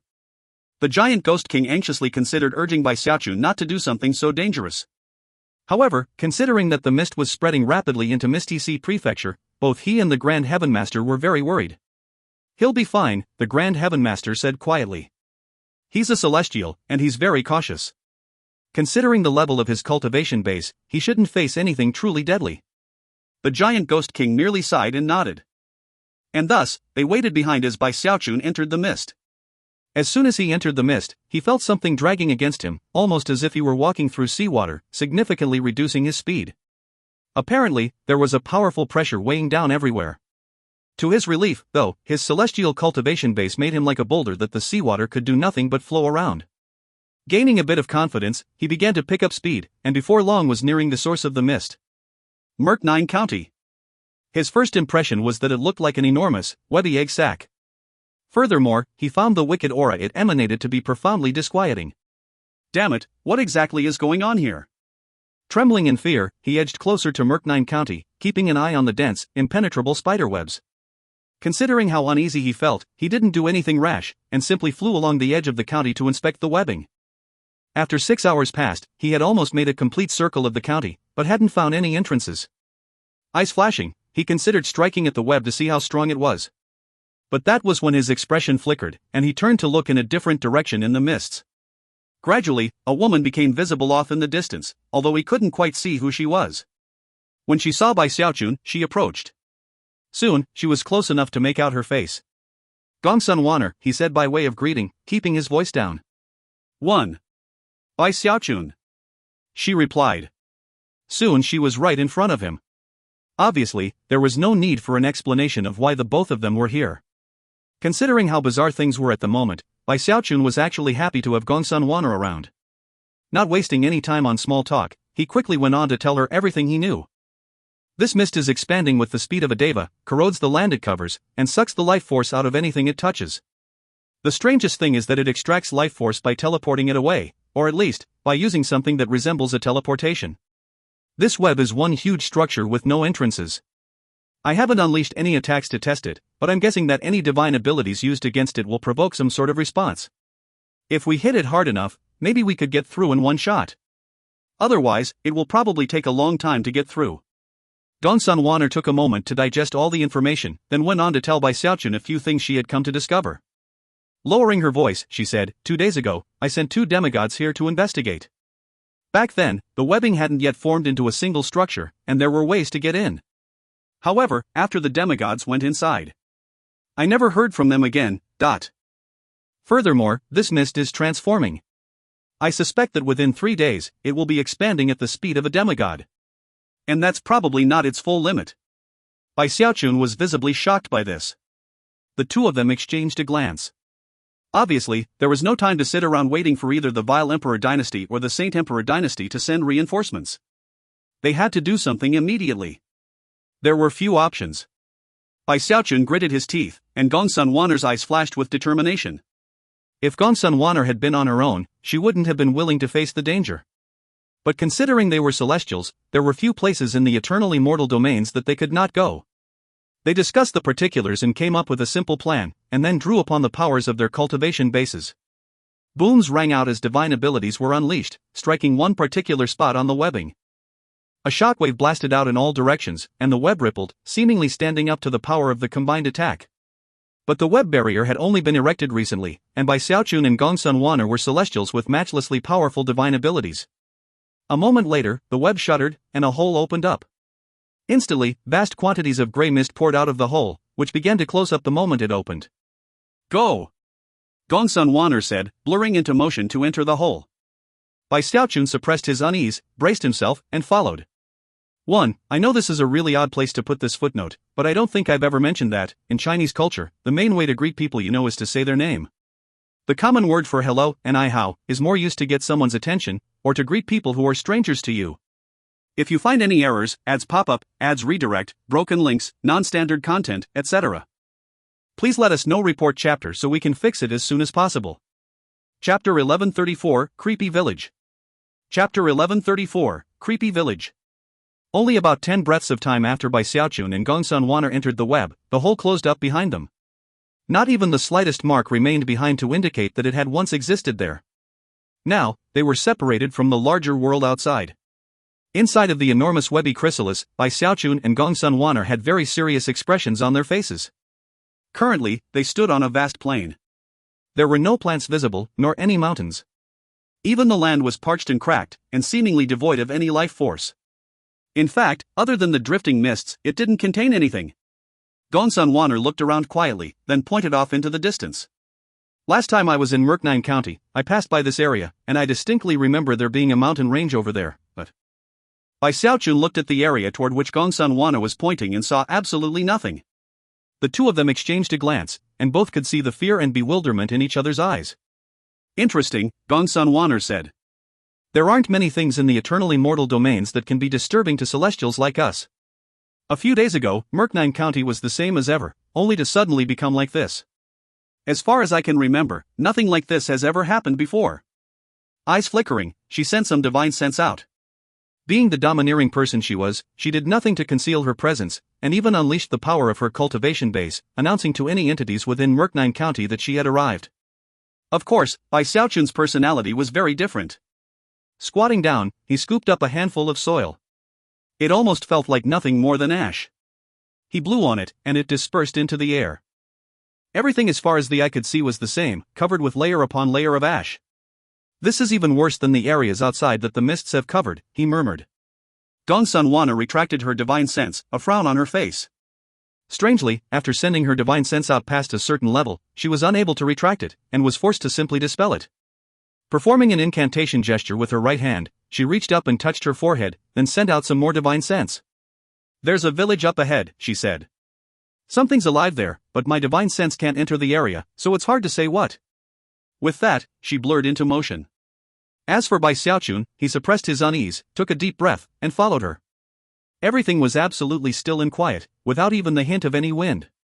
Strangely, it wasn't very dark, as the webby chrysalis which made up the sky actually glowed with bright light. Although mortals wouldn't be able to see it, considering the level of Bai Xiaochun and Gongsun Wan'er's cultivation bases, they were able to see everything very clearly. They moved with speed that vastly surpassed demigods.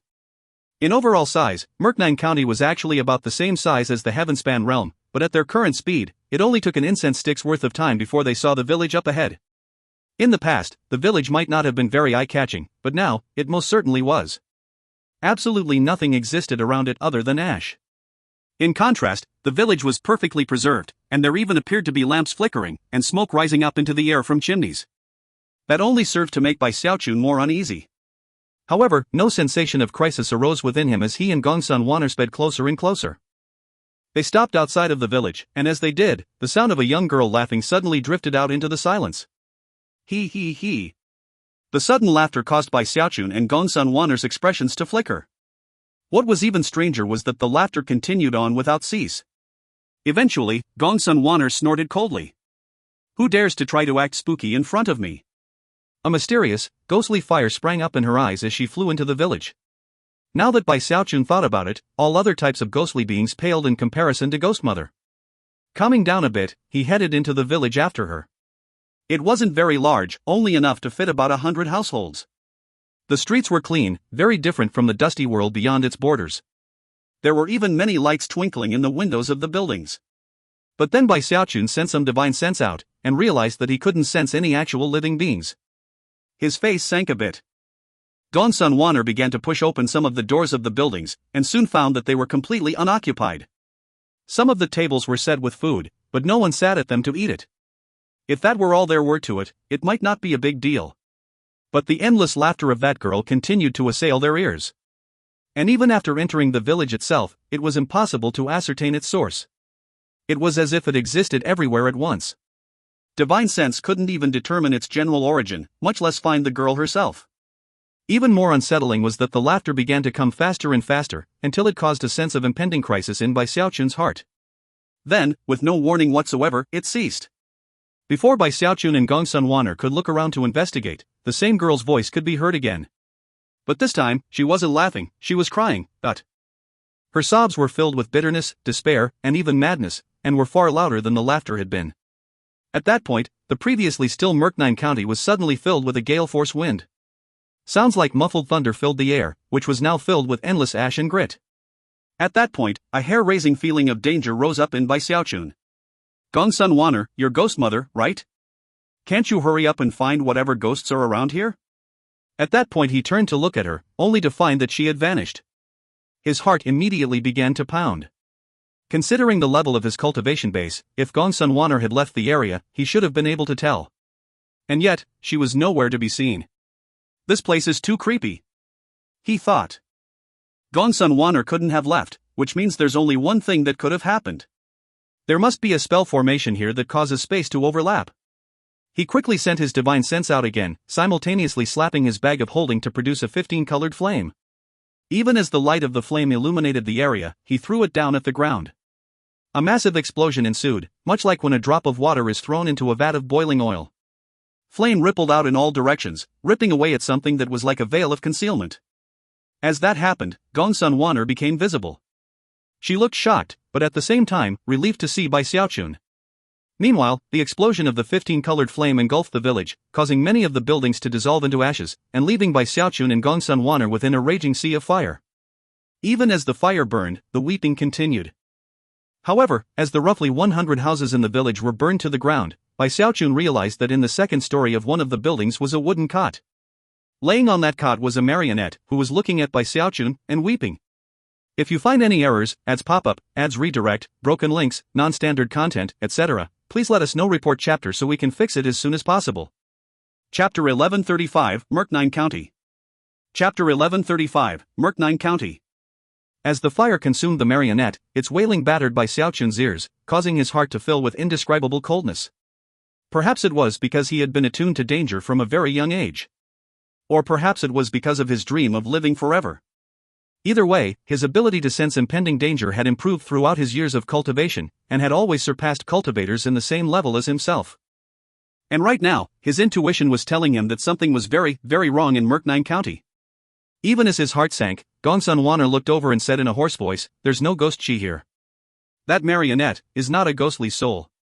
Although she didn't have Bai Xiaochun's intuition, as ghost mother, she was innately attuned to matters of ghosts and souls. More precisely, it isn't a complete ghostly soul. I can actually sense a soul linkage on it, and the source is in that direction. She pointed off into the distance, then looked over at Bai Xiaochun. Although she didn't say anything more, her intention was clear. They had two choices. One was to leave, and wait for other celestials from the two dynasties to come help, or perhaps even the Archean emperors. The other option was to go investigate on their own, and try to resolve the issue. The former was the safest of the two decisions. Unfortunately, neither Gongsun Wanner nor Bai Xiaochun had the luxury of time. Bai Xiaochun wasn't sure whether Gongsun Wanner would be willing to give up her place in the north, but he did know that if he didn't resolve this situation, then he might as well forget about turning Mistisi Prefecture into a beacon of hope for the people of Heavenspan. Frowning slightly, he blurred into motion in the direction Gongsun Wanner had pointed out. Gongsun Wanner didn't hesitate to follow. After winning the struggle over the true form of Ghost Mother, she had lost the trust of the vile emperor. Her entire purpose in coming to the north of the second immortal domain was to try to win back that trust. If she didn't join Bai Xiaochun, she would be throwing away all of the progress she had already made. Therefore, she made the same decision he did. The more they flew along, the more unsightly their expressions became. Even after flying for some time, they never saw a single person. Everything was gray, with no plant life or mountains. Nothing. They saw towns and villages, but most seemed devoid of life. A few times, mysterious voices floated out from within a location they passed. Presumably, those places were similar to the first village they had encountered. And thus, they proceeded along in silence and vigilance. Eventually, a city appeared up ahead. It was none other than the capital of Murknine County. This is the source of the soul linkage, Gongsun Wan'er said. I just can't tell exactly where it is.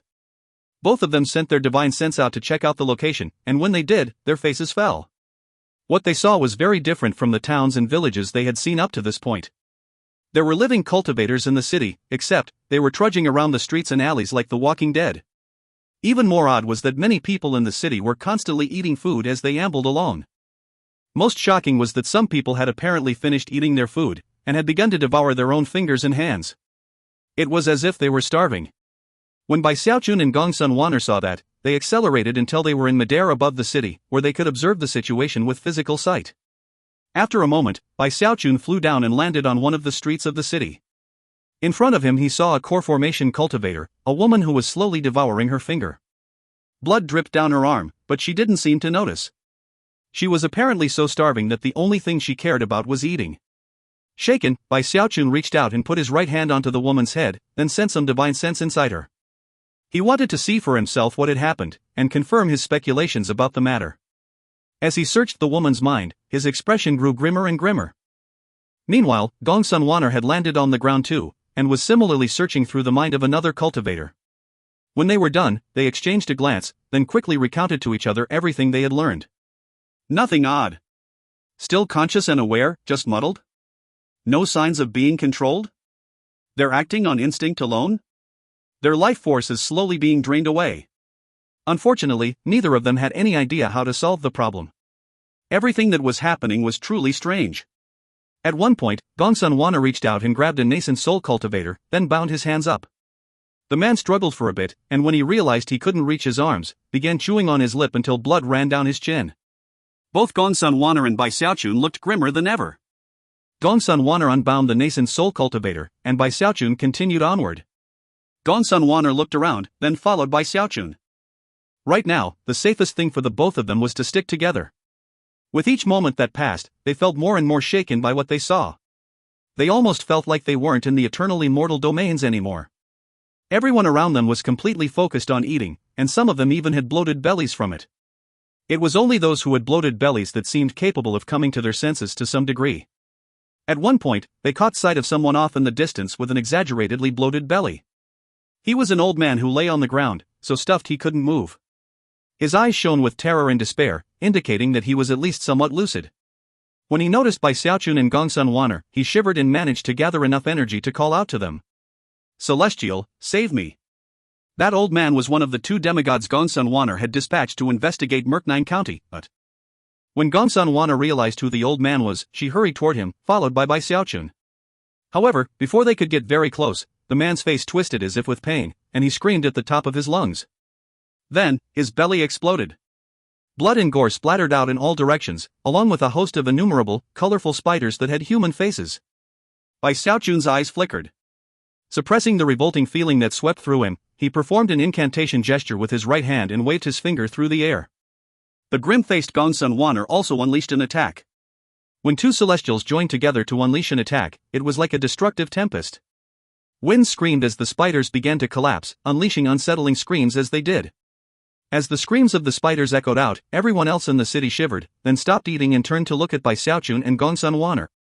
Pained expressions could be seen on their faces as they howled, their bellies bulging. Then, one by one, they began to explode.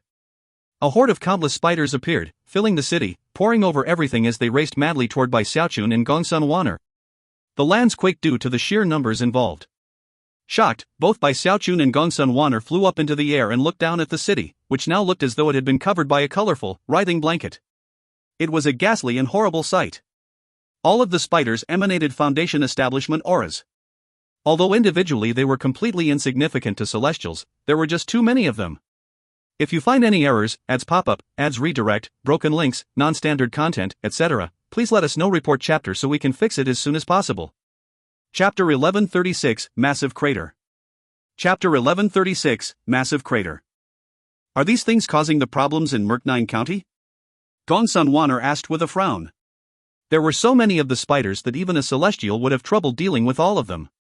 However, it didn't seem likely that things were so simple, especially considering the matter of the soul linkage. Let's take care of these spiders first, then worry about everything else later. Bai Xiaochun performed an incantation gesture with his right hand, and then waved his finger, causing frigid qi to spread out in all directions. Everywhere it went, the buildings in the city were frozen. As for the spiders, they instantly went rigid and unmoving. At the same time, Gongsun Wanner took action, sending black flame down toward the city. This type of flame was different from the multicolored flame that Bai Xiaochun would conjure as a necromancer. It seemed purer. In fact, as Bai Xiaochun looked at it, he could tell that it contained the power of the 7 emotions and 6 sensory pleasures. The black fire quickly became a sea of flames that spread out in the area. Instead of interfering with Bai Xiaochun's frigid qi, it actually complemented it. Roaring sounds echoed out as countless spiders were killed. However, there were still plenty of spiders left, and they began to clump together, transforming into 8 towering piles that rose into the sky. Soon, the piles formed into 8 300-meter-tall spiders composed of innumerable smaller spiders. Howling, the gigantic spider constructs rushed toward Bai Xiaochun and Gongsun Wanner. Because of the conglomeration of spiders that made them up, these larger spiders were no longer at the Foundation establishment level. They were more like quasi-celestials, and they looked vicious to the extreme. Anyone other than a celestial who faced a situation like this would have no way to come out alive. Thankfully, the suspicious activity in Murknine County had attracted the attention of not one celestial, but 2. Most likely, the ultimate culprit behind everything had not considered that such a thing would transpire. As the 8 enormous spiders neared, Bai Xiaochun prepared to fight. However, Gongsun Wanner had been holding in her frustration from what had occurred in the first village they encountered. The fact that Bai Xiaochun had ended the impasse before she could had left a deep impression on her. Therefore, she quickly performed an incantation gesture before he could do anything, sending masses of black smoke flying toward the spiders. Along the way, the smoke broke up into 8 ghost hands, which clenched into fists as they smashed into the spiders. Cracking sounds rang out as the huge spiders collapsed, sending innumerable smaller spiders to their deaths.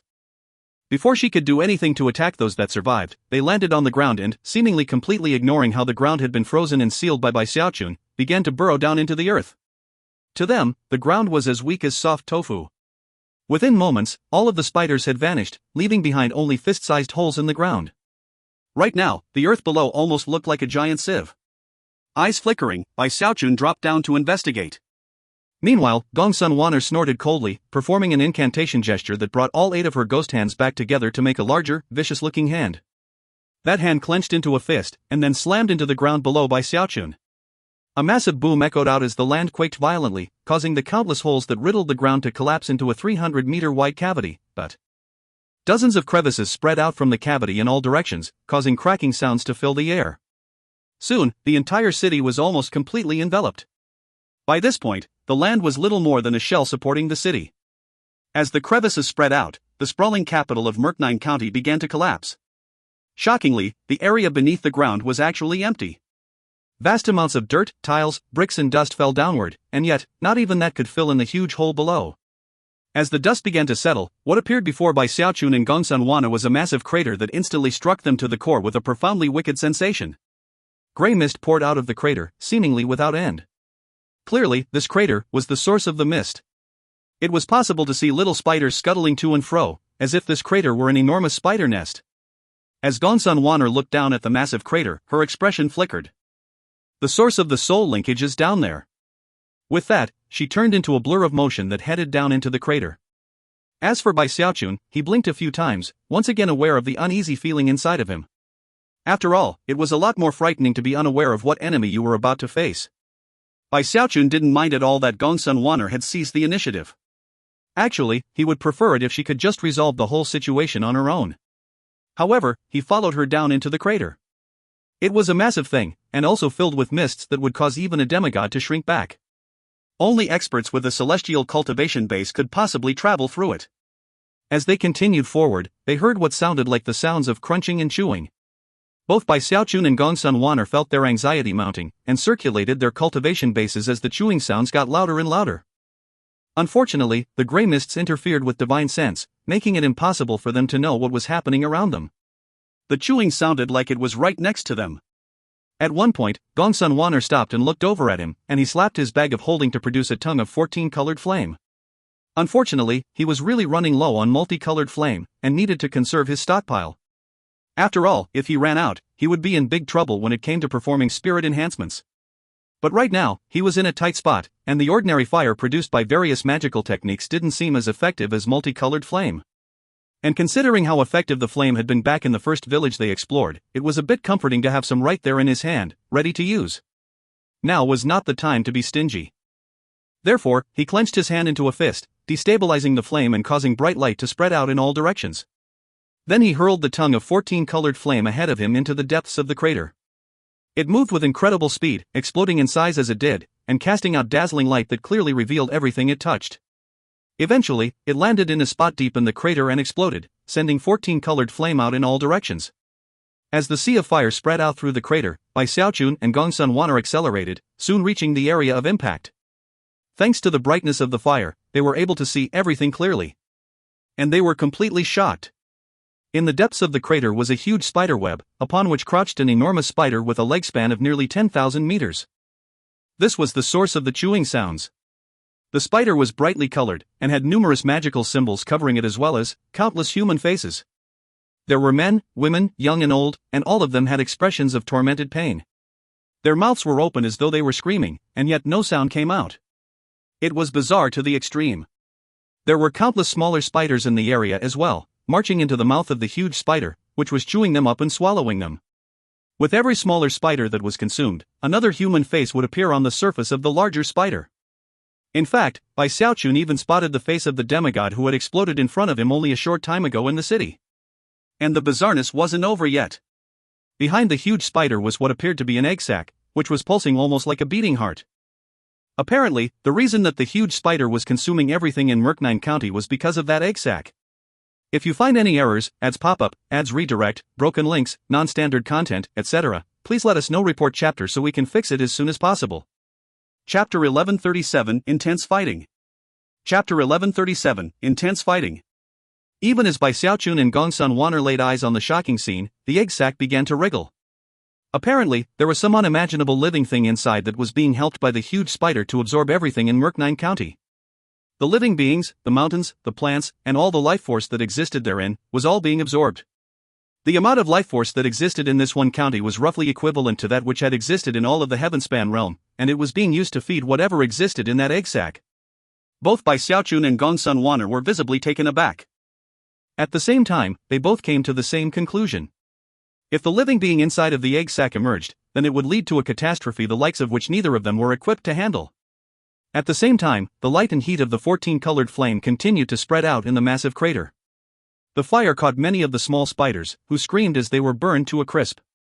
However, when it came to the spider web, there was some strange property to it that caused it to simply shrink back a bit from the heat of the flame. Not even the 14-colored flame could break the web. As many of the small spiders died, and as the spider web shrank back, the enormous Spider King suddenly looked up, fixing its cold gaze on Bai Xiaochun and Gongsun Wan'er. Roar! Its terrifying cry was filled with killing intent and ferocious brutality. Completely disregarding the 14-colored flame, it began to rush toward them. Despite being so huge, it advanced with lightning-like speed. Having no time to consult with Bai Xiaochun about a plan, Gongsun Wan'er performed a double-handed incantation gesture, causing black smoke to surge out and make an enormous ghost hand, which shot toward the spider. However, the spider was powerful to a shocking degree, and simply headbutted the ghost hand. The ghost hand, which had been fueled by Gongsun Wan'er's celestial cultivation base, simply shattered. It's got a celestial-level fleshly body. Bai Xiaochun blurted, shocked. However, he didn't slow down. Unfortunately, he and Gongsun Wan'er had no time to work out a plan for how to deal with the situation. And yet, considering that they were teamed up on this endeavor, there was no need to discuss certain things. While Gongsun Wan'er fought the spider, Bai Xiaochun blurred into motion, heading toward the wriggling egg sac. The huge spider saw what was happening, and was immediately enraged. It turned as if to intercept, but before it could, Gongsun Wan'er performed an incantation gesture, sending numerous vicious ghost faces flying out. Formed from black smoke, and radiating the dreadful power of demigods, they fearlessly lunged forward and began to bite the huge spider. Meanwhile, Bai Xiaochun was nearing the egg sac. Clenching his right hand into a fist, he unleashed a fist strike backed both by his celestial cultivation base and powerful fleshly body. The air was shattered as his fist flew through the air and then landed on the egg sac. Shaking visibly, the egg sac sank down where the punch had landed. However, thanks to some unknown means, it somehow captured some of the force of Bai Xiaochun's blow, then redirected it into a powerful backlash attack. However, it was impossible for it to completely negate a full-force blow from Bai Xiaochun, and the egg sac was left vibrating. That vibration seemed to tug at the attention of the enormous spider, who let out a piercing cry. Ignoring the ravenous ghost faces, it barreled toward Bai Xiaochun, moving so quickly that he had no chance to jump out of the way. A huge boom could be heard as Bai Xiaochun was struck, his 5 yin organs and 6 yang organs trembling painfully. As he staggered backward, his eyes turned bloodshot. But before he could do anything else, the enormous spider leaped toward him again. From the look in its eyes, it was possible to see how much it hated him. Then its mouth opened as it prepared to swallow him alive. However, the spider wasn't necessarily very intelligent. Even as it lunged at Bai Xiaochun, Gongsun Wan'er chuckled coldly, and turned into a streak of light that shot toward the egg sac. Taking advantage of how the spider was distracted by Bai Xiaochun, she swung her hand violently toward the egg sac, backing it with the full power of her celestial cultivation base. As rumbling sounds filled the air, the huge spider realized that it had been distracted, and its anger flared. As it turned toward Gongsun Wan'er, Bai Xiaochun finally realized what was most important to the spider. And how could he let the thing protect that egg sac? Rushing forward, he grabbed one of the spider's legs and pulled on it as hard as he could. Highs! All of the spider's momentum was killed by Bai Xiaochun, who used the full power of his fleshly body to prevent it from moving. The spider's claws scraped the ground as it tried to break free, but Bai Xiaochun was holding it in place with a vice-like grip. It was no easy task for him to utilize such explosive force against the spider. In fact, if he was even slightly careless, or loosened his grip even a little, the spider would surely break free. From what Bai Xiaochun could tell, this was like some primordial beast who would rather die than submit. You hold on to that thing while I destroy this egg sac. Gongsun Wan'er shouted, her eyes flashing. Her hands flashed in an incantation gesture, and at the same time, a statue flew out of her bag of holding. As soon as the statue was out in the open, it began to belch out black smoke that quickly filled the area. Moments later, wailing howls could be heard from within the smoke, and terrifying energy fluctuations began to roll out. The spider's anxiety mounted, and it even turned to snap at Bai Xiaochun. Beads of sweat popped out on Bai Xiaochun's forehead, and he had no choice but to let the spider go to avoid the attack. Then, as the spider prepared to lunge back in the direction of the egg sac, he quickly grabbed another of its legs and dragged it backward. The spider's claws created huge gulches in the ground as it was slowly dragged away in the opposite direction of its goal. The spider seemed to be going completely mad as it struggled in vain to free itself. Meanwhile, the black smoke surrounding Gongsun Wan'er began to spin, turning into a huge vortex that seemed capable of sucking in everything around it. The aura coming from within that smoke was chaotic, primeval, and ancient. It almost seemed like a profound aura of death. What the vortex was specifically tugging at, though, was the huge egg sac. However, it was at this point that the maddened spider yet again turned and snapped, not at Bai Xiaochun, but at the leg which he was holding. Crack! The leg was severed. As Bai Xiaochun tumbled backward in surprise, the huge spider lunged toward Gongsun Wan'er. However, that was when Gongsun Wan'er smiled coldly. Waving her arms out in front of her, she suddenly shifted the focus of the black vortex from the egg sac to the huge spider. You fell for my trap. She chuckled, eyes blazing with killing intent as she shoved her hands out in front of her. The spider trembled as a sensation of incredible danger filled it. It made to fall back, but unfortunately for it, Bai Xiaochun and Gongsun Wan'er were working in perfect unison. Back when she had shouted out to him earlier, he had immediately picked up on what she actually wanted to do. After all, back when he had struck the egg sac, he had sensed that it was not something that he could destroy. Obviously, Gongsun Wan'er would have detected the same thing. Only their combined powers could possibly do something to harm it. And with the huge spider around, that wasn't possible. Therefore, in the heat of the moment, the egg sac wasn't important. The huge spider had to be disposed of first. Gongsun Wan'er realized the truth the instant she struck the egg sac for the first time, and therefore, she and Bai Xiaochun quickly reached an unspoken agreement to take advantage of the spider's low intelligence and its weakness to hatch a simple ambush. Even as the huge spider flinched away from the vortex, Bai Xiaochun threw his arms out and drew upon the mountain shaking bash and the living mountain incantation. Transforming into a huge stone golem, he shot forward with incredible fleshly body power to slam into the huge spider. There was no time for the spider to react, much less dodge out of the way. A boom rang out, and it screamed miserably as it was struck. And then Gongsun Wan'er's divine ability prepared to devour it. If you find any errors, ads pop up, ads redirect, broken links, non-standard content, etc., please let us know. Report chapter so we can fix it as soon as possible. Chapter 1138, Are You Crazy? Bai Xiaochun. Chapter 1138, Are You Crazy? Bai Xiaochun. This was Bai Xiaochun's first time seeing Gongsun Wan'er use a magical technique like this. The black vortex radiated an ancient, deathly aura as it became like a huge mouth that widened to consume the huge spider. The spider let out an agonized shriek as its body began to collapse into pieces. It only took about 10 breaths of time for the entire thing to be completely sucked up by the vortex. Bai Xiaochun's scalp tingled in shock as he watched it happen. After all, the spider had fleshly body power equivalent to a celestial, and yet Gongsun Wan'er's divine ability completely destroyed it with impunity. Clearly, that divine ability was extraordinary beyond belief. Meanwhile, Gongsun Wan'er staggered back a few paces, her face draining of blood. Unleashing that ancient vortex had not been any simple task, and had been very draining. And considering how long it took her to unleash it in full, it must not be something that she could casually call upon. Although Bai Xiaochun was now sighing in relief that the fight was over, his fear of Gongsun Wan'er increased. That ability must be unique to Gongsun Wan'er herself. Otherwise, Ghost Mother wouldn't have been so easy to kidnap. However, now was not the time to sit around contemplating the matter. Eyes flashing, he looked at the egg sac. Panting for breath, Gongsun Wan'er also looked in the same direction. There was no need for them to discuss what to do next. In almost the same instant, they both unleashed attacks. Gongsun Wan'er summoned her bone battleship, except it was shrunk down to the size of a hand. As soon as it appeared, black smoke shot out from it toward the egg sac. As for Bai Xiaochun, he knew that it was a critical moment, so he summoned the Greatsword of the North and backed it with his early Celestial Realm cultivation base to slash at the egg sac.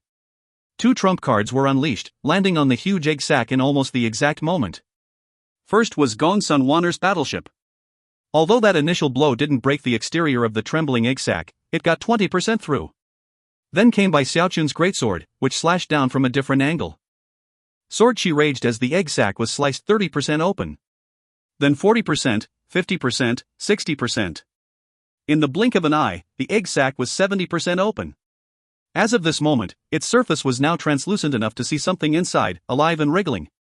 Meanwhile, a massive booming sound rang out because of their combined attack. It was so loud that the vibrations would likely have killed even a deva, and caused blood to spray out of the mouth of a demigod. Even celestials would be shaken. Thankfully, Bai Xiaochun and Gongsun Wan'er were among the most powerful experts in the entire world, and therefore, quickly recovered. However, despite nearly being able to break open the egg sac with their combined attacks, they didn't complete the job. And in the following handful of moments, the egg sac quickly healed itself. Such powers of regeneration caused both Bai Xiaochun and Gongsun Wan'er to gasp. Of course, Gongsun Wan'er was shaken by the terrifying nature of Bai Xiaochun's world treasure, but had no time to contemplate the subject right now. The two of them exchanged a glance, then once again unleashed simultaneous attacks. This time, Bai Xiaochun didn't beat around the bush. He poured fleshly body power and cultivation base power into the Greatsword of the North, as well as various divine abilities and other techniques. Gongsun Wan'er popped some medicinal pills into her mouth, bringing some of the color back to her face. Phoenix-like eyes radiating murder, she sent massive amounts of black energy swirling out of her. Yet again, her battleship appeared, and at the same time, it was possible to see something like black veins bulging beneath her skin, indicating that she was going all out.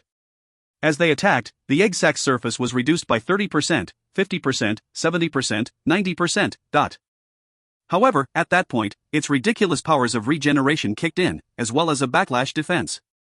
Rumbling booms echoed out as Bai Xiaochun and Gongsun Wan'er were sent stumbling backward, and the egg sac once again returned to its normal state, as if nothing had happened. Impossible. Gongsun Wan'er breathed. The defensive powers of this egg sac were horrifying, to say the least. Bai Xiaochun stood off to the side, panting for breath, wondering why its powers of regeneration seemed similar to his own powers from the Undying Codex. Although there were some differences, they were definitely very close. Clearly, the egg sac was making use of the life force that had been gathered from Merknine County. In fact, it reminded Bai Xiaochun very much of how he had been forced to collect life force when cultivating the Undying Codex. Because of all of this, he was starting to wonder if his Undying Codex was somehow derived from this huge egg sac, but otherwise, why did it feel like his technique was somehow connected to it, despite being different? If there had been enough time, Bai Xiaochun and Gongsun Wan'er might have been able to analyze the matter a bit more to figure out how to break the egg sac open. But right now, as the sound of the egg sac struggling grew louder and louder, it seemed likely that whatever was inside was about to break out. Bai Xiaochun and Gongsun Wan'er were visibly worried. Although they couldn't be absolutely certain of all the circumstances, it seemed likely that whatever being had absorbed all of the life force of Merknine County would be terrifyingly powerful. If the mere surface of the egg sac was so heaven-defyingly strong, then it could only be imagined what was inside. Gongsun Wan'er's face was as pale as a sheet, and for the first time since entering Merknine County, she decided that retreat was the best option. "Let's go," she said. "This is beyond us. I have a feeling that whatever is growing inside of that egg sac is something profoundly wicked." I doubt anything less than an Archean could deal with it. We've done all we can. She began to back up, worried that if they delayed too long, they wouldn't be able to escape. At any other time, Xiaochun would have been the first to suggest leaving. But right now, he simply stood there, staring at the struggling egg sac. A crazy idea had begun to brew in his head, an idea that he simply couldn't stop thinking about. No one but him could possibly have ever come up with such a concept, and it was only because of how the egg sac seemed so similar to the Undying Codex. Time to go for broke, he shouted, seemingly throwing caution to the wind. He just couldn't allow Mystici Prefecture to be brought to ruin, which would most certainly happen if the being inside of the egg sac were allowed to grow to completion. Furthermore, considering what he had already done to prevent this thing from entering the world, if it ever succeeded, it would definitely come after him for revenge. If I hadn't done anything to offend it, maybe I could give up here. But since I already did, I need to go all out to kill it. And if I can't kill it, I need to make it scared of me. He gritted his teeth. Wanner, help me out here. If this doesn't work, then we'll leave. With that, he hefted the greatsword of the north and prepared to attack.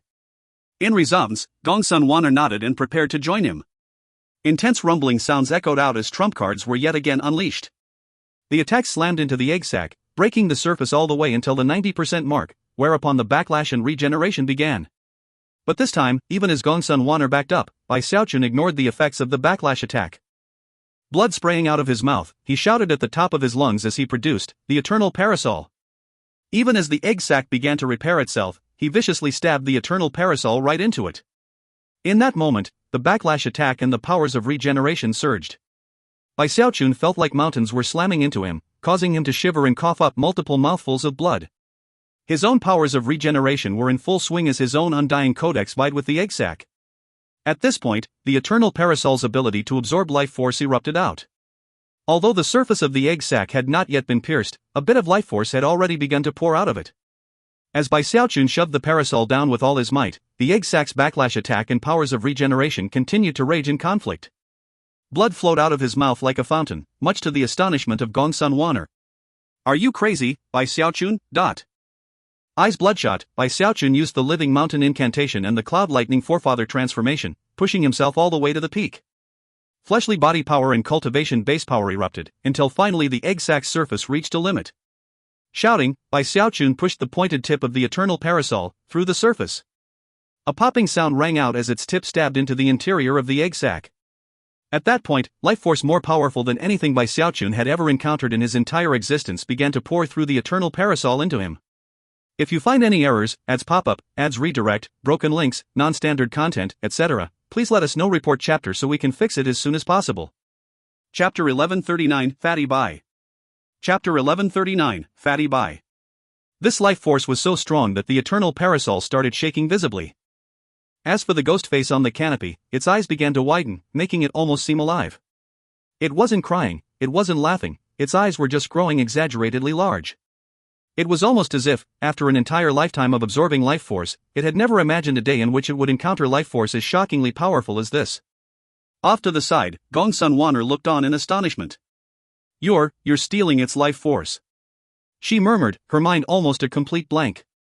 To see Xiaochun exhibiting this level of daring and madness surpassed anything she could ever have imagined. In sharp contrast, Xiaochun seemed to be taking everything in stride.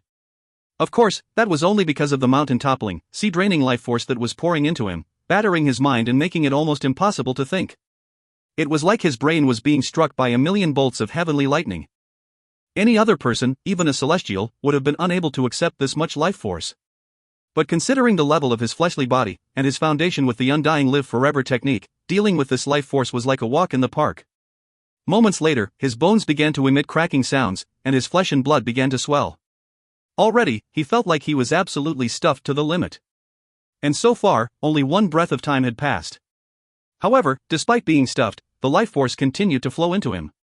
Apparently, the egg sac had previously reached a state of almost full completion. Therefore, when the Eternal Parasol stabbed into it, it was like a balloon that suddenly lost its stability, causing the life force to rush out in maddening fashion. In the second breath of time which passed since stabbing the egg sac, the foundation of his Undying Live Forever technique seemed to tremble on the verge of collapse, and then solidify, almost as if it were being tempered. As a result, his Undying Live Forever technique, which had already reached the ultimate limit of its power, began to transform. Rumbling sounds echoed out as Bai Xiaochun's aura climbed, growing more intense.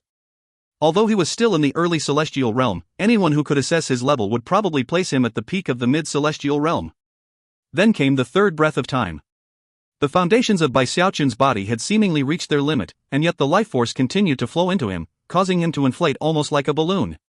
In the blink of an eye, Gongsun Wan'er watched as the previously well-proportioned Bai Xiaochun transformed into a huge fat person. He wasn't a mountain of flesh, but rather a round, ball-like fatty dot. By this point, he was large enough to count for 10 of his previous selves. In fact, if he had gained lucidity in that moment, he would surely have looked at himself and thought of what big fatty Zhang had looked like back when he first met him in the ovens of the Spirit Stream sect. All of this takes some time to describe, but actually happened in only 3 short breaths worth of time.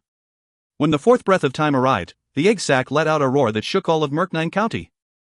It was a roar filled with unprecedented rage, fury, and defiance. There was also a touch of incredulity within it, as well as shock. When the roar reached Gongsun Wan'er's ears, it made her feel like her divine sense and even her physical body were about to be ripped apart. Blood sprayed out of her mouth as she sped backward, a look of shock on her face. The power contained within that roar of rage surpassed that of a celestial, and it caused a look of despair to appear in her eyes. She could only retreat, blood oozing out of her eyes, ears, nose, mouth, and even her pores. It all happened too quickly. As Gongsun Wan'er fell back, Bai Xiaochun felt the power of the roar assailing him, and the eternal parasol felt a massive force heading toward it from within the egg sac. Cracks began to spread out on the parasol's shaft, and its ribs began to show signs of shattering. The ghost face was trembling as it realized it was dealing with an entity far more terrifying than itself. Only Bai Xiaochun seemed to be able to deal with what was happening. He was now so exceptionally fat, and had so much life force in him, that the sound of the roar only made him feel slightly dizzy. However, after a few breaths of time passed, and he began to regain his lucidity, the intensity of the roar increased. More blood sprayed out of Gongsun Wan'er's mouth, and she teetered unstably, as though she might fall over at any moment. At that point, Bai Xiaochun was fully back to normal, and could sense the madness in the roar. He could also feel something like a tempest screaming inside of him, both causing his face to fall and blood to ooze out of the corners of his mouth. Thankfully, despite his increased size, he was still quite nimble. After noticing that Gongsun Wan'er was drenched in blood and seemed to be about to pass out, he waved his sleeve to pull her over and hold her up against his enormous belly. Heart pounding, he fell back, hoping to get out of the massive crater as quickly as he could. At the same time, the howling egg sac began to rip apart. Cracks spread out across its surface, mostly from the spot where the eternal parasol had stabbed into it. Clearly, the living being which had been growing inside of it was about to emerge. Gasping for breath, Bai Xiaochun drew upon all the power of his cultivation base, as well as the reserves of life force within him, to attain incredible speed. Just as he was about to leave the crater, an immense cracking sound filled the air as a portion of the egg sac exploded, and a scaled, blood-colored hand reached out, dripping with viscous fluid. It only had 4 fingers, with razor-sharp claws at the ends of them, and it radiated a sense of profound and deadly evil. As the hand appeared, the sky flickered, both within Murknine County and in the outside world.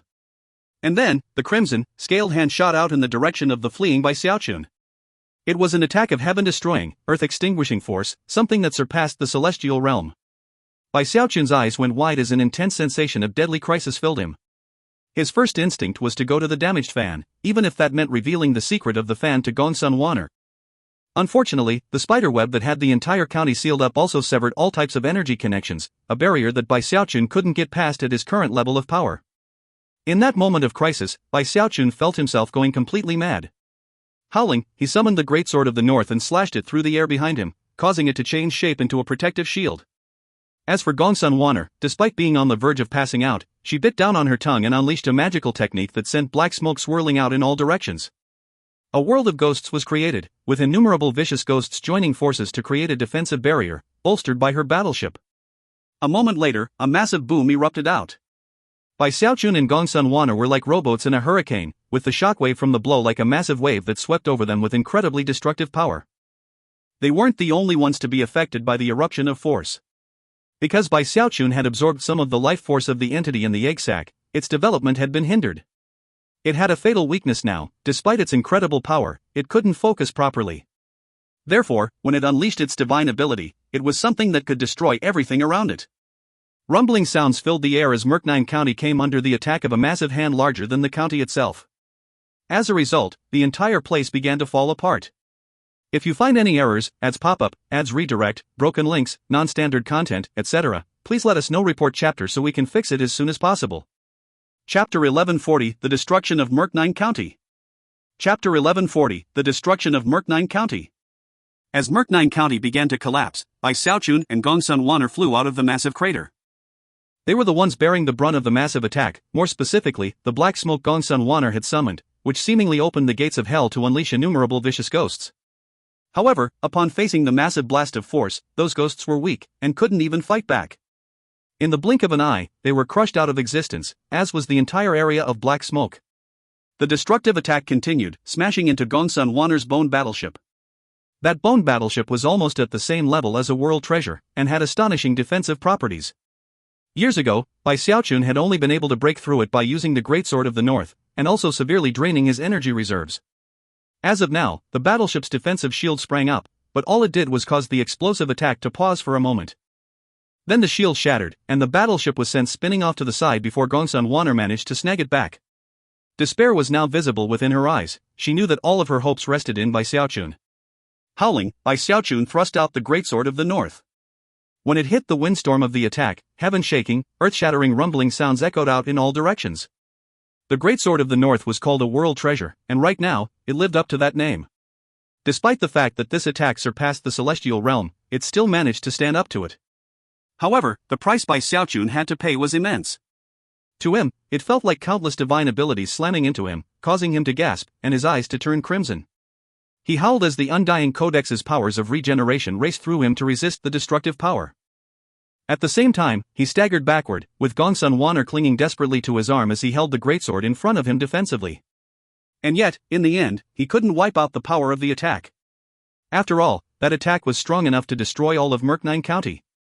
The Greatsword of the North held fast for a long moment, but then began to tremble unstably. Meanwhile, Bai Xiaochun struggled to breathe, blue veins bulging out on his face and neck. He knew that he could theoretically bring out his turtle walk, but it would provide roughly the same protection as the Greatsword of the North at this moment. It could stand up to the power of the attack, but couldn't vanquish it. Thankfully, he had been transformed into an enormous fatty moments ago, filled with unimaginable levels of life force. Therefore, no matter how much fuel his powers of regeneration burned, there was more to keep it going.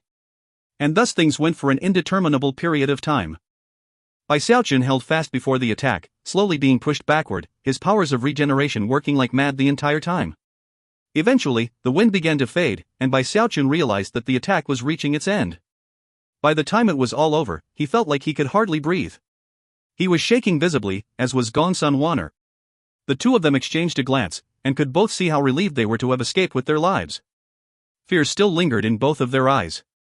It seemed that the things they had just experienced had taken their relationship to a new, more complicated level. It was something Gongsun Wanner wasn't used to, and she quickly averted her gaze and pushed herself away from Bai Xiaochun. As for Bai Xiaochun, he cleared his throat, put away the Greatsword of the North, and then looked off into the distance. Merknine County was gone. It had been wiped clean of both spiderwebs and dust alike. There was no trace of anything, not even the massive crater. After scanning it with divine sense, neither Bai Xiaochun nor Gongsun Wanner could detect anything other than a bit of dried up, once viscous fluid in the spot where the crater had once existed. Both of them were profoundly unsettled, and felt a sense of impending danger. Whatever being had existed inside of the egg sac was profoundly threatening even to them, and now it was on the loose. However, the thing hadn't pressed the attack, leading them to wonder if perhaps there was something wrong with it that was preventing it from harassing them further. Perhaps it had gone into hiding to lick its wounds. At this point, Gongsun Wanner looked at the extremely fattened Bai Xiaochun, and thought back to the scene of him absorbing life force from the egg sac. All things said, it seemed that if Bai Xiaochun hadn't made the decision he had, the two of them would have had much more difficulty escaping the catastrophe which had played out. Gongsun Wanner might have ended up slightly better off, considering that the vile emperor had a scrap of her Dao seed. Even if she died, she would have been resurrected. However, she also worried that if she were resurrected, the vile emperor would secretly make an attempt to reawaken Ghostmother. On the other hand, Bai Xiaochun was in full possession of his Dao seed, a fact which was now known to the powerful experts of both of the imperial dynasties. "We need to report this matter as quickly as possible," Bai Xiaochun said, his heart pounding with lingering fear. Gongsun Wanner nodded. They proceeded on their way until they reached a fork in the road, one way leading to Misty Sea Prefecture, the other leading in the direction Gongsun Wanner planned to take. There, they paused for a moment. Finally, Gongsun Wanner quietly said, "Thank you." Not waiting for a response, she turned and headed back toward her palace of operations. Under normal circumstances, Bai Xiaochun would have felt very pleased with himself to have Gong Sun Wan'er thanking him. But right now, he wasn't in the mood for anything like that. Although the matter of the deadly mist had been resolved, he had provoked a terrifyingly powerful entity that seemed as powerful as an Archean.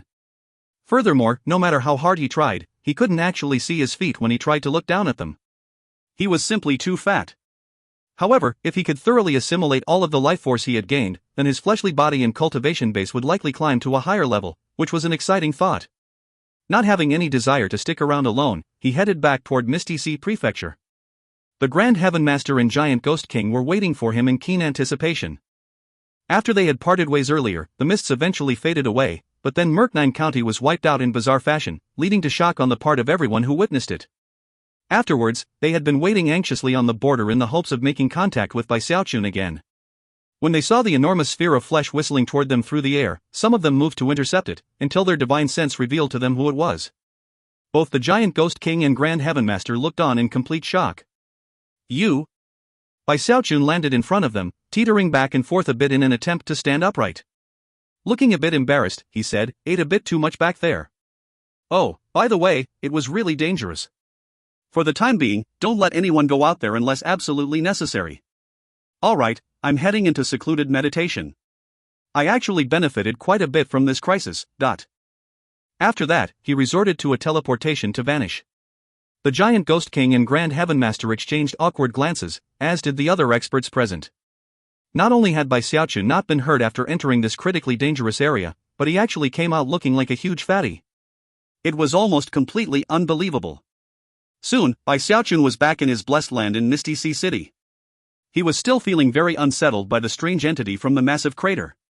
Although he had already notified the Saint Emperor of the situation before investigating on his own, he pulled out 2 jade slips to provide more detailed information of what he had seen and experienced. One of them he arranged to be sent to Celestial Aged Spirit, the other to Saint Emperor City. Only the Archean Emperors can truly handle this situation. He shook his head. Thankfully he had stabbed the thing with his eternal parasol. Presumably, that had left a powerful impression, leaving the thing injured, and preventing it from giving chase. Seems I'm safe for now. Hopefully the Saint Emperor will come to check the situation out himself soon. He sighed, aware more than ever that time was of the essence. The events of the day yet again proved that not even being a celestial could keep him safe. If he wanted to truly put down roots in the eternal immortal domains, he needed a more powerful cultivation base. Gritting his teeth, he murmured, "If I assimilate all of that life force, I should break through to the mid-celestial realm." Eyes glinting with determination, he settled down cross-legged in his private chamber and made contact with the damaged fan. A moment later, he was gone. If you find any errors, ads pop up, ads redirect, broken links, non-standard content, etc., please let us know. Report chapter so we can fix it as soon as possible. Chapter 1141 Mid-Celestial Realm.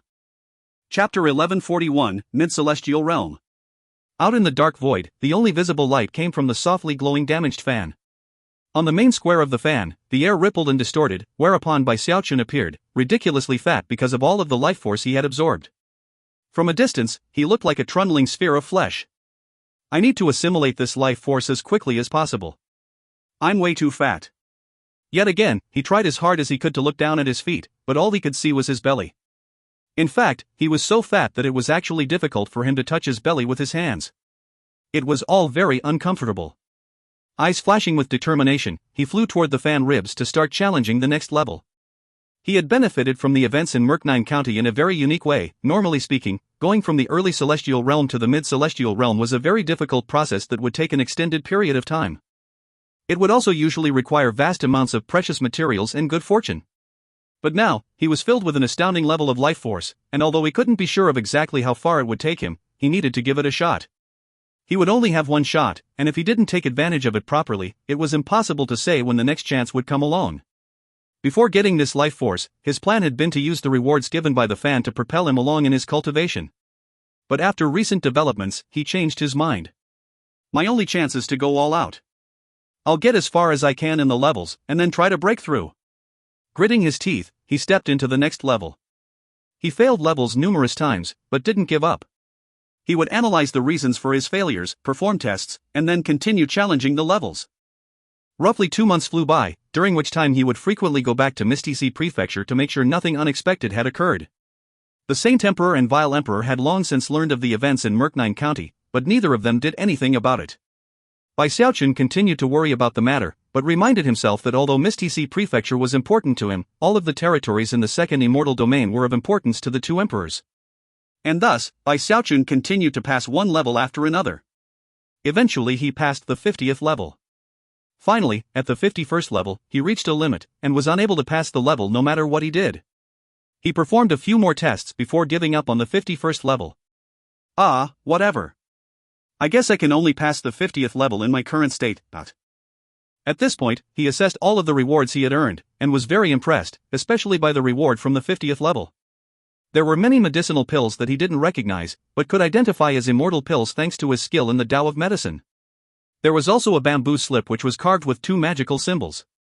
Although he didn't understand what they meant, when he looked closely at the first magical symbol, he felt like he was descending into depths of hell.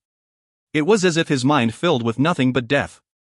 After a moment passed, he recovered. Panting, he didn't dare to look at the second magical symbol. However, he already had an idea about what this bamboo slip was. The reward for the 50th level is a portion of the Tao essence of life and death.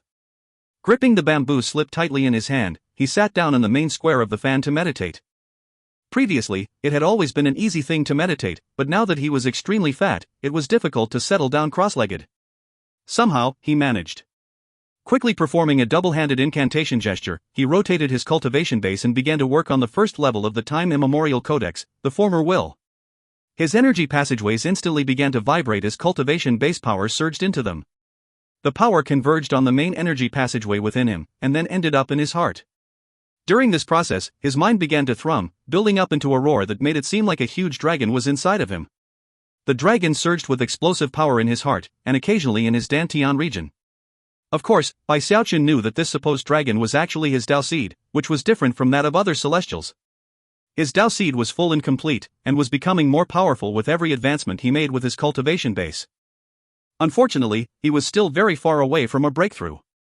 In the celestial realm, the Tao seed first lays roots, then sprouts, then blossoms and bears fruit. Upon becoming a celestial, the Tao seed takes shape. The energy passageways in the body become like rootlets. Only after they integrate do they become the root. In the early celestial realm, the rootlets spread and eventually become the root. In the mid-celestial realm, the root is given nutrients, and the Tao seed sprouts. That is exactly what is happening now. His eyes flickered as the dragon that was his Tao seed finally began to center on one location, his Dantian region. As it shrank down, a strange energy coursed through him, which was apparently the power caused by his Tao seed sprouting. Shivering, he realized that the critical moment had arrived, and that the life force which had been locked away inside of him for the past months was now about to be released. Rumbling sounds like heavenly thunder filled him as the vast stores of life force surged out.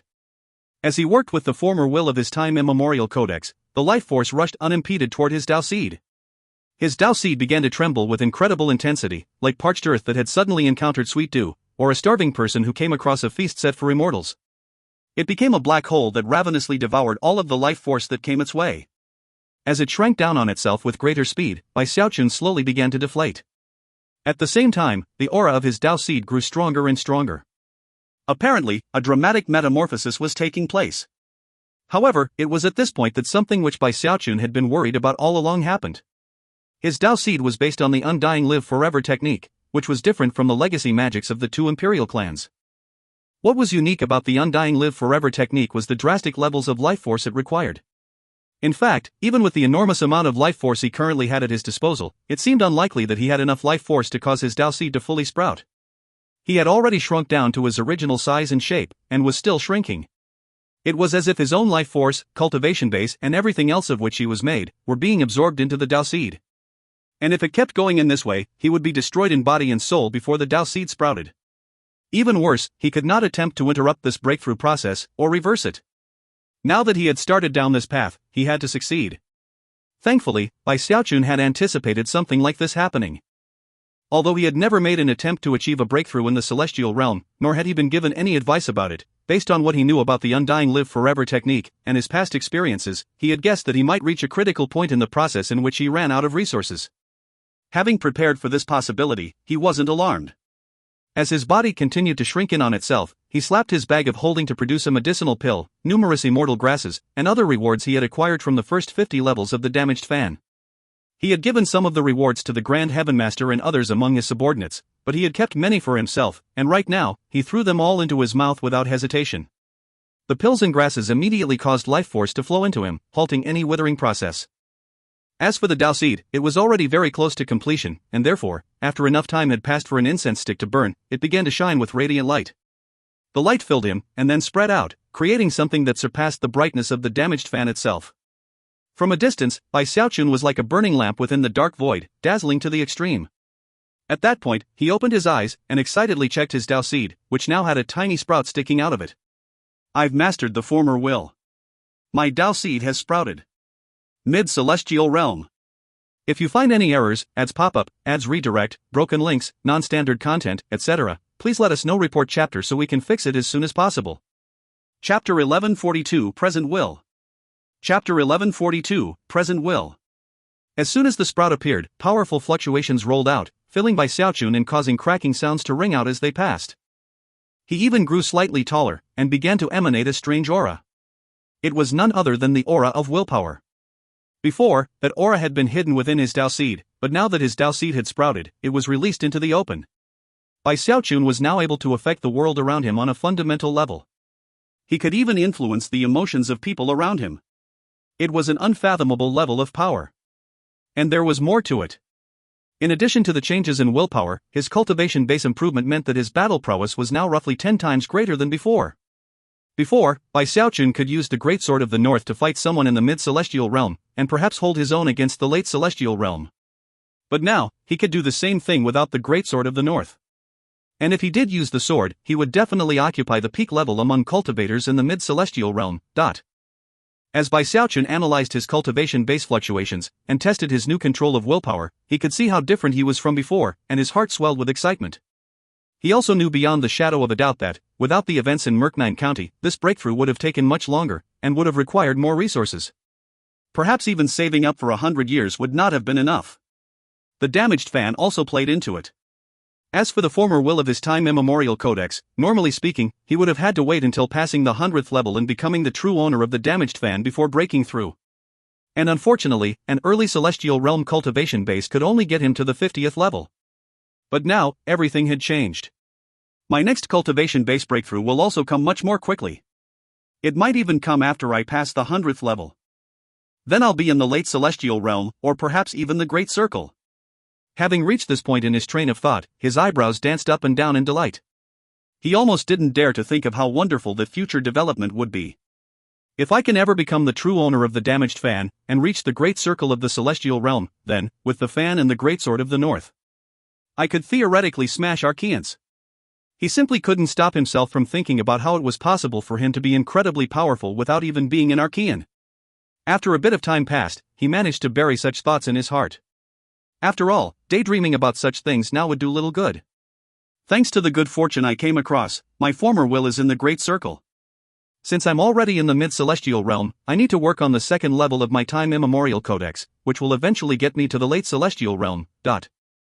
The first level of the time immemorial codex is the former will, which is perfect for the sprouting of the Dao seed. For the second level, I need to get the Dao seed to bloom. Everything up to this point was for the former will, but now that the Dao seed has sprouted, the time has come for the present will. Of course, Xiaochun knew that when it came to creating new techniques, there had to be a basis. For example, his former will was based on his memories and experiences in the Heavenspan realm. Now he was working on the second level of the time immemorial codex. Unfortunately, his cultivation base breakthrough had come earlier than expected, and therefore, he didn't have the proper foundation to work on a new technique. Eyes glittering, he slapped his bag of holding and brought out one of the rewards for the 50th level, the bamboo slip. But I have this, he murmured. Originally, he had never intended to become the true successor of the sovereign from the immortal world by acquiring his Dao essence. He had hoped to learn from it to forge his own path. If the bamboo slip had contained the full Dao essence of life and death, he could only have acquired it with enlightenment, and plenty more power than he currently had. But considering that it was only a portion of it, he felt much more comfortable trying. Taking a deep breath, he relaxed, then sent some divine sense into the two magical symbols carved onto the bamboo slip. Instantly, the powerful aura of death once again appeared. Then, when his divine sense reached the second magical symbol, a sensation of flourishing vitality also came into being. This convergence between life and death was Xiaochun's first experience with Dao essences. As he sank into the feeling, he lost track of time, and forgot where he was. The only thing he didn't forget were his thoughts regarding the present will. He remained in that state for an unknown period of time, seeking enlightenment. At one point, unbeknownst to him, the spirit automaton appeared out of thin air. The boy glared at Xiaochun, feeling extremely helpless. After all, as the spirit automaton of the damaged fan, he could interfere with things in the levels, but was completely powerless to do anything to Xiaochun in his current position. He had been thwarted over and over again inside of the levels. Something that nearly drove him mad every time he thought about it. He could punish trial takers, but Xiaochun had already taken control over a portion of the damaged fan. Therefore the spirit automaton was helpless to do anything to him, and in fact, was already forced to consider him his master to some extent. It didn't matter that he didn't like the arrangement. And it was even worse now that Xiaochun had passed the 50th level, putting him on almost equal footing. What if things keep going like this? What am I supposed to do? The spirit automaton really felt like crying. The mere thought of this shameless cheater becoming his master was a horror. He also started wondering what he would say if he was asked to reveal his name. After all, he had already sworn an oath to adopt the same surname as Xiaochun if he passed that one certain level. He let out a sigh, then gritted his teeth and looked closer at Xiaochun. After a moment, he blinked a few times, and then raised his eyebrows in delight. Ha ha ha! What a fool! Is he actually trying to gain enlightenment of the Tao of time? Using the Tao essence of life and death to be enlightened regarding time? He's dead. It's settled. What he's trying to do is impossible. The Tao of time is one of the most powerful Taoists there is. It can even control life and death. What a fool! Ha ha ha! Clapping his hands in delight, he looked closer to confirm that his analysis was correct, then snorted coldly and left in extremely high spirits. To him, it was like the clouds had parted and the sun was now shining down brightly upon him. A month later, Xiaochun was still sitting there, cross-legged and unmoving. At one point, a tremor passed through him, and the bamboo slip which contained the Tao essence of life and death dissolved into ashes. Xiaochun opened his eyes and looked around, and as the air around him rippled and distorted, fluctuations began to roll out that were very different from his former will. Because of those fluctuations, any place where he existed, no matter how ancient it might be, could be affected by his will to stand in place in the stream of time, and exist eternally in the present.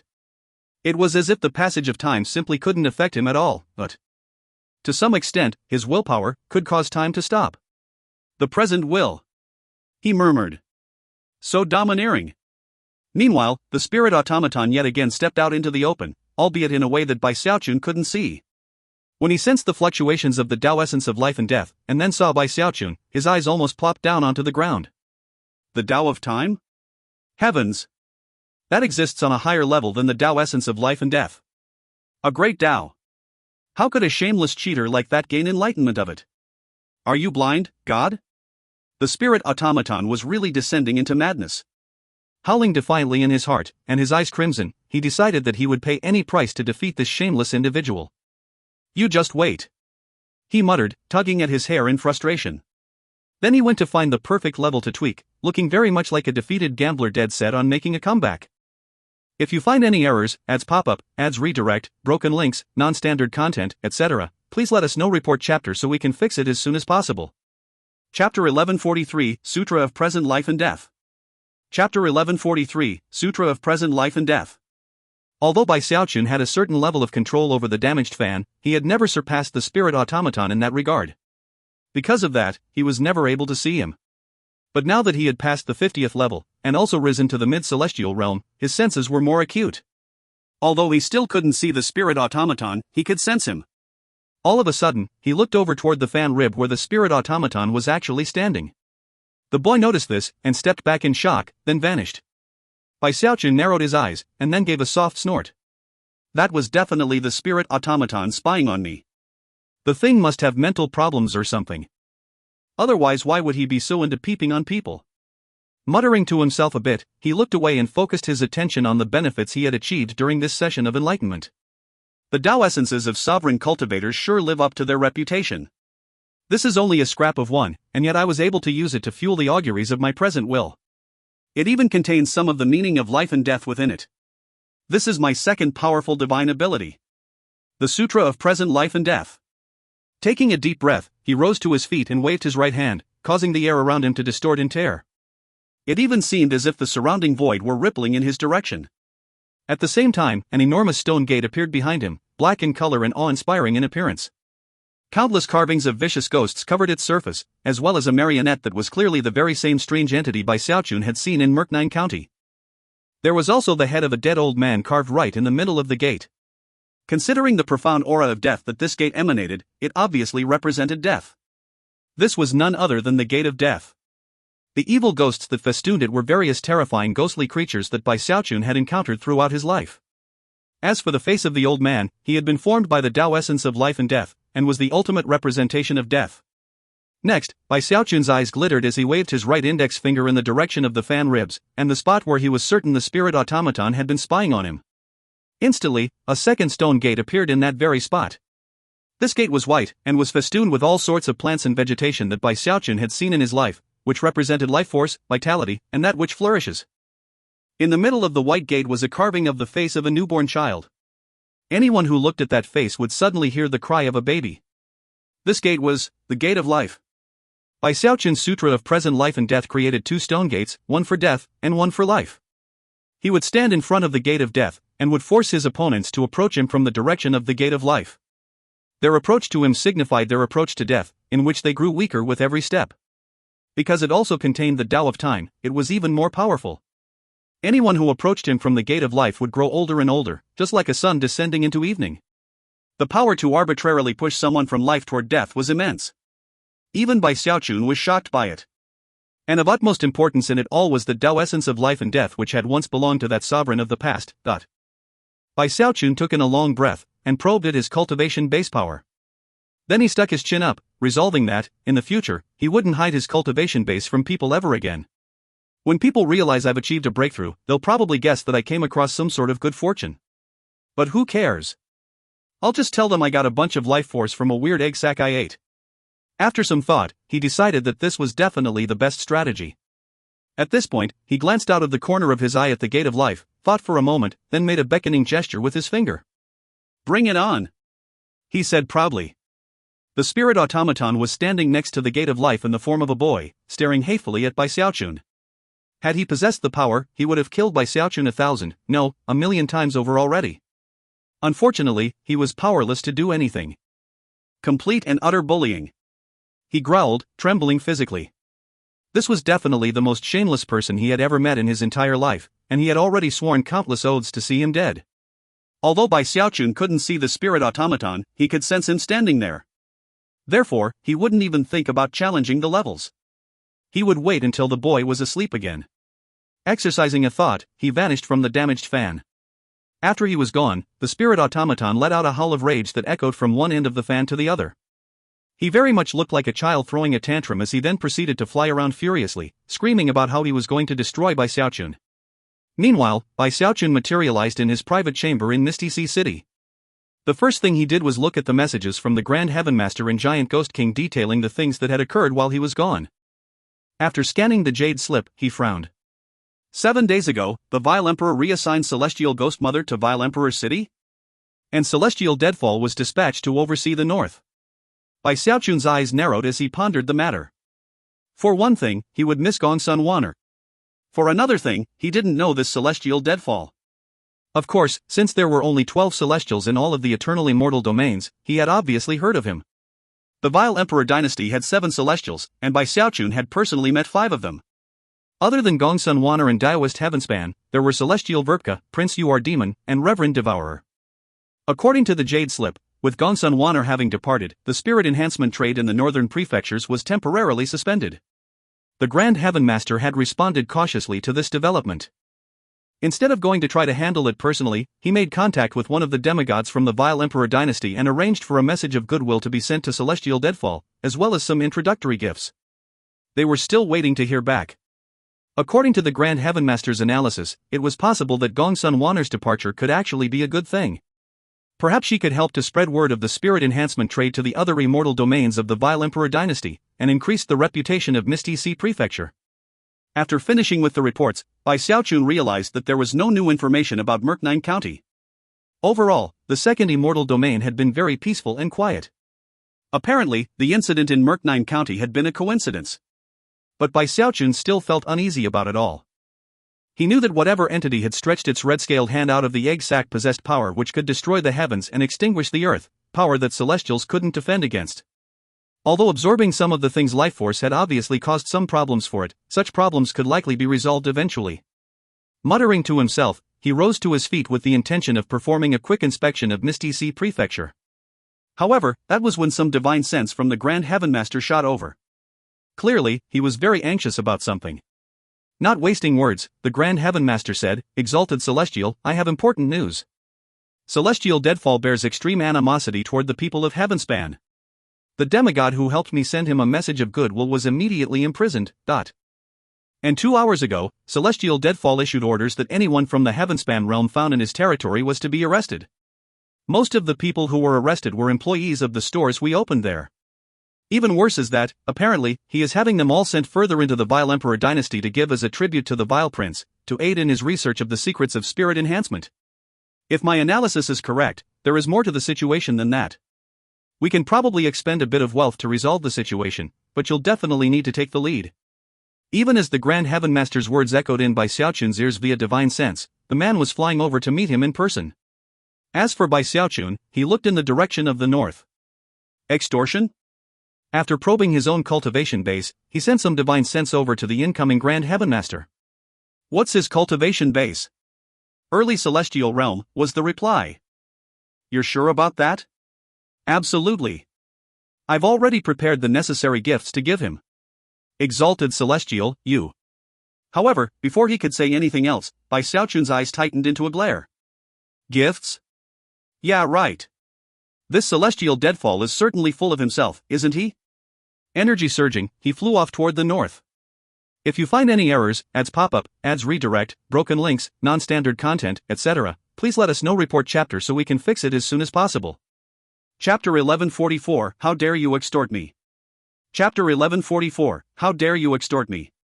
Deadfall, you fool. You only have a trifling early celestial realm cultivation base, and yet you dare to cause problems for me? Snorting coldly, Bai Xiaochun shot northward in a beam of prismatic light. Back in Misty Sea City, the Grand Heaven Master, the giant Ghost King and Zhou Yixing emerged only in time to see him disappearing off into the distance. All of them exchanged awkward glances. Was that our celestial?" Zhou Yixing asked. "Bai Xiaochun?" He truly could not remember a time when he had seen Bai Xiaochun act in a domineering fashion like this. The giant Ghost King looked equally suspicious, and actually knew more about him than most. For example, back in the Ghost King Orchid incident, Bai Xiaochun had seemed like he would have done anything to avoid going to the trial by fire.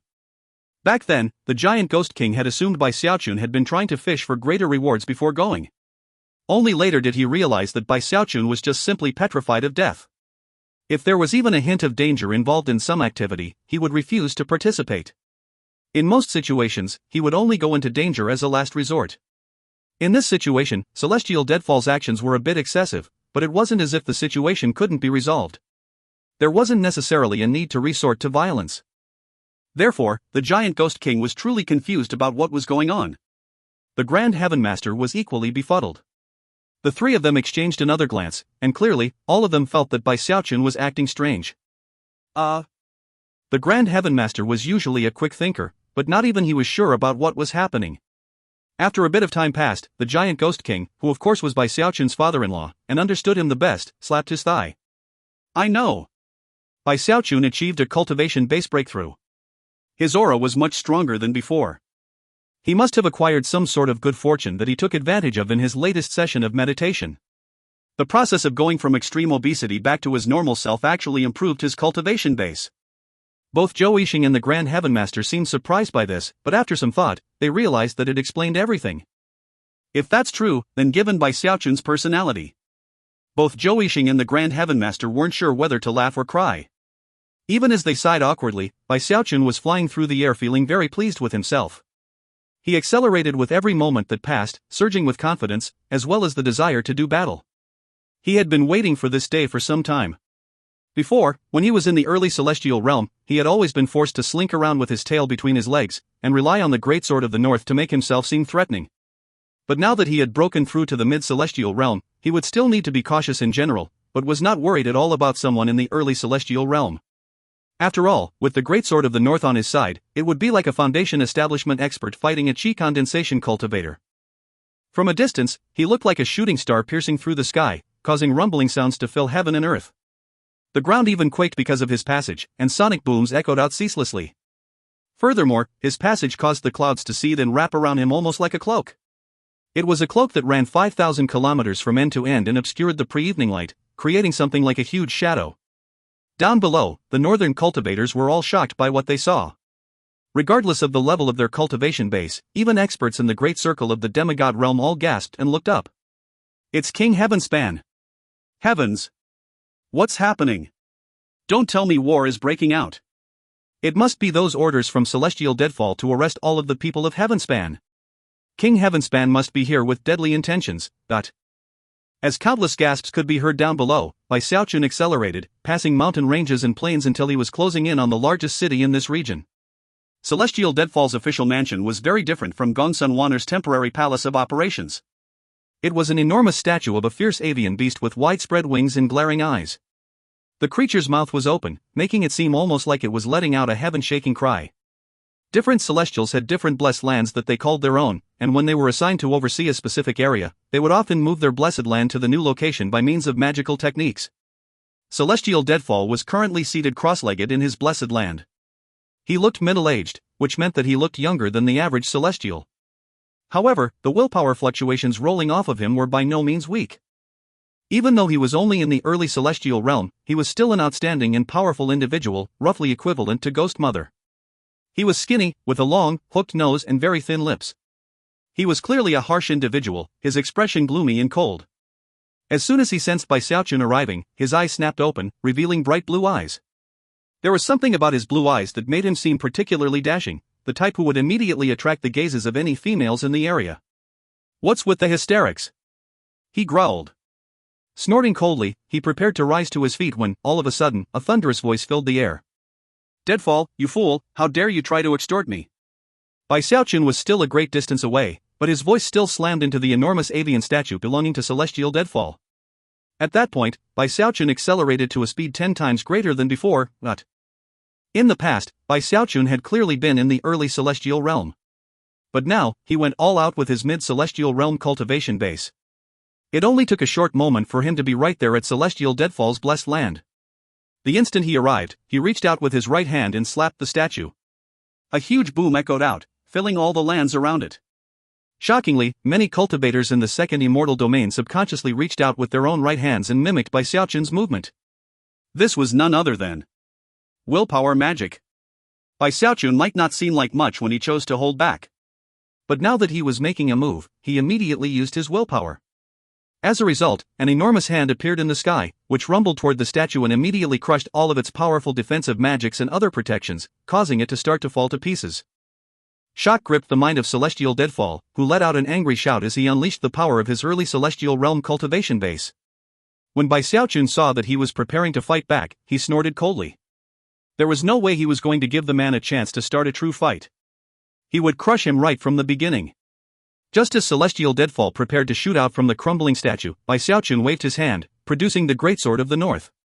Blue light shone off of it in scintillating fashion, along with the powerful ripples of a world treasure. Not hesitating for a moment, he slashed the sword at the statue. "Deadfall, you punk, you've got real guts to go and provoke me."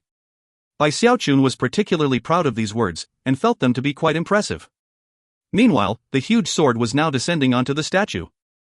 The statue, which had been in the middle of crumbling, suddenly exploded, sending fragments and rubble out in all directions to reveal the shocked Celestial Deadfall, right in the middle of it all. His hair was disheveled, and blood oozed out of the corners of his mouth. His hands were splayed out in front of him, and he thrummed with the willpower he had just used to defend himself. The expression of shock on his face was almost impossible to describe. Mid-Celestial realm? How is this possible? If you find any errors, ads pop up, ads redirect, broken links, non-standard content, etc., please let us know. Report chapter so we can fix it as soon as possible. Chapter 1145, Difficult to deal with. Chapter 1145, Difficult to deal with. "Do you know what you've done wrong, Deadfall?" Xiaochun said, his voice echoing like heavenly thunder as he hovered there in midair, energy surging in dramatic fashion. Celestial Deadfall's blessed land was located in the exact center of the capital city of this prefecture, and Bai Xiaochun had controlled his attack perfectly, limiting its destructive effects to the statue itself. None of the rest of the city was affected. Of course, all of the numerous cultivators from the vile Emperor dynasty who occupied the area were looking over in utter shock. Bai Xiaochun was of the impression that he must look quite awe-inspiring. However, Celestial Deadfall was extremely enraged, and with a howl, prepared to attempt to slip free from the power of the Greatsword of the North. Bai Xiaochun snorted. Performing an incantation gesture with his right hand, he tripled the might of the Greatsword of the North. As he did, the 300-meter-long sword slowly began to inch down toward Celestial Deadfall's head. As a result of this process, the lands quaked, and Celestial Deadfall struggled mightily. He looked like his body might collapse at any moment, blood sprayed out of his mouth constantly, and crevices snaked out in the ground around his feet, which seemed just on the verge of crumbling into a crater. The pressure from the greatsword was so intense that he wasn't sure he could handle it. And he could tell that the slightest misstep on his part would lead to the sword cleaving him in two. Being in the mid-celestial realm, Bai Xiaochun could actually handle Celestial Deadfall on his own. And yet, he was using the Greatsword of the North. Therefore, he wasn't just handling him, he was crushing him. "I'll ask you one more time, Deadfall," he said, his voice as cold as ice, as were his gleaming eyes. "Do you know what you've done wrong? I refuse to believe that you would ever dare to kill me, Bai Xiaochun." Celestial Deadfall shouted, his face crimson with rage. It wasn't that he didn't want to make his escape. The truth was that the one-fist strike backed with some willpower had been enough to both destroy his blessed land, and also seal him tight. The only way he would possibly be able to get out of this situation was if his cultivation base were higher. And yet, he refused to back down. He really didn't believe that Bai Xiaochun would kill him. Not only would Celestial Deadfall be resurrected if that happened, but the tensions and friction between the vile Emperor dynasty and Saint Emperor dynasty would be affected. Even the most unreasonable person would have to take that into consideration. "I wouldn't dare?" Bai Xiaochun said. Suddenly, he chuckled coldly. "I guess you've forgotten who I am. Screw it, let's see if I would dare to kill you."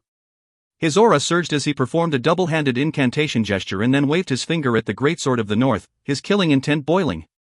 In response, the Greatsword of the North began to vibrate, bolstered by Bai Xiaochun's cultivation base to release a powerful sword chi that was clearly enough to slaughter anyone in the early celestial realm. Celestial Deadfall began to shiver. He had already been pushed to his limit, so when this sword chi appeared, his 5 yin organs and 6 yang organs trembled painfully. Blood sprayed out of his mouth as the Greatsword of the North which hung above him increased in size to 3,000 meters, and began to radiate the might of the world itself. Then, it started to chop down toward him. Considering the speed with which it moved, this was clearly intended to be a fatal blow. "Bai Xiaochun, you." Even as he spoke, a halo of 7-colored light spread out from him, which transformed into a 7-colored dragon that rushed, howling, toward the Greatsword. At the same time, a host of magical items flew out of Celestial Deadfall's bag of holding, creating a powerful defensive barrier. And things weren't over yet. He even used a trump card. Blue veins bulged out on his face and neck as an enormous black bull materialized behind him. Radiating shocking devil chi, the bull bellowed and slammed its head into the sword. This was Celestial Deadfall's life-saving divine ability, Devil Bull Shakes the Heavens. Although this trump card was easy to describe, it was very difficult to employ, and was severely draining.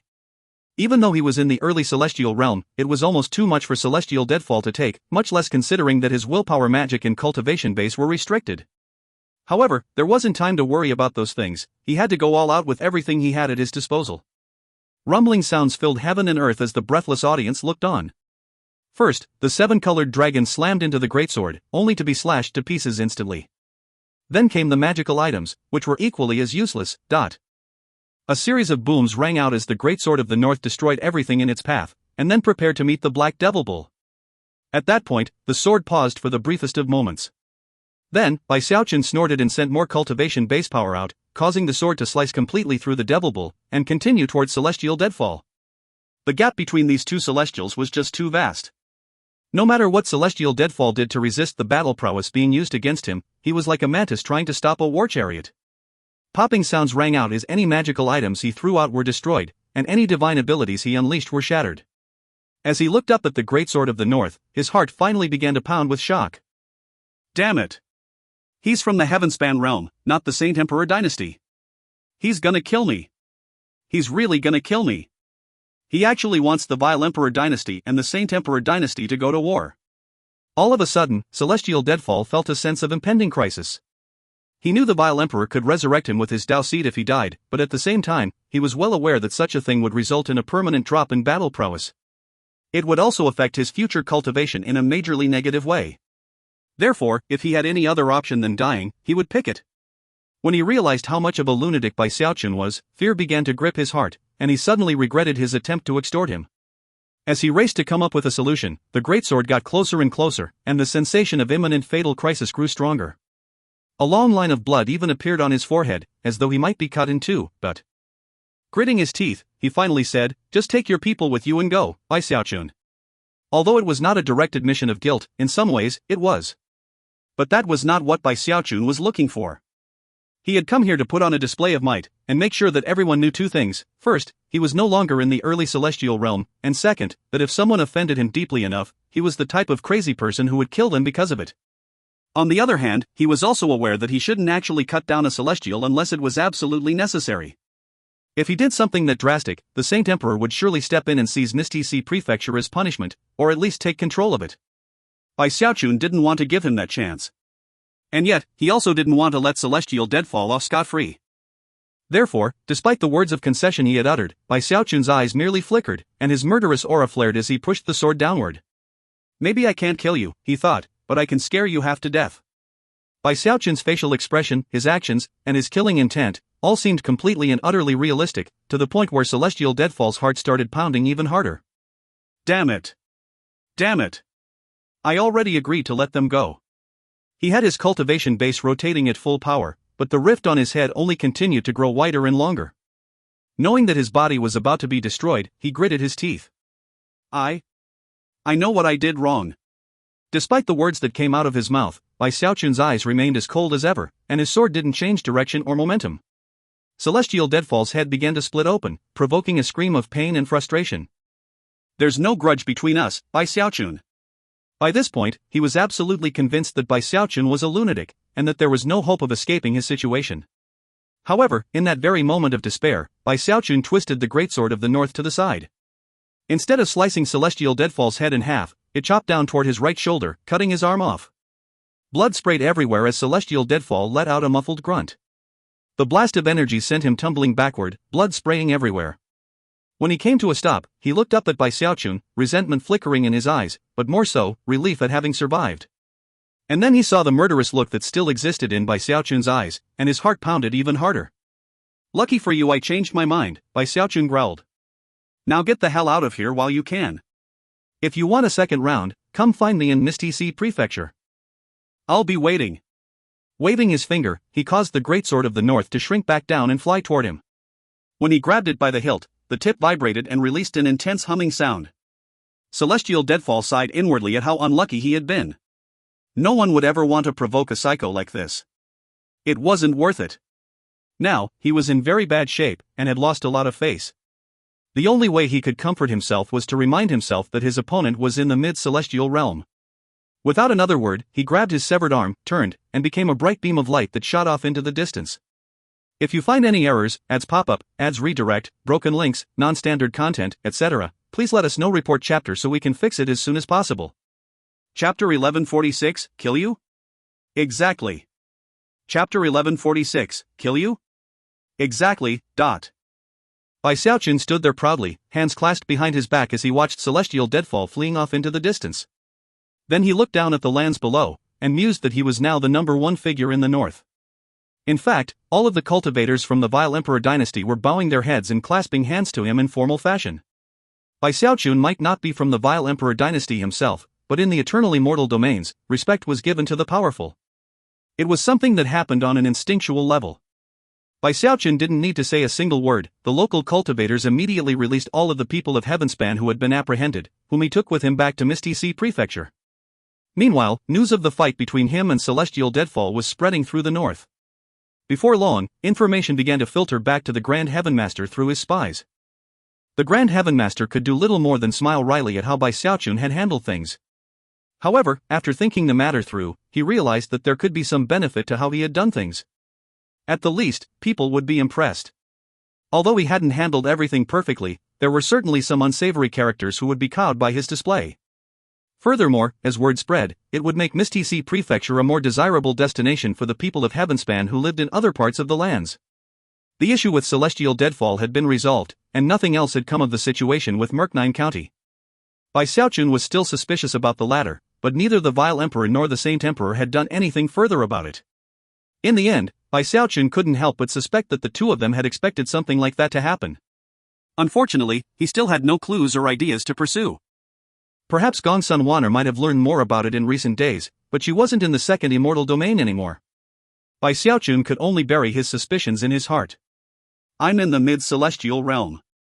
I wonder if I should challenge the 51st level now. Based on my calculations, the spirit automaton is probably asleep. After a bit more consideration, he made his decision, and headed to the damaged fan to challenge new levels. Time flew by. Another 2 months passed. During that time, Bai Xiaochun would occasionally return to the second immortal domain between levels, but spent most of his time on the fan. In one big spurt of energy, he went from the 51st level to the 58th. He was moving even faster than he had in the past, which made sense, considering that his battle prowess had improved significantly. Furthermore, he had long since grown used to the process of challenging the levels.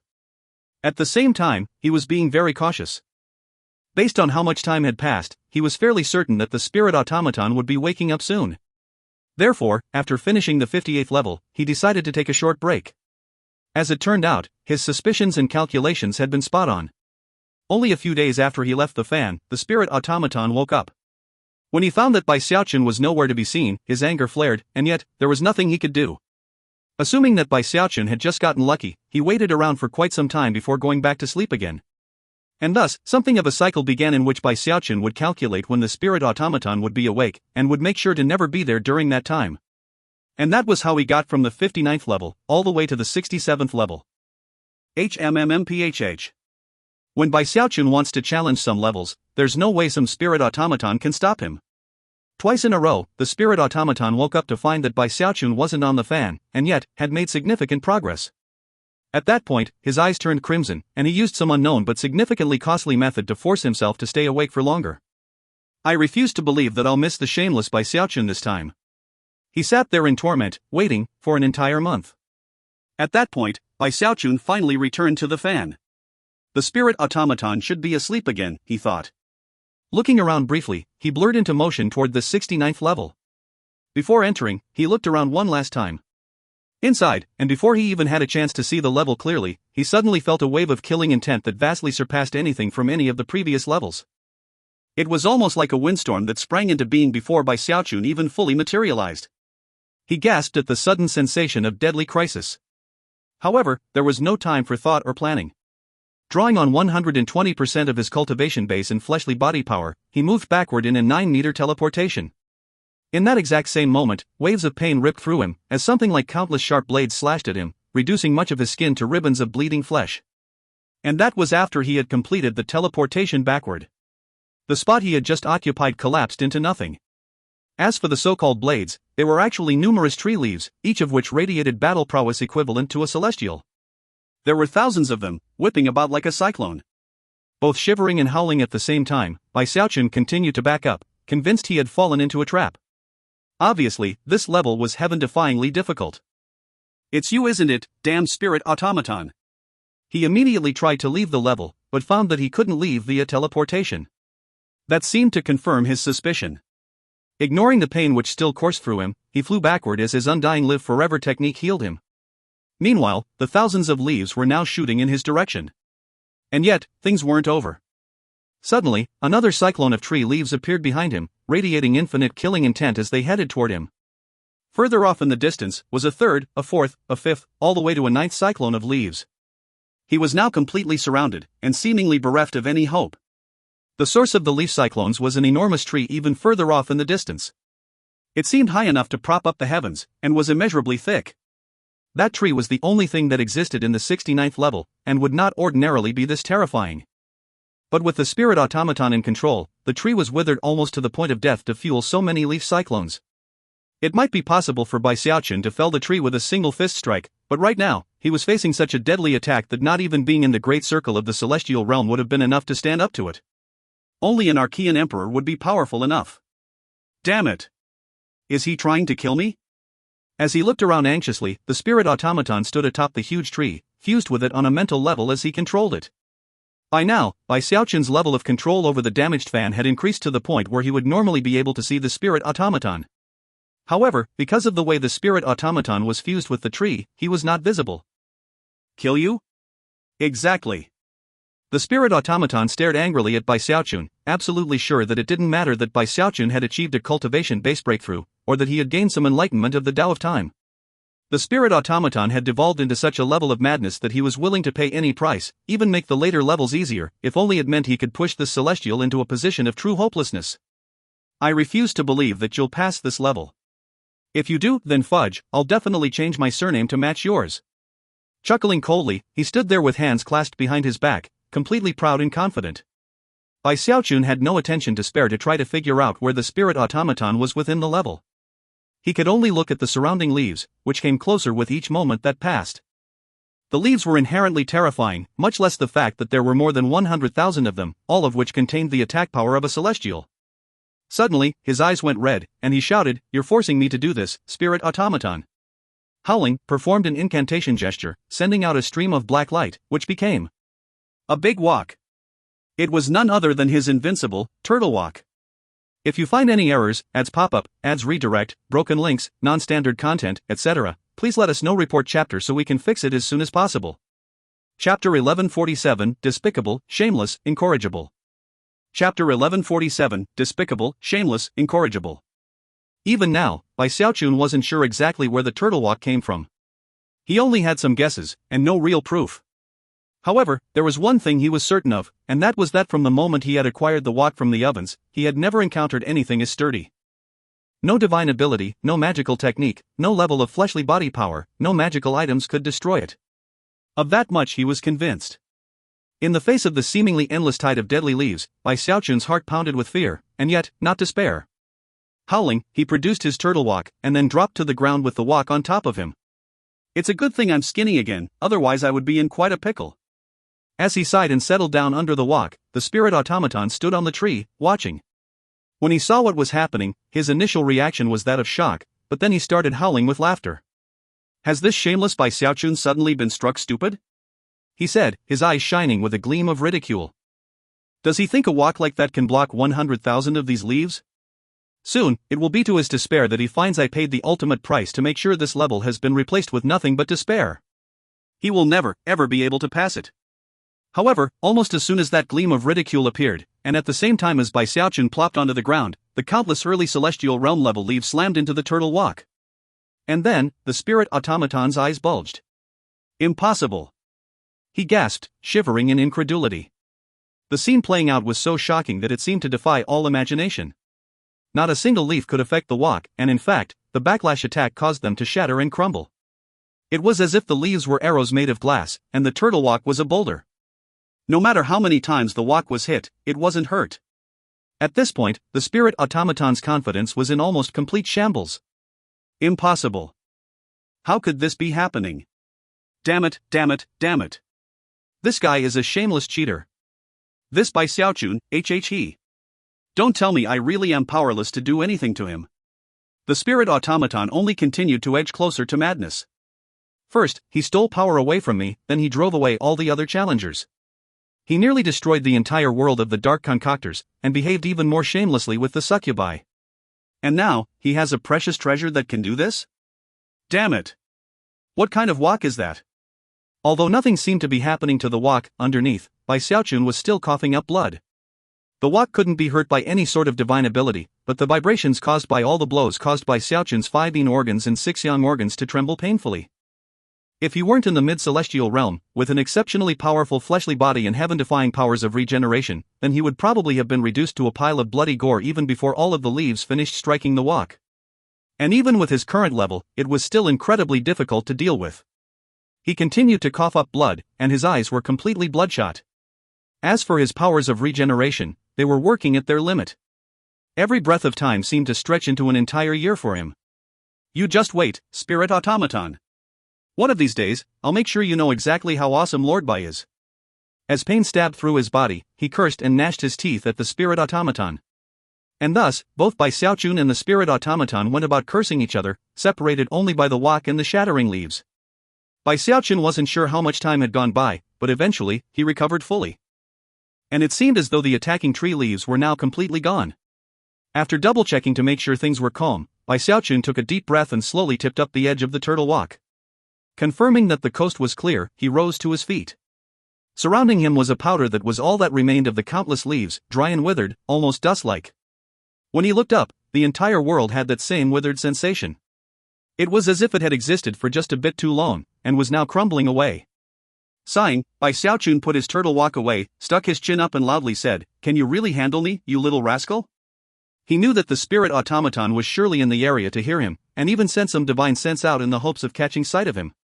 As expected, a roar of rage echoed out from the huge tree, whereupon a face materialized on its surface. Its eyes glared with rage at Bai Xiaochun, filled with bone-deep hatred, madness, and defiance. It was as if this face wished to eat Bai Xiaochun alive. "You're shameless! A cheater!" It was none other than the face of the spirit automaton. Unable to appear physically in front of Bai Xiaochun at the moment, he chose this method to reveal himself. He hadn't originally intended to show himself, but in his horrific despair, and having been completely infuriated by Bai Xiaochun, he lost control to a certain degree. Startled, Bai Xiaochun backed up a bit as the enormous tree lurched forward as if it were about to attack him. At the moment, though, he still wasn't completely certain that the face of the tree belonged to the spirit automaton. "I guess there's one way to find out." Ignoring the raging tree, he cleared his throat, approached, and began to walk around it and examine it from different angles. As for the face, it moved across the surface of the tree to maintain its glaring stare.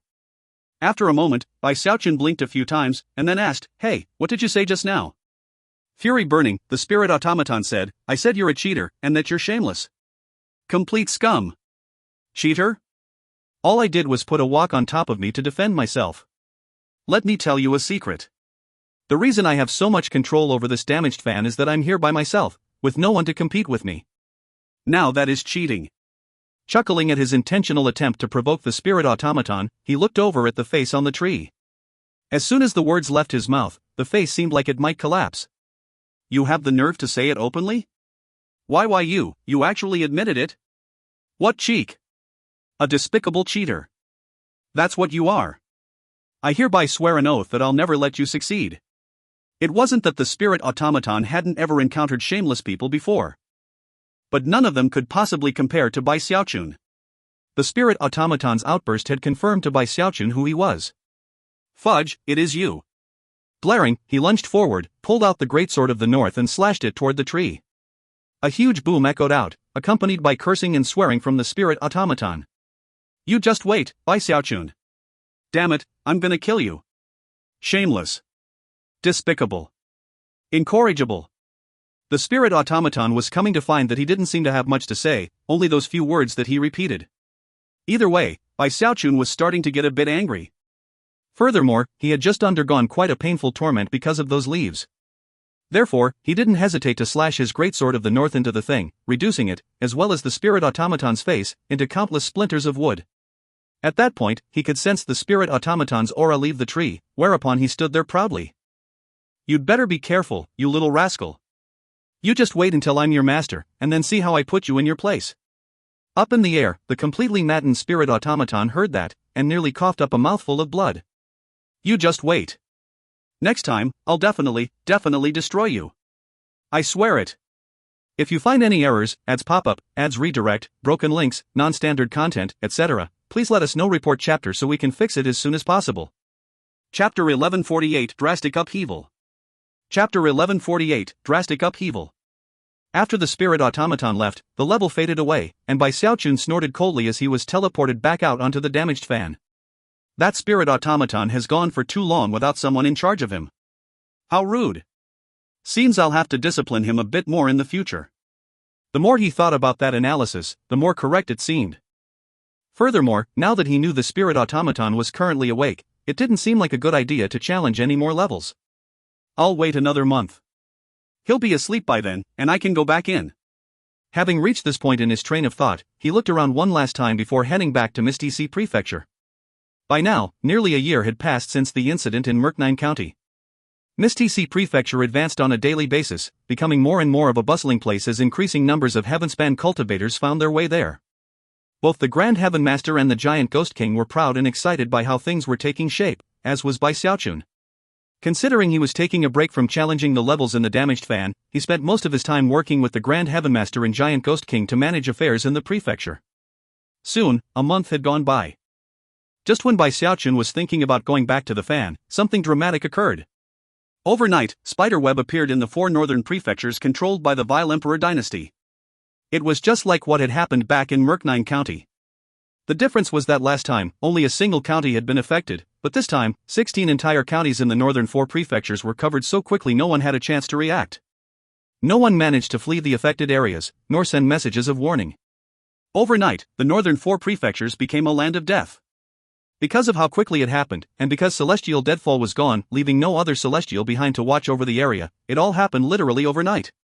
What made Bai Xiaochun shiver with fear the most was that, even though he was so close in Misty Sea Prefecture, and had acute celestial senses, he hadn't been able to detect anything happening.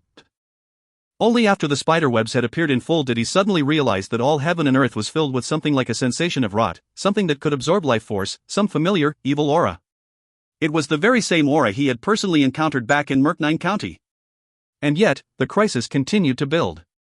Apparently, those 4 northern prefectures were not the limit. Almost as soon as Bai Xiaochun detected the aura, he realized that spiderweb had already appeared in places in Misty Sea Prefecture. Shaken, he immediately dispelled any thoughts of going to the damaged fan, and instead rushed toward the border. Meanwhile, the Grand Heaven Master and Giant Ghost King were already getting information about what was happening, and they were both stunned. Word quickly began to spread through the second immortal domain, leading to widespread astonishment. There were many people who didn't even dare to believe it was true. After all, it was a matter involving 4 entire prefectures. There was no celestial in those 4 prefectures, but there were dozens of demigod experts, and hundreds of devas, not to mention the countless other cultivators of lower levels. Collectively, they made up nearly a third of the entire second immortal domain. For so many cultivators, and so many powerful experts, to suddenly vanish overnight, without a single one being able to escape or send news, was a terrifying event that struck fear into the hearts of everyone in the second immortal domain. Events continued as the spiderweb expanded. It was around evening by the time Bai Xiaochun reached the border. The spiderweb was visibly expanding, building up in various areas in Misty Sea Prefecture. The Grand Heaven Master, the Giant Ghost King, and Zhou Yixing all looked around in despair, and yet, Bai Xiaochun was actually more nervous than they were. He had personally witnessed what went down in Merknine County, and as he closed his eyes and thought back to all of that, it only served to reinforce how he couldn't let it happen in Misty Sea Prefecture. Damn it! What are the Saint Emperor and Vile Emperor up to? Bai Xiaochun couldn't keep breathing calmly as the spiderweb expanded at rapid speed, and was in such a state of helplessness that his face was pale white. Even though he was in the mid-celestial realm, and also had the Great Sword of the North, whatever had come out of that egg sac could destroy all of Merknine County with a single palm strike. From what Bai Xiaochun could tell, only an Archean could deal with that level of power. Bai Xiaochun could already surmise that there was no life left in the northern 4 prefectures. Eyes bloodshot, he set about trying to set up a spell formation to prevent the spiderweb from expanding. Unfortunately, even if his spell formation had been stronger, it would still have crumbled in the face of the spiderweb. It already covered a large portion of Misty Sea Prefecture, causing the land to turn gray, the mountains to crumble, the rivers to dry up, and the vegetation to wither away. Everything was wasting away into dust. Xiaochun, we have to take our people and go. That's our only option. The Grand Heaven Master had poured blood, sweat, and tears into the development of Misty Sea Prefecture, so it caused his heart to drip blood to utter words like this. Gritting his teeth, the Giant Ghost King added, Xiaochun, the Grand Heaven Master is right. Leaving is the only option. Neither the Vile Emperor nor the Saint Emperor will do anything right now. To them, it would be worth it to have this spiderweb erase us from Misty Sea Prefecture. Even Zhou Yixing offered similar bitter words of advice. Somewhat in a daze, Bai Xiaochun looked around at Misty Sea Prefecture. Everything was happening too quickly. Never could he have imagined that the land that, over the past few years, had been slowly transformed into a foundation for his people, would change almost overnight. He even sent some divine sense out to check on the cultivators in the prefecture, and found that some of them had blank expressions, and seemed on the verge of ravenously devouring everything around them. Eyes bloodshot, he closed his eyes and said, Fine. We leave. His voice was filled with pain and helplessness. No one wanted to leave, not any more than they had desired to leave the Heavenspan realm. Misty Sea Prefecture had become their new home, but now, in the face of certain peril, they had no other choice. His heart twinged with pain, but he knew that he was powerless to reverse the situation. Gritting his teeth, he took out the Great Sword of the North, and then used the power of his mid-celestial realm cultivation base to send the cultivators from Misty Sea Prefecture inside of it. The truth was that the people were the foundation of Misty Sea Prefecture, and therefore, no matter where they went, it wouldn't be long before they could create a second Misty Sea Prefecture. The Grand Heaven Master, the Giant Ghost King, Xiaochun, and other powerful experts forced themselves to keep a good attitude as they issued orders. Although Misty Sea Prefecture was large, the Grand Heaven Master had organized it well, and hadn't slacked off in any regard. Therefore, as the spider web kept expanding, and Bai Xiaochun worked as hard as he could, virtually all of the people in the prefecture were sent into the Great Sword. Soon, the Great Sword of the North was nearly full to capacity.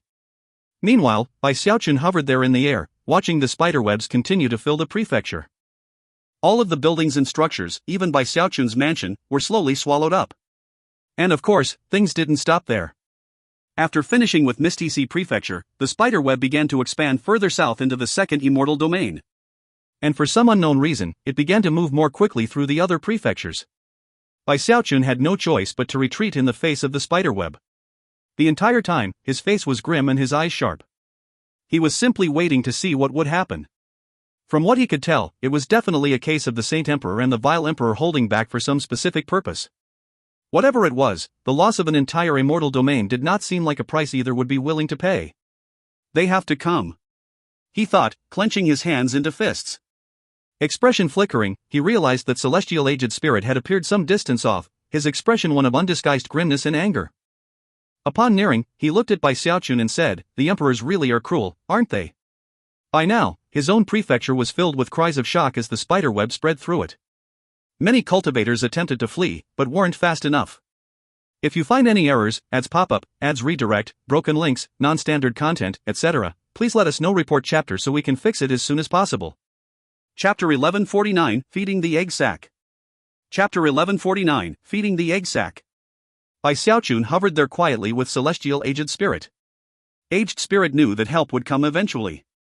After all, he understood a bit more about the situation than Bai Xiaochun. But at the same time, he knew that his cultivation base was not high enough to do anything about the catastrophe that was already playing out, other than save those of his people who he already had.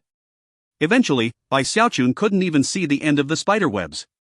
Everything was covered with the stuff, which emanated an aura of rot that wanted to take away all life force that it touched. By this point, the spiderweb covered about half of the second immortal domain, and was moving with a speed that only Celestials could evade.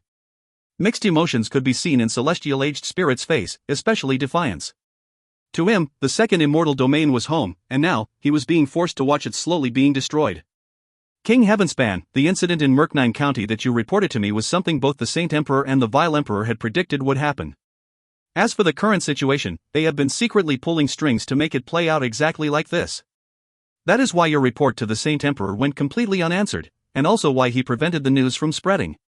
After all, you are not a celestial of the Saint Emperor dynasty, and therefore, and are not as in the know as the rest of us, but within that enormous egg sac is the clone of a sovereign.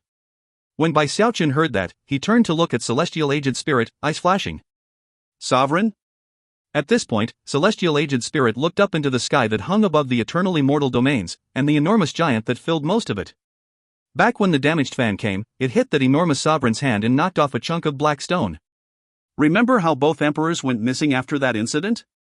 It was because they were fighting over that stone. Poof. To an Archean, a chunk of the skin of a sovereign would be extremely valuable. It could very well hold secrets regarding the way to break through to the sovereign realm. Even the vaguest of clues would still be indescribably precious, and could drive an Archean to madness. Despite how cautious the two Archeans were in their struggles over the chunk of skin, it managed to escape. Afterward, the two vicious Archeans realized that unless that chunk of skin grew to maturity, the secrets of the sovereign realm within it would not be unlocked. They knew that, eventually, it would reach the point where it would begin to devour life force. And thus, they knew that the incident in Merknine County was that very chunk of skin trying to grow. Neither of them were happy with the level of growth it achieved though, and thus left it to its own designs. They wanted it to grow into a true sovereign clone. In fact, they decided to allow the second immortal domain to become food for it. They're simply waiting. When the sovereign clone stops growing, that's when they'll finally show up. In his fury, Celestial Aged Spirit didn't hold anything back, and revealed everything he knew to Bai Xiaochun. As Bai Xiaochun heard the story being told, he began to breathe heavily, and his heart sank. His eyes also began to glow with intense cold light.